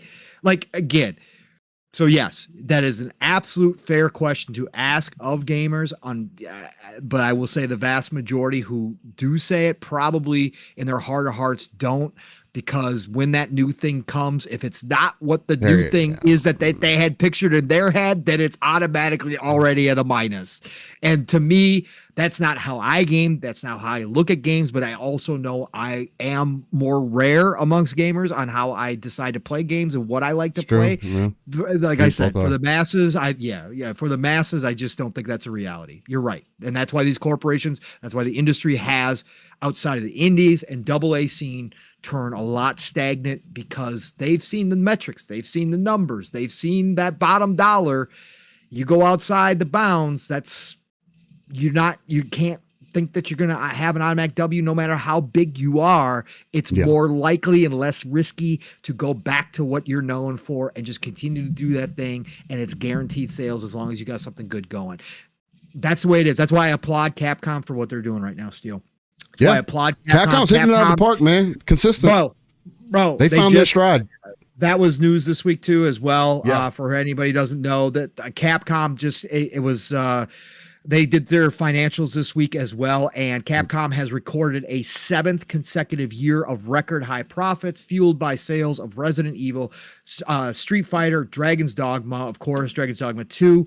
And they also said that they have 3 more games coming out, 3 major titles for this fiscal year, which runs through obviously March 2025. So between now and March 2025, we're getting 3 more major franchises. But my point was all the fact that Capcom, they have rebuilt themselves up from the bottom. They are lean into their known quantities. They have their teams, veteran teams who work on these games religiously, put in the extra work. Not that they're perfect by any stretch. Again, Dragon's Dogma 2 had its own issues, but again, it's still my game of the year. But anyways, they know what they're doing. They pump out those, but then they let other teams go work on. Now they're back to the point where they are bringing out new IP as well, like Path of the Goddess, which we're getting this year, which looks dope as hell. More and more I see of it is super dope. Tower defense, RTS plus action. Listen, they're trying new things. They got Pragmata in the cooker right now too as well. So they have gotten to my point. They've built the success on the back of their known quantities that continue to give the fans what they want and more of what they want. And yet at the same time, they bring back a franchise like Dragon's Dogma, which had been silent for 12 years, and rebuild that franchise now on the backs of the very, very really tight-knit fan base, and built that up now so that it's hitting bigger numbers than the first one did. It is now a solid franchise. And then they go and try new things now as well. That's the funnel of success I would love to see a lot of these publishers try. Like, do what you do best. Give the fans what they want. When you find that success, though, then break out and try 1 or 2 new things. But continue to make those same games, Monster Hunter, Street Fighter, all that kind of stuff, Resident Evil. Continue to lean into that, but then build out your team so they can go work on some new IP and try to bring in some cool things that you've never done before that maybe you find a new fan base for. Capcom's hitting on also. I love what Capcom's doing right now. Yeah, Capcom is definitely doing their thing, going way beyond seemingly their limits. But I think what's the integral thing to what Capcom has going on right now is that I think all their devs are just extremely passionate about their IP. Yeah. Like, especially from Monster Hunter, you see Monster Hunter Worlds is sitting at 25, almost 26 million copies. I mean, again, for Monster Hunter, and there's other Monster Hunters come out. The thing about Monster Hunter as well, that's what's crazy about World, is that World got a resurgence even with Rise out. And Rise is a different, plays pretty much completely different, although very similar to how Monster Hunter traditionally is. But now even Monster Hunter has 2 sides to where they can give you more of an arcadey version of Monster Hunter, and now they can working towards giving you more of that realistic version of Monster Hunter, because Monster Hunter Wilds is going to be wildly successful. I can guarantee that. Oh yeah. If Monster Hunter World has proven anything. And the other thing for Capcom 2, Steel, they didn't limit themselves. They spread they went and found new fans because they put their games, they didn't limit where their games were going like Square Enix. That is true. They cut those deals. They had cut their final deal that they cut was for Street Fighter, right? That was their final deal that they cut in that way, where it limited the amount of fans that could enjoy that game, and they saw a decline in the Street Fighter series. And because of the success, they needed to, at that time, that was still at a tipping point for them, so they took the bag. But when they saw the results of what that did to the Street Fighter franchise, and you can say, well, still not a lot of people buy Street Fighter on X, it doesn't matter. They know that every single one of those fans can turn into 2 or 3 more fans if they do it right. And that's the growth that you have to do. That's how you cultivate a new fan base, or an old fan base that was missing it. So what they made, you can almost see it clearly. Again, we don't have inside knowledge on this shit at all, but you can see it clearly that they must have looked at those numbers and said, that is the final bag we will take, especially on our big franchises. That is the final bag we will ever take. We are now in a spot where we don't need those bags anymore. We're going to put our games everywhere. And obviously Monster Hunter World was a huge success for them, putting it on Xbox where the Monster Hunter series was not known. Yeah. But it grew the fan base. They put it everywhere and grew that Monster Hunter fan base, which was already big, into something even more massive. And now they're reaping the rewards from that type of move. And again, you've seen it across the board now for most of their franchises. They go everywhere. That's what these companies need to understand. They need to do, the third-party companies especially, right? That's why Square Enix, we're seeing the changes. Supposedly, we'll find out more, but supposedly the new CEO of Square Enix understands that Capcom is doing it right and has made the right decisions. And I think that that's kind of spurring their new look at things and their outlook at things. So yeah, can't wait. Yep. Absolutely. Nix, and again, I 100% agree with you with that as well. And that's something that we've been speaking to. He says the East needs to be studied industry-wide. Efficiency, quality control, revenue growth, retention of employees. They're nailing it. Speaking of quality control, Chrono Odyssey just released a tweet, I think it was yesterday or the day before, on X, that essentially was like, hey, our playtesters just got done with X amount of time of doing our playtest, and to ensure quality, quote unquote. To me, the way that I read that I kind of read into it was, it's just demonstrating that there's going to be an extreme, because it's also going to be an MMO. That there's a lot of quality and time and effort being into this that you just don't typically see, right? That you get that pulled back behind the curtains of people testing things and whatnot. I do see a lot more games being tested as well from out of the East. That is becoming a much more consistent thing where you're getting betas years in advance, where like Zenless Zone Zero, for an example, it just recently had another beta and the game is coming out in July. You know what I'm saying? But I played one of their first closed betas almost a year ago. Well, if a year ago, if not longer, right? And it's like they're consistently testing their games. And I know even that game could be considered more of a mobile style of game, whatever the case. But even that line is being grayed out, shaded over, blended through. And we're seeing a lot of cross paths happening here. So yeah, man, I do agree. It's something that me and Pong have been speaking to. There's just so much talent in the way that they're looking at game development and how they're developing games, their artistic style that they bring, again, with Where Winds Meet, that's on the channel for Living Split Screen, is another grand example. The game is pretty damn polished. They need to work on the AI, but other than that, it's feels pretty goddamn good. So shout out to that. All you gotta do is look at Shift Up and Stellar Blade. Yeah, Shift Up came out the gate. Coming off of Nikkei, a mobile game that's like really all about jiggle physics and stuff. And apparently people say that it's actually a pretty goddamn decent game. I downloaded it, by the way. I'm not going to play that. It's not for me. And Slow-Mo, I 1,000% agree with you. Zenless Zone Zero, it feels, I love the presentation. I love the roguelite, I don't consider it roguelite, but I love the in-between moments going through the board, kind of like you're doing is like these hacker kind of thing that you got going on. And then when you get into the combat and the versatility of the combat, I believe I should have gameplay of that as well on the channel. From my experience with the closed beta, it's really amazing. Star Rail is another good one from Hoyo. If you're into turn-based combat, it's a really good game overall. And Zenless Zone Zero, Slow-Mo, if you like the combat of Zenless Zone Zero more than you like in Genshin, you might want to look into Wuthering Waves, brother, because Wuthering Waves is very similar. It's not like Zenless, where Zenless is really more so, it's very stage kind of oriented, right? You go to a stage, you complete the stage is over, you go back to the kind of hacker mode that you're in until you go into another fighting moment. Wuthering Waves is an open world, essentially RPG kind of game, very similar to Genshin, except that has more of that over-the-top combat. I was mentioning it early on. It's like Punishing Gray Raven. I would say look into Punishing Gray Raven as well if you like Zenless Zone Zero. Yeah, definitely check out Wuthering Waves, Slow-Mo. It's again, for me, like I mentioned at the beginning of the show, Wuthering Waves is what I wanted out of Genshin.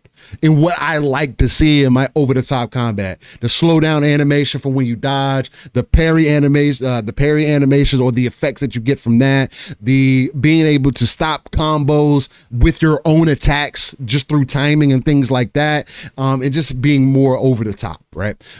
So again, I'm 1,000% behind Zenless, 1,000% behind Weathering Waves, and not so much Punishing Grave because of how the gameplay or kind of presents itself to you. So yeah, that's where I'm at right now. But another small one as I guess we'll start winding things down here.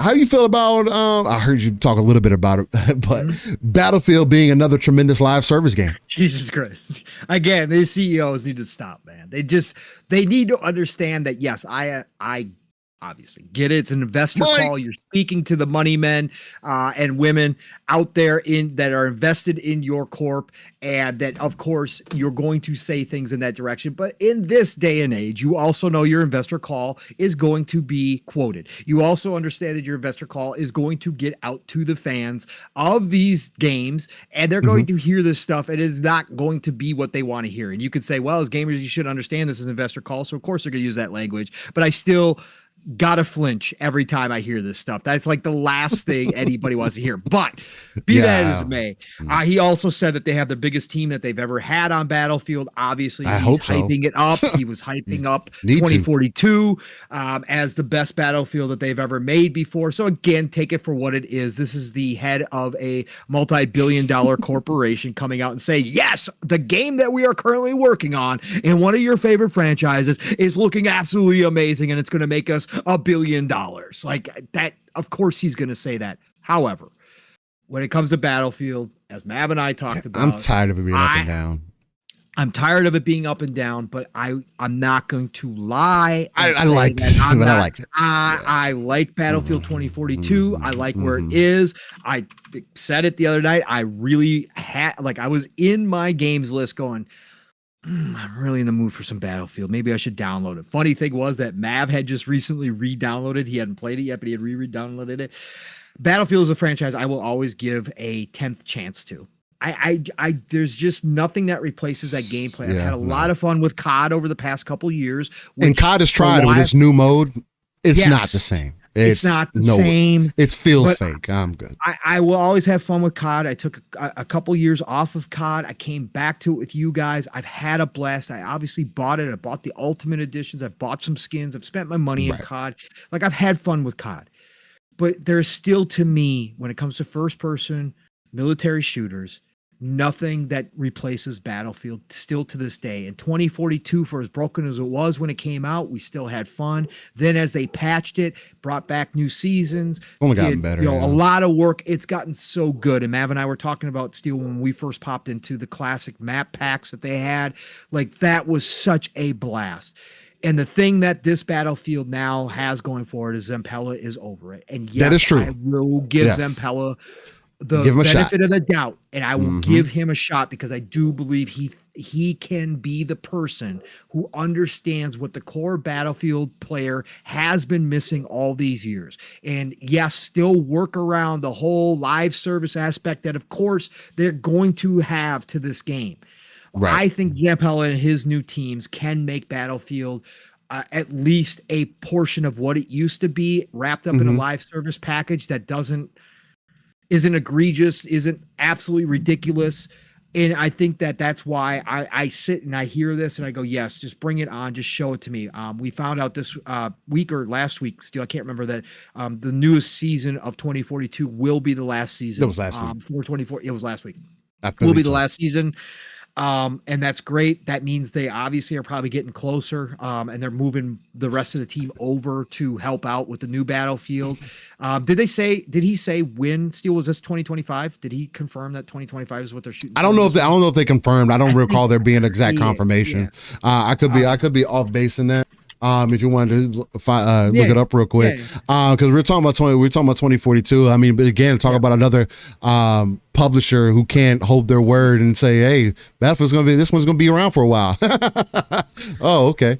Maybe if you actually release a Battlefield right the first day, maybe we'll be in the right direction. But again, they've got to stop. If Zampella can just get his, if Zampella can just get his team to get even a starting point for the new Battlefield out the door in good shape, that will already be a massive W, because that hasn't happened in over a decade. If he can just get it out and there isn't some massive crazy bugs, lag sorts of shit going on that we've seen over I don't know how many iterations of Battlefield now.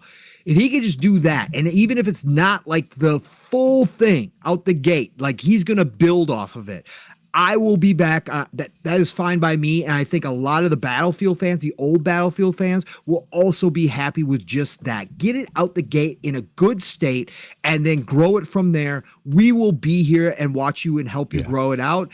Because again, I'm not going to sit here and say I've been disappointed. I hate the state that Battlefields have come out in over the past decade. But at the end of the day, am I going to be that fan that says I'm never coming back to Battlefield? No, because it's Battlefield experience. And again, the other part of this is, and I think that Zampella, again, I'm giving a whole lot of credit here and I'm giving him a whole lot of control over what Battlefield's going to be, but I think he is the man to do it. If he can just listen, the big set piece stuff is cool in its own way, but please just bring back Levolution.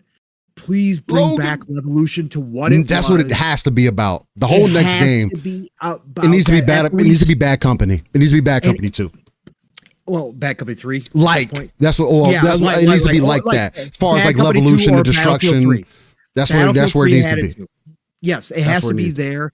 And I hope that they took a look at what the old Battlefield team that went on to create their own studio and build out the finals, right? Showed can be done with Levolution these days and why it's so important. Yeah, it's really dope. I'm telling you, if Battlefield was exactly where it needed, if Battlefield had all the things that fucking the finals had in it, as far as like how it presents itself, as far as the Levolution and how things are destructible and all of that, I don't think that they would have, that this game, I mean, maybe it would have still carved out its space, but I think Battlefield would have been in more of the higher discussion than even that would have been. I would have just went back to go play that instead, because again, I mean, it's the history with it, right? And then just hearing them say, oh, it's going to be another tremendous live service. I just want to keep reminding people, Battlefield has always been a multiplayer game first. Correct. Surprise. So them saying it's going to be a live service game, it's always been a fucking live service game because you had to get service for the fucking game. Ladies and gentlemen, this is the history of Battlefield. I appreciate the fact that people love the single player, had came to enjoy the single player about Battlefield, but that is not the central focus of Battlefield. What keeps people engaged and kept people coming back was that multiplayer experience. Being able to hop into a match and go from point to point, because you don't get that in no other game. Even in Team D, it just is different. It just feels different. Plays different. The excitement this hits different, man. I will always say, Steele, the moments, and again, it's not even about only in Battlefield moments, which crazy people do. Yeah, crazy. You can have your own minor moments. For me, and yes, Brett Bingham, I don't know if you heard me because I was kind of talking into Steele there, and I apologize. I don't like to do that, but I when he said Bad Company 2, I said Bad Company 2 and Battlefield 3, because Battlefield 3 still had the Levolution as well. Battlefield 3 and Bad Company 2 were the prime examples of that system. But to me, the Battlefield moments is the fact, and I've said this time and time again, if you have a squad of 4 that knows what the hell they are doing, they can come into a match, drop in late. And this is the only real game where it can consistently happen. Yeah. You have a squad of 4 drop into a match late, and you show up and your team only has 150 tickets left and the other team has over 300 tickets left.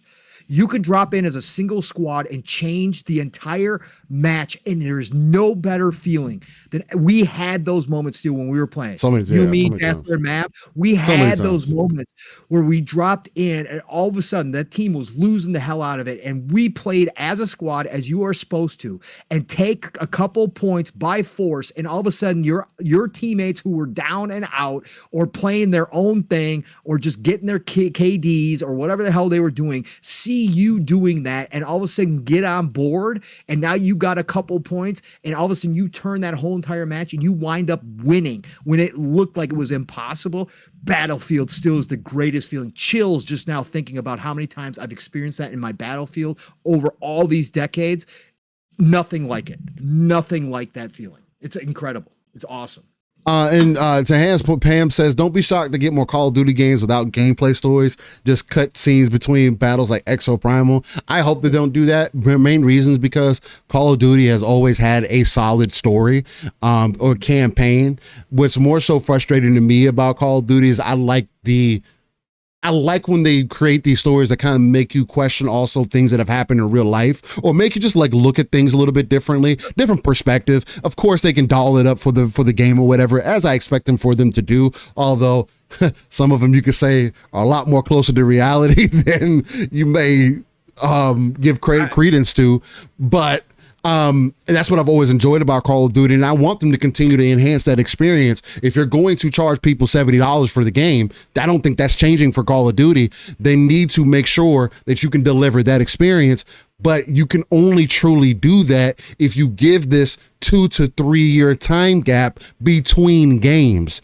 I do think Call of Duty's way forward is doing exactly what they did with Modern Warfare 2 to 3, except where it's, a little bit is going to be more of a time gap in there. But what I mean by that is carrying your stuff forward, because it becomes more of an intrinsic experience, right? People can live within that. If you say, hey, Call of Duty is no longer every year. Well, if you go to 2 to 3 years, you say, yeah, it's going to be 2 to 3 years, but guess what? Stuff moves forward. Yeah, I love that. People would get behind that. People would love that. People would still spend people would be willing to spend this because you're just changing the mindset. And I think that's just a benefit to them in the end run, for sure. Yeah. And I'm not going to take away from Battlefield when they were doing campaigns. They did really, for sure. They were solid. Bad Company campaigns. Bad Company is bro, pinnacle. Like, top of the again, comedy and action combined together, feeling like you were a part of an 80s military action movie with a buddy cop system in it, with the comedy. Peak campaigns. Like those were absolutely amazing. So I think they could still do it, but overall still you're not wrong in saying obviously the multiplayer was what carried, obviously a lot of that franchise, but I'm just saying I'm not going to take it out totally away. They could go back to it, but we know they got closed down Ridgeline's Studios, which was going to be the campaign studio for the new Battlefield. They closed that down this year. So I don't know what's going on with the campaign. I don't know if Zampella said, yeah, well, let's just skip the campaign and do another all multiplayer. You got to focus in. I hope not. I do. And that you got to focus in. Rebuilding. You got to focus in and do what you do best and then build out from there. Yeah. I hope they do bring campaign back at some point, if not right away. Or at least spin off and do Bad Company. Once this next Battlefield is successful, then maybe you do another Bad Company 3. And that's how you tell story from moving forward. If you want to tell story and just have the regular Battlefield, you cut it down from being $70. If it's going to be multiplayer only, $30 game, get in. This is the way that we support the servers and all that, whatever you need to do. In this, Battlefield is always going to have its own space cut out for it, at least right now. But anyway, and then I saw some people talking about EA and talking about putting advertisements in games. I brought this up to my brother. I asked my brother yesterday. I was like, how would you feel if you were playing like a story game or whatever? You were just going through the campaign and then out of nowhere, they show you a cutscene and you were like, try the newest Whopper. Go to Burger King right now. Large fries. Yeah, no, I'm going to refund your game. No, do not ever do that. No, I'm not. I'm not doing that. You can show me before I get into the game. You can show me after the game. You can show me on a billboard in the game. You have so many more ways to. That's what they used to do back in the day. To do ads, and that's what. Just get back to doing that. It was that worked. Yeah, Midnight Club. Easily. Again, Mav and I popped in Midnight Club, and we had totally forgotten they had Best Buy.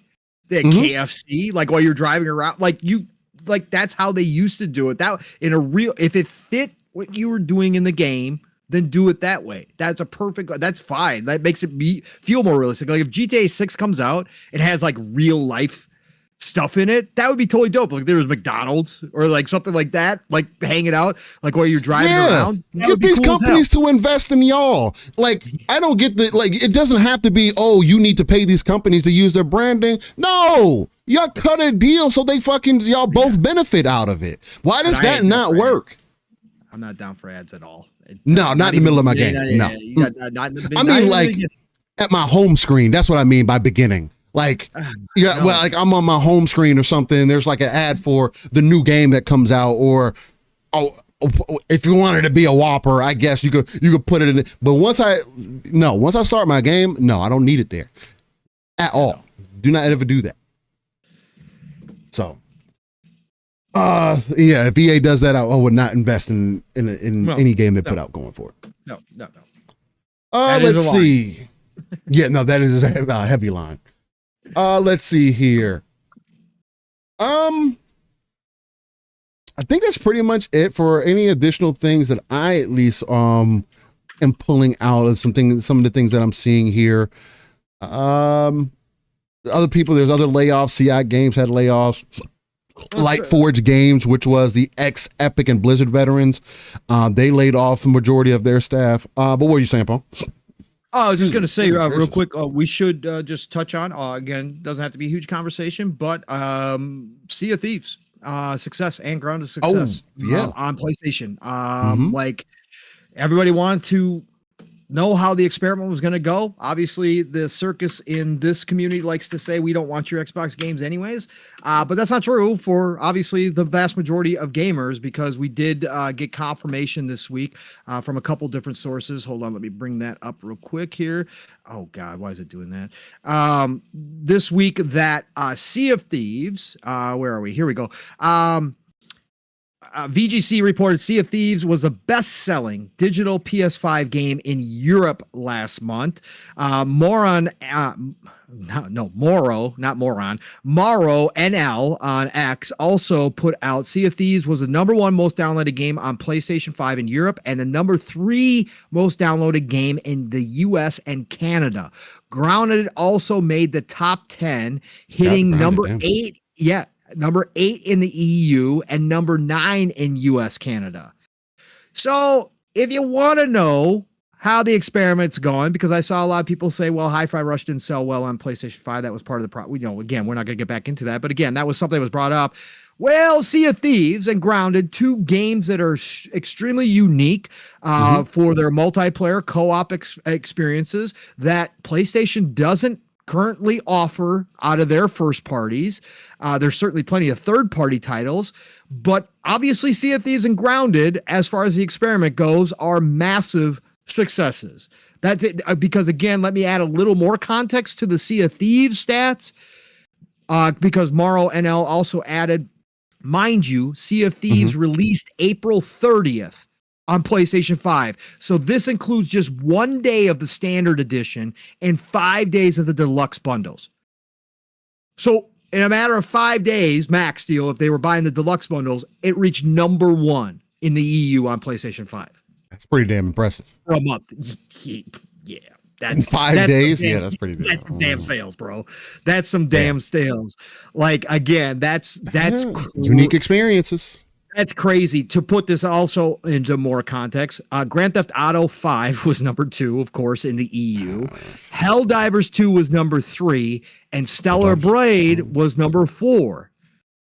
So you're talking about Sea of Thieves in a matter of 5 days, knocking out 2 others. And again, those 2 didn't have, Helldivers 2 had a full month. Stellar Blade didn't have a full month either, but that is impressive. So again, if you're looking at this, we saw how happy Satya was seeing it at #1 spots in the store. Now he's got the proof in the pudding, especially in a territory where Xbox doesn't do well and hasn't done well in the EU. All about the game. Forever.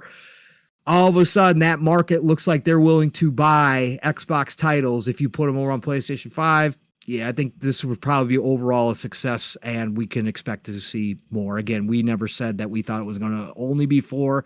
I think the whole slate's eventually going to go, but what that time frame looks like, I don't know.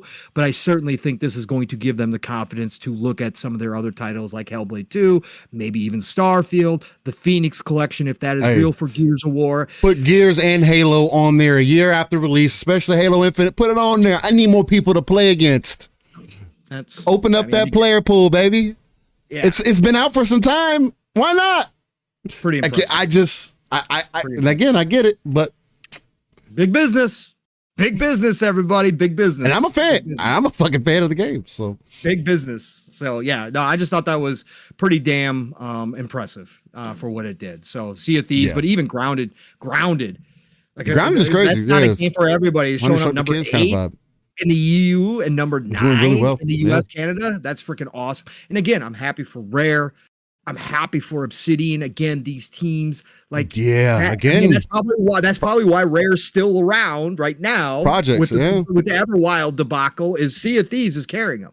Sea of Thieves has financed all of Everwild, even through all of its issues. Sea of Thieves is doing everything. I'm going to be interested to see what Everwild even is with knowing how they must have been tripling, quadrupling down on Sea of Thieves to make sure, like, bro, we got another game we're working on and we had to reboot this entire thing, right? It go well, and yeah, we better get Sea of Thieves rolling, man. We need some time. Yep. Oh, goodness gracious. What 1 month it's McDonald's and the next month it's Manscaped. Talk about ads. Yeah, exactly. Nah, I'm good. I'm so good on that. Nixie says I wait for 6 months. Yeah, exactly. Nixie says I wait for 6 months sales data for those games.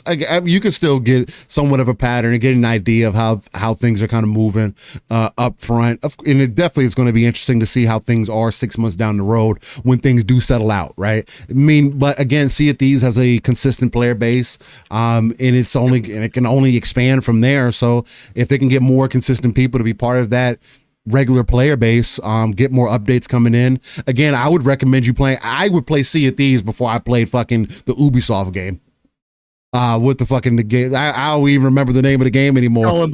Skull and Bones. Hey guys, don't play Skull and Bones. Go play fucking Sea of Thieves. Please. Like in my experience, and again, I know some people have been enjoying Skull and Bones, but just go play Sea of Thieves. It's just a better game. I'm not even going to argue with you. And Brett, we talked about that earlier when we talked about our Ghost of Tsushima kind of started the show on that conversation about what PlayStation we did talk about it being during our upcoming week of games for Ghost of Tsushima next week, which Steele and I are both getting. We've both got it already pre-ordered. We did talk about the 177 countries, and that is the big question for Sony that they have to figure out what they're doing here. Again, the reason why they don't have PSN logins is because of money in those 177 countries, because of the server coverage. Again, that's where Sony is lacking compared to Microsoft and Xbox. But they are going to have to decide what's more important. Like, is it going to be that you want those sales in those 177 countries, or do you want your PSN login minus those 177 countries? And this is kind of the growing pains that Sony's going to have to figure out as they move into the PC realm, because again, word is God of War Ragnarok's next.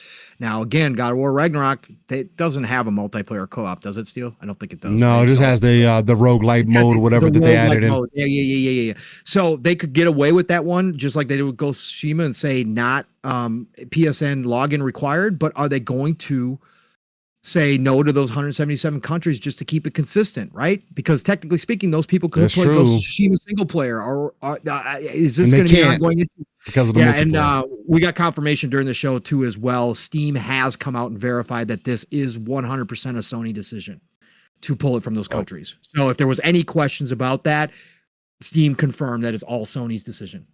So yeah, it's gonna be interesting. Yeah, that's going to be extremely interesting. Again, it's on both. It's on every facet of the industry, ladies and gentlemen. Like, it's not just one side versus the other. It's not like there's an evil that we need to pick and we need to lock in on. All of it can be seen as having unfortunate sides to it. I mean, again, there's a lot of closures that are happening. There's a lot of negative news that's out there. Again, find what you're passionate about. Find where you lie in all of this, and then go from there, man. So, kind of how I'm feeling about it right now. Let's see. Yeah, I mean, other than that, that's pretty much all that I had. Again, I mentioned earlier, Hades was doing well.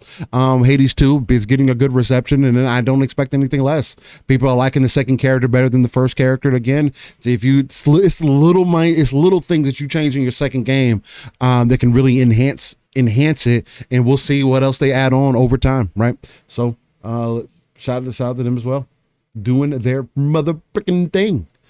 Paul, was there anything else that you got lined up there, man? Nope. Good, sir. We can get on to saying gaming if you want to. Ladies and gentlemen, I think it's the perfect time to get into our This Day in Gaming segment.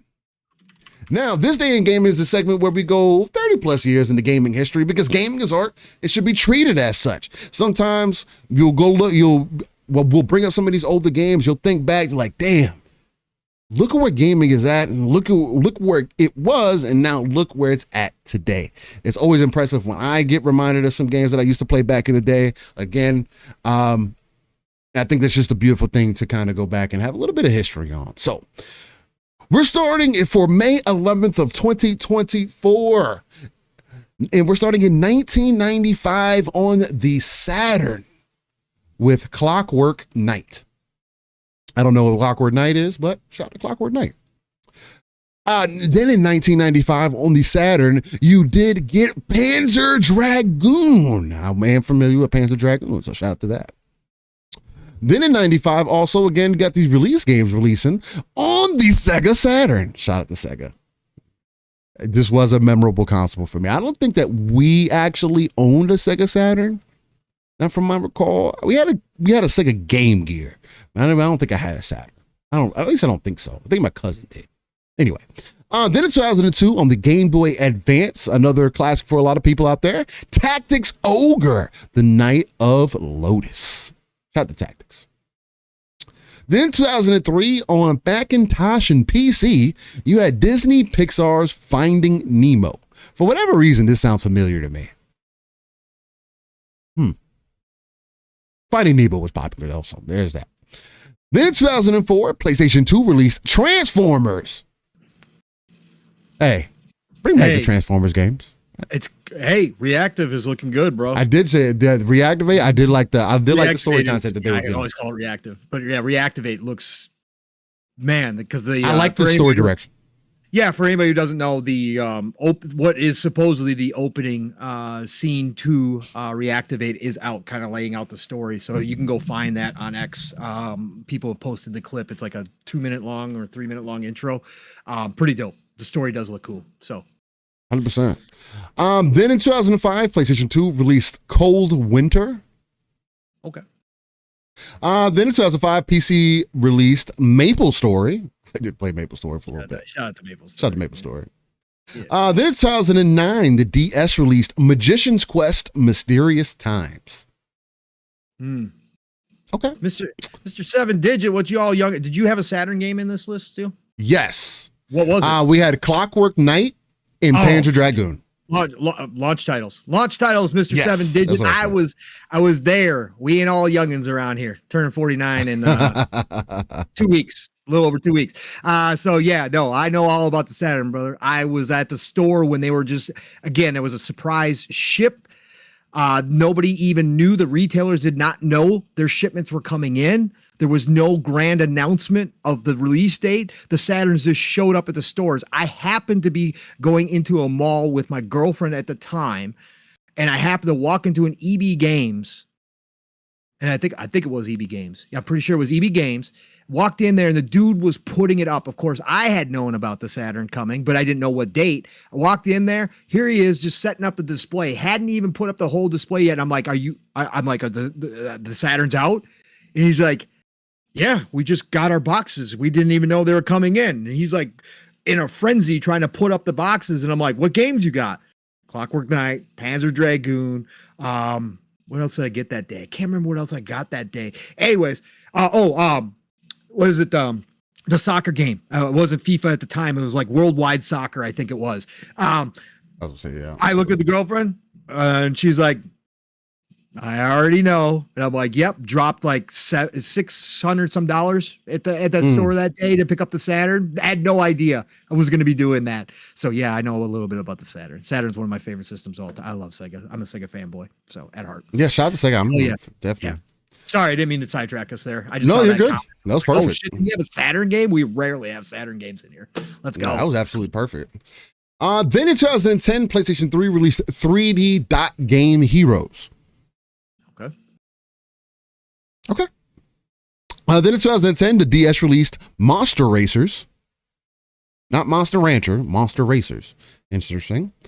Then in 2010, the PSP released Naruto Shippuden Ultimate Ninja Heroes 3. Let's go. Then in 2010, PlayStation 3 and Xbox 360 released Skate 3. Hell yep. Shout out to Skate. Then in 2015, PC released Starless Nymphomaniac's Paradise. And it's exactly what you guys think it is.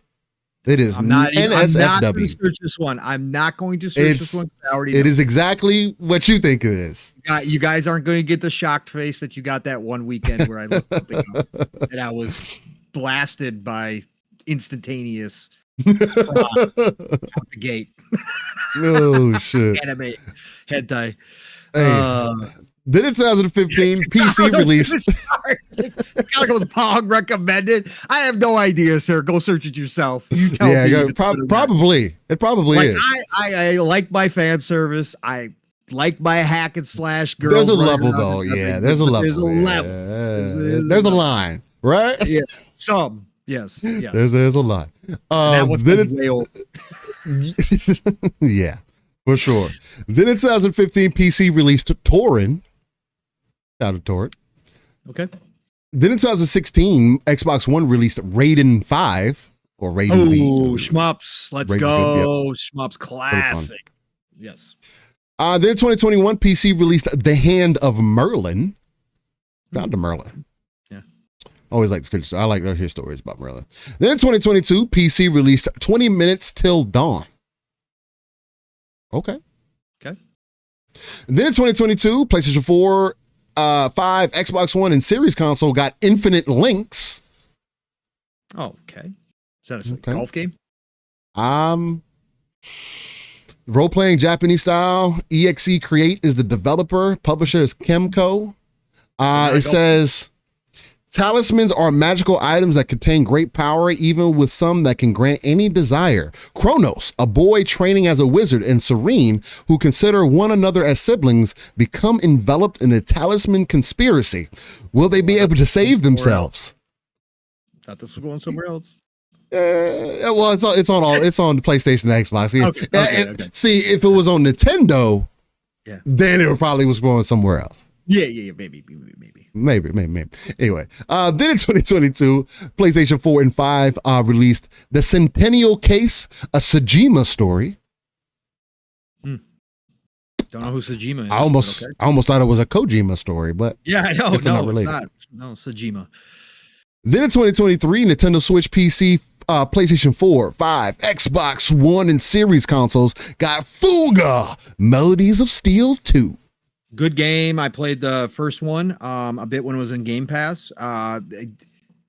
It's a game I would love to go back. I'd love to play Fuga 2 as well. Interesting characters, interesting story. Really love some of the mechanics in it. The art direction is freaking awesome. Something I would like to get into. Again, it's just buried under so much right now, but absolutely anybody looking for a game similar to I knew this was Advance Wars, but in a different style.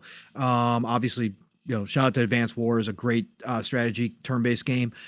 This is set up in one big giant, like crazy looking tank kind of thing where you have all your characters in there and you kind of build relationships while you're moving this tank across the land. And of course, the land's been taken over by the enemy and you're kind of these group of ragtag kids who found this ancient weapon, this big giant tank, and you're kind of trying to defeat the army that's invaded your homeland and that kind of stuff. Really interesting, but it's set up like Advanced Wars where you take turns You Okay. wind up in battles and you pick what you're gonna use, and then obviously turn-based. Stupid that I just don't say turn-based, but yeah, turn-based like Advanced Wars, but the similar style to that, just completely different than in look, right? In completely different look. Awesome looking. So go check out Fuga, 1 and 2 both. Yeah. Okay. Then in 2024, Nintendo Switch is releasing a slew of games. Apparently, they got Culinary Cooking Master Simulator. Okay. We got Devil Girl. Yes, I remember Devil Girl. Okay. Merge Z. Okay. And Roman City Tycoon. Okay. Interesting. Now this could be interesting. There's a Roman City Tycoon. That's actually like, very I specific. wonder if there's going to be like brothels in there and naked folks and. You mean bathhouses? Yeah, bathhouses. That's what I meant. Yeah. I wonder if there's going to be that kind of stuff. Where everything goes. Where everything goes. Yeah. I mean, it's. I mean, if it's Roman City Tycoon, they were doing some interesting stuff. Yeah, they were. Wait, there's a Tycoon Roman Empire in Minecraft. What the hell is that? Really? Yeah. I can believe that because people be doing some crazy ass shit in Minecraft. Okay, so yeah, it looks like it is. I mean, it's doesn't look like it's like realistic. It looks like it's more artistic kind of look at it. Yeah, $2.69 right now on Switch, by the way. Interesting. On Nintendo eShop. So yeah, interesting. I don't think they have all that in there. I think you could probably build them, but I don't think they go into all that. Probably not.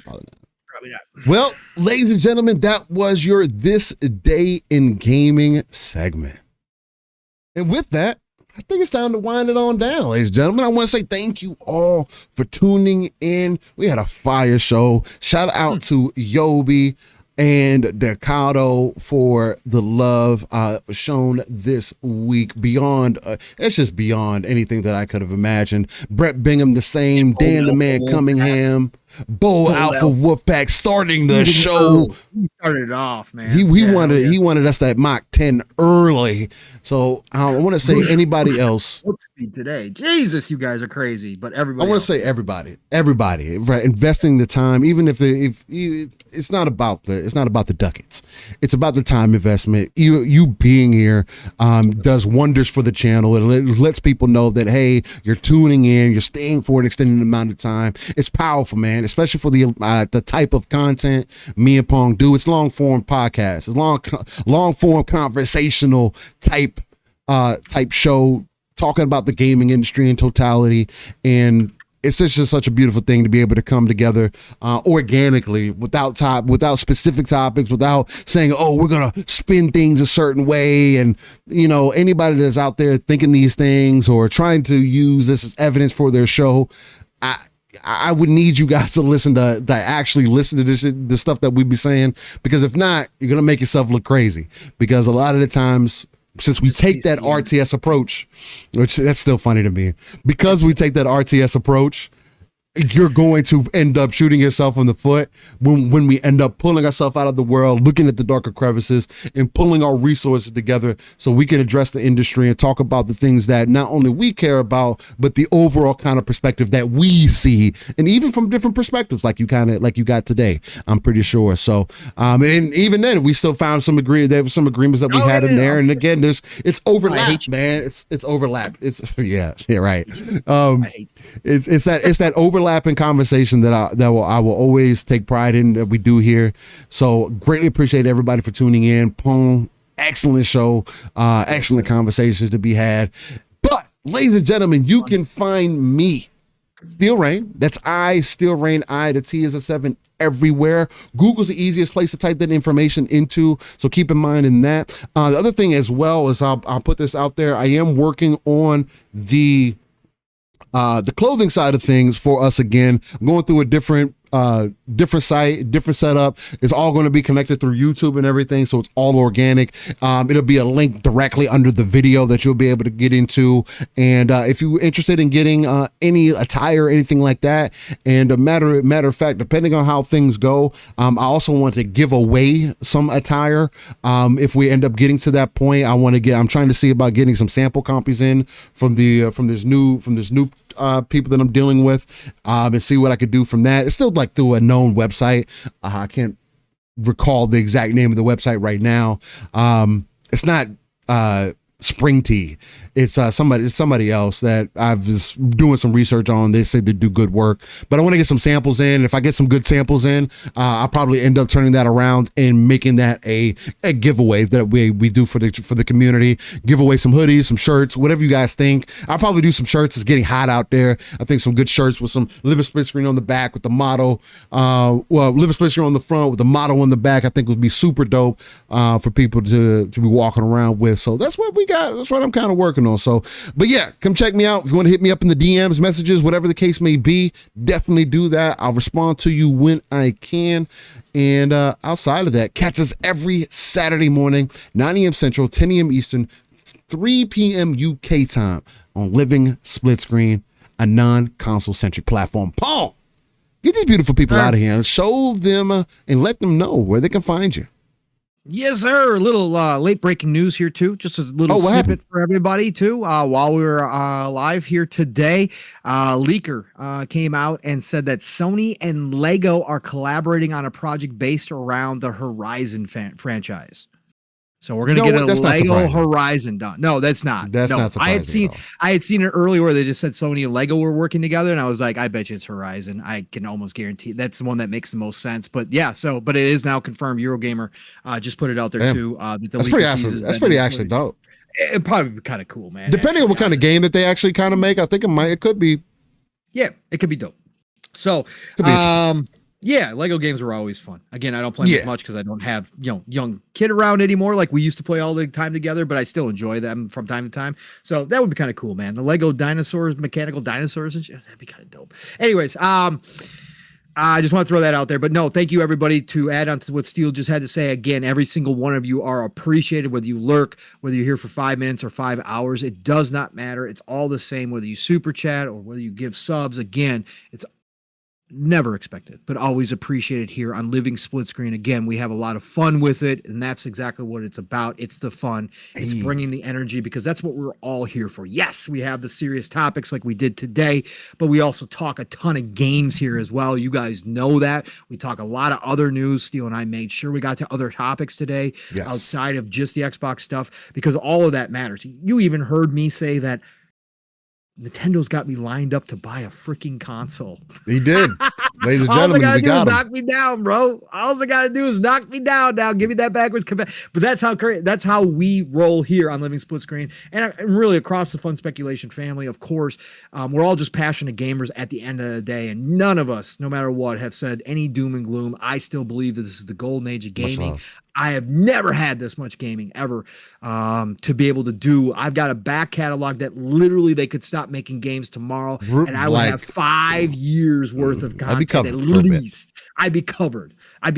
So anyways, y'all, thank you for joining us today on another episode of Living Split Screen. Appreciate you all so much. Nothing but love and respect to every single one of you. You guys know the drill. Pongsoul on X, formerly known as Twitter. Pongsoul on the Xbox. Pongsoul on Steam. Pongsoul on the Epic Game Store. In fact, I got to pick up my free games this week. Pongsoul on GOG. You can find me. I will follow you back if I get the chance, for sure, 1000%. Otherwise, tonight, you're free. No Shot Podcast tonight. PTK put that out. He is taking the wifey out for Mother's Day because she's got a busy day tomorrow. So they are having a Mother's Day special tonight, which is awesome. Shout out to PTK. Enjoy your night, brother, if you hear this. And say happy Mother's Day to the wife for me. So No Shot Podcast tonight. Hopefully you guys checked out Iron Lords last week. I know a lot of you from our chat was at the Iron Lords where me and 3-Bit showed up. It was a great show. Fantastic time. If you didn't catch that, maybe you can go rewatch it back. Well, instead of the Shop Podcast tonight, we had an awesome time over on the Lords. Shout out to the Lords again for having us on. I even got Attic to give me a free pass back to the Iron Lords. He gave me a backdoor key. I heard that, yeah. Which is crazy. I got on Addict's good side. It's freaking amazing, man. So anyways, I had a great time there. But next week starts all over again. Double Barrel Gaming is the channel. Mr. Boomstick is the man. 5 days a week, but Tuesdays, it's all good things green on the Xbox Factor podcast, 12 p.m. Eastern, 11 o'clock Central Time. Be there for that. And then otherwise, Thursdays when my week starts over on PM in the PM, Pong and Mav in the PM every Thursday night, 7 p.m. Eastern, 6 o'clock Central Time. That's right. Be there for that. And then, of course, Friday nights is Xbox Ultimate, where the family gets together. It's been me, Mav, and Fuzzy starting the show for the past couple weeks because so many people are busy, but Psycho's been dropping in when he can. Game Pass Dad drops in whenever he can. And obviously 3-Bit is moving, so hopefully he gets back to normal and he can start joining us on Friday nights. But we have a lot of laughs. We talk a lot of good talk on Friday nights, 10 p.m. Eastern, 9 o'clock Central Time, Xbox Ultimate on the Fun Speculation Network. And then, God willing, back here next weekend with my brother Steele right here for Living Split Screen. Again, it is the golden age, y'all. So please get out there, keep playing these games, keep sharing them out. As Steele went on some passionate videos this week about sharing out the gameplay, something we've both talked about specifically. Combat that negativity with that gameplay sharing. Show these devs that you're playing their games. Even if they don't pay attention, they got to know it's out there. And so do the rest of the gamers out there. Play what you love. Love what you play.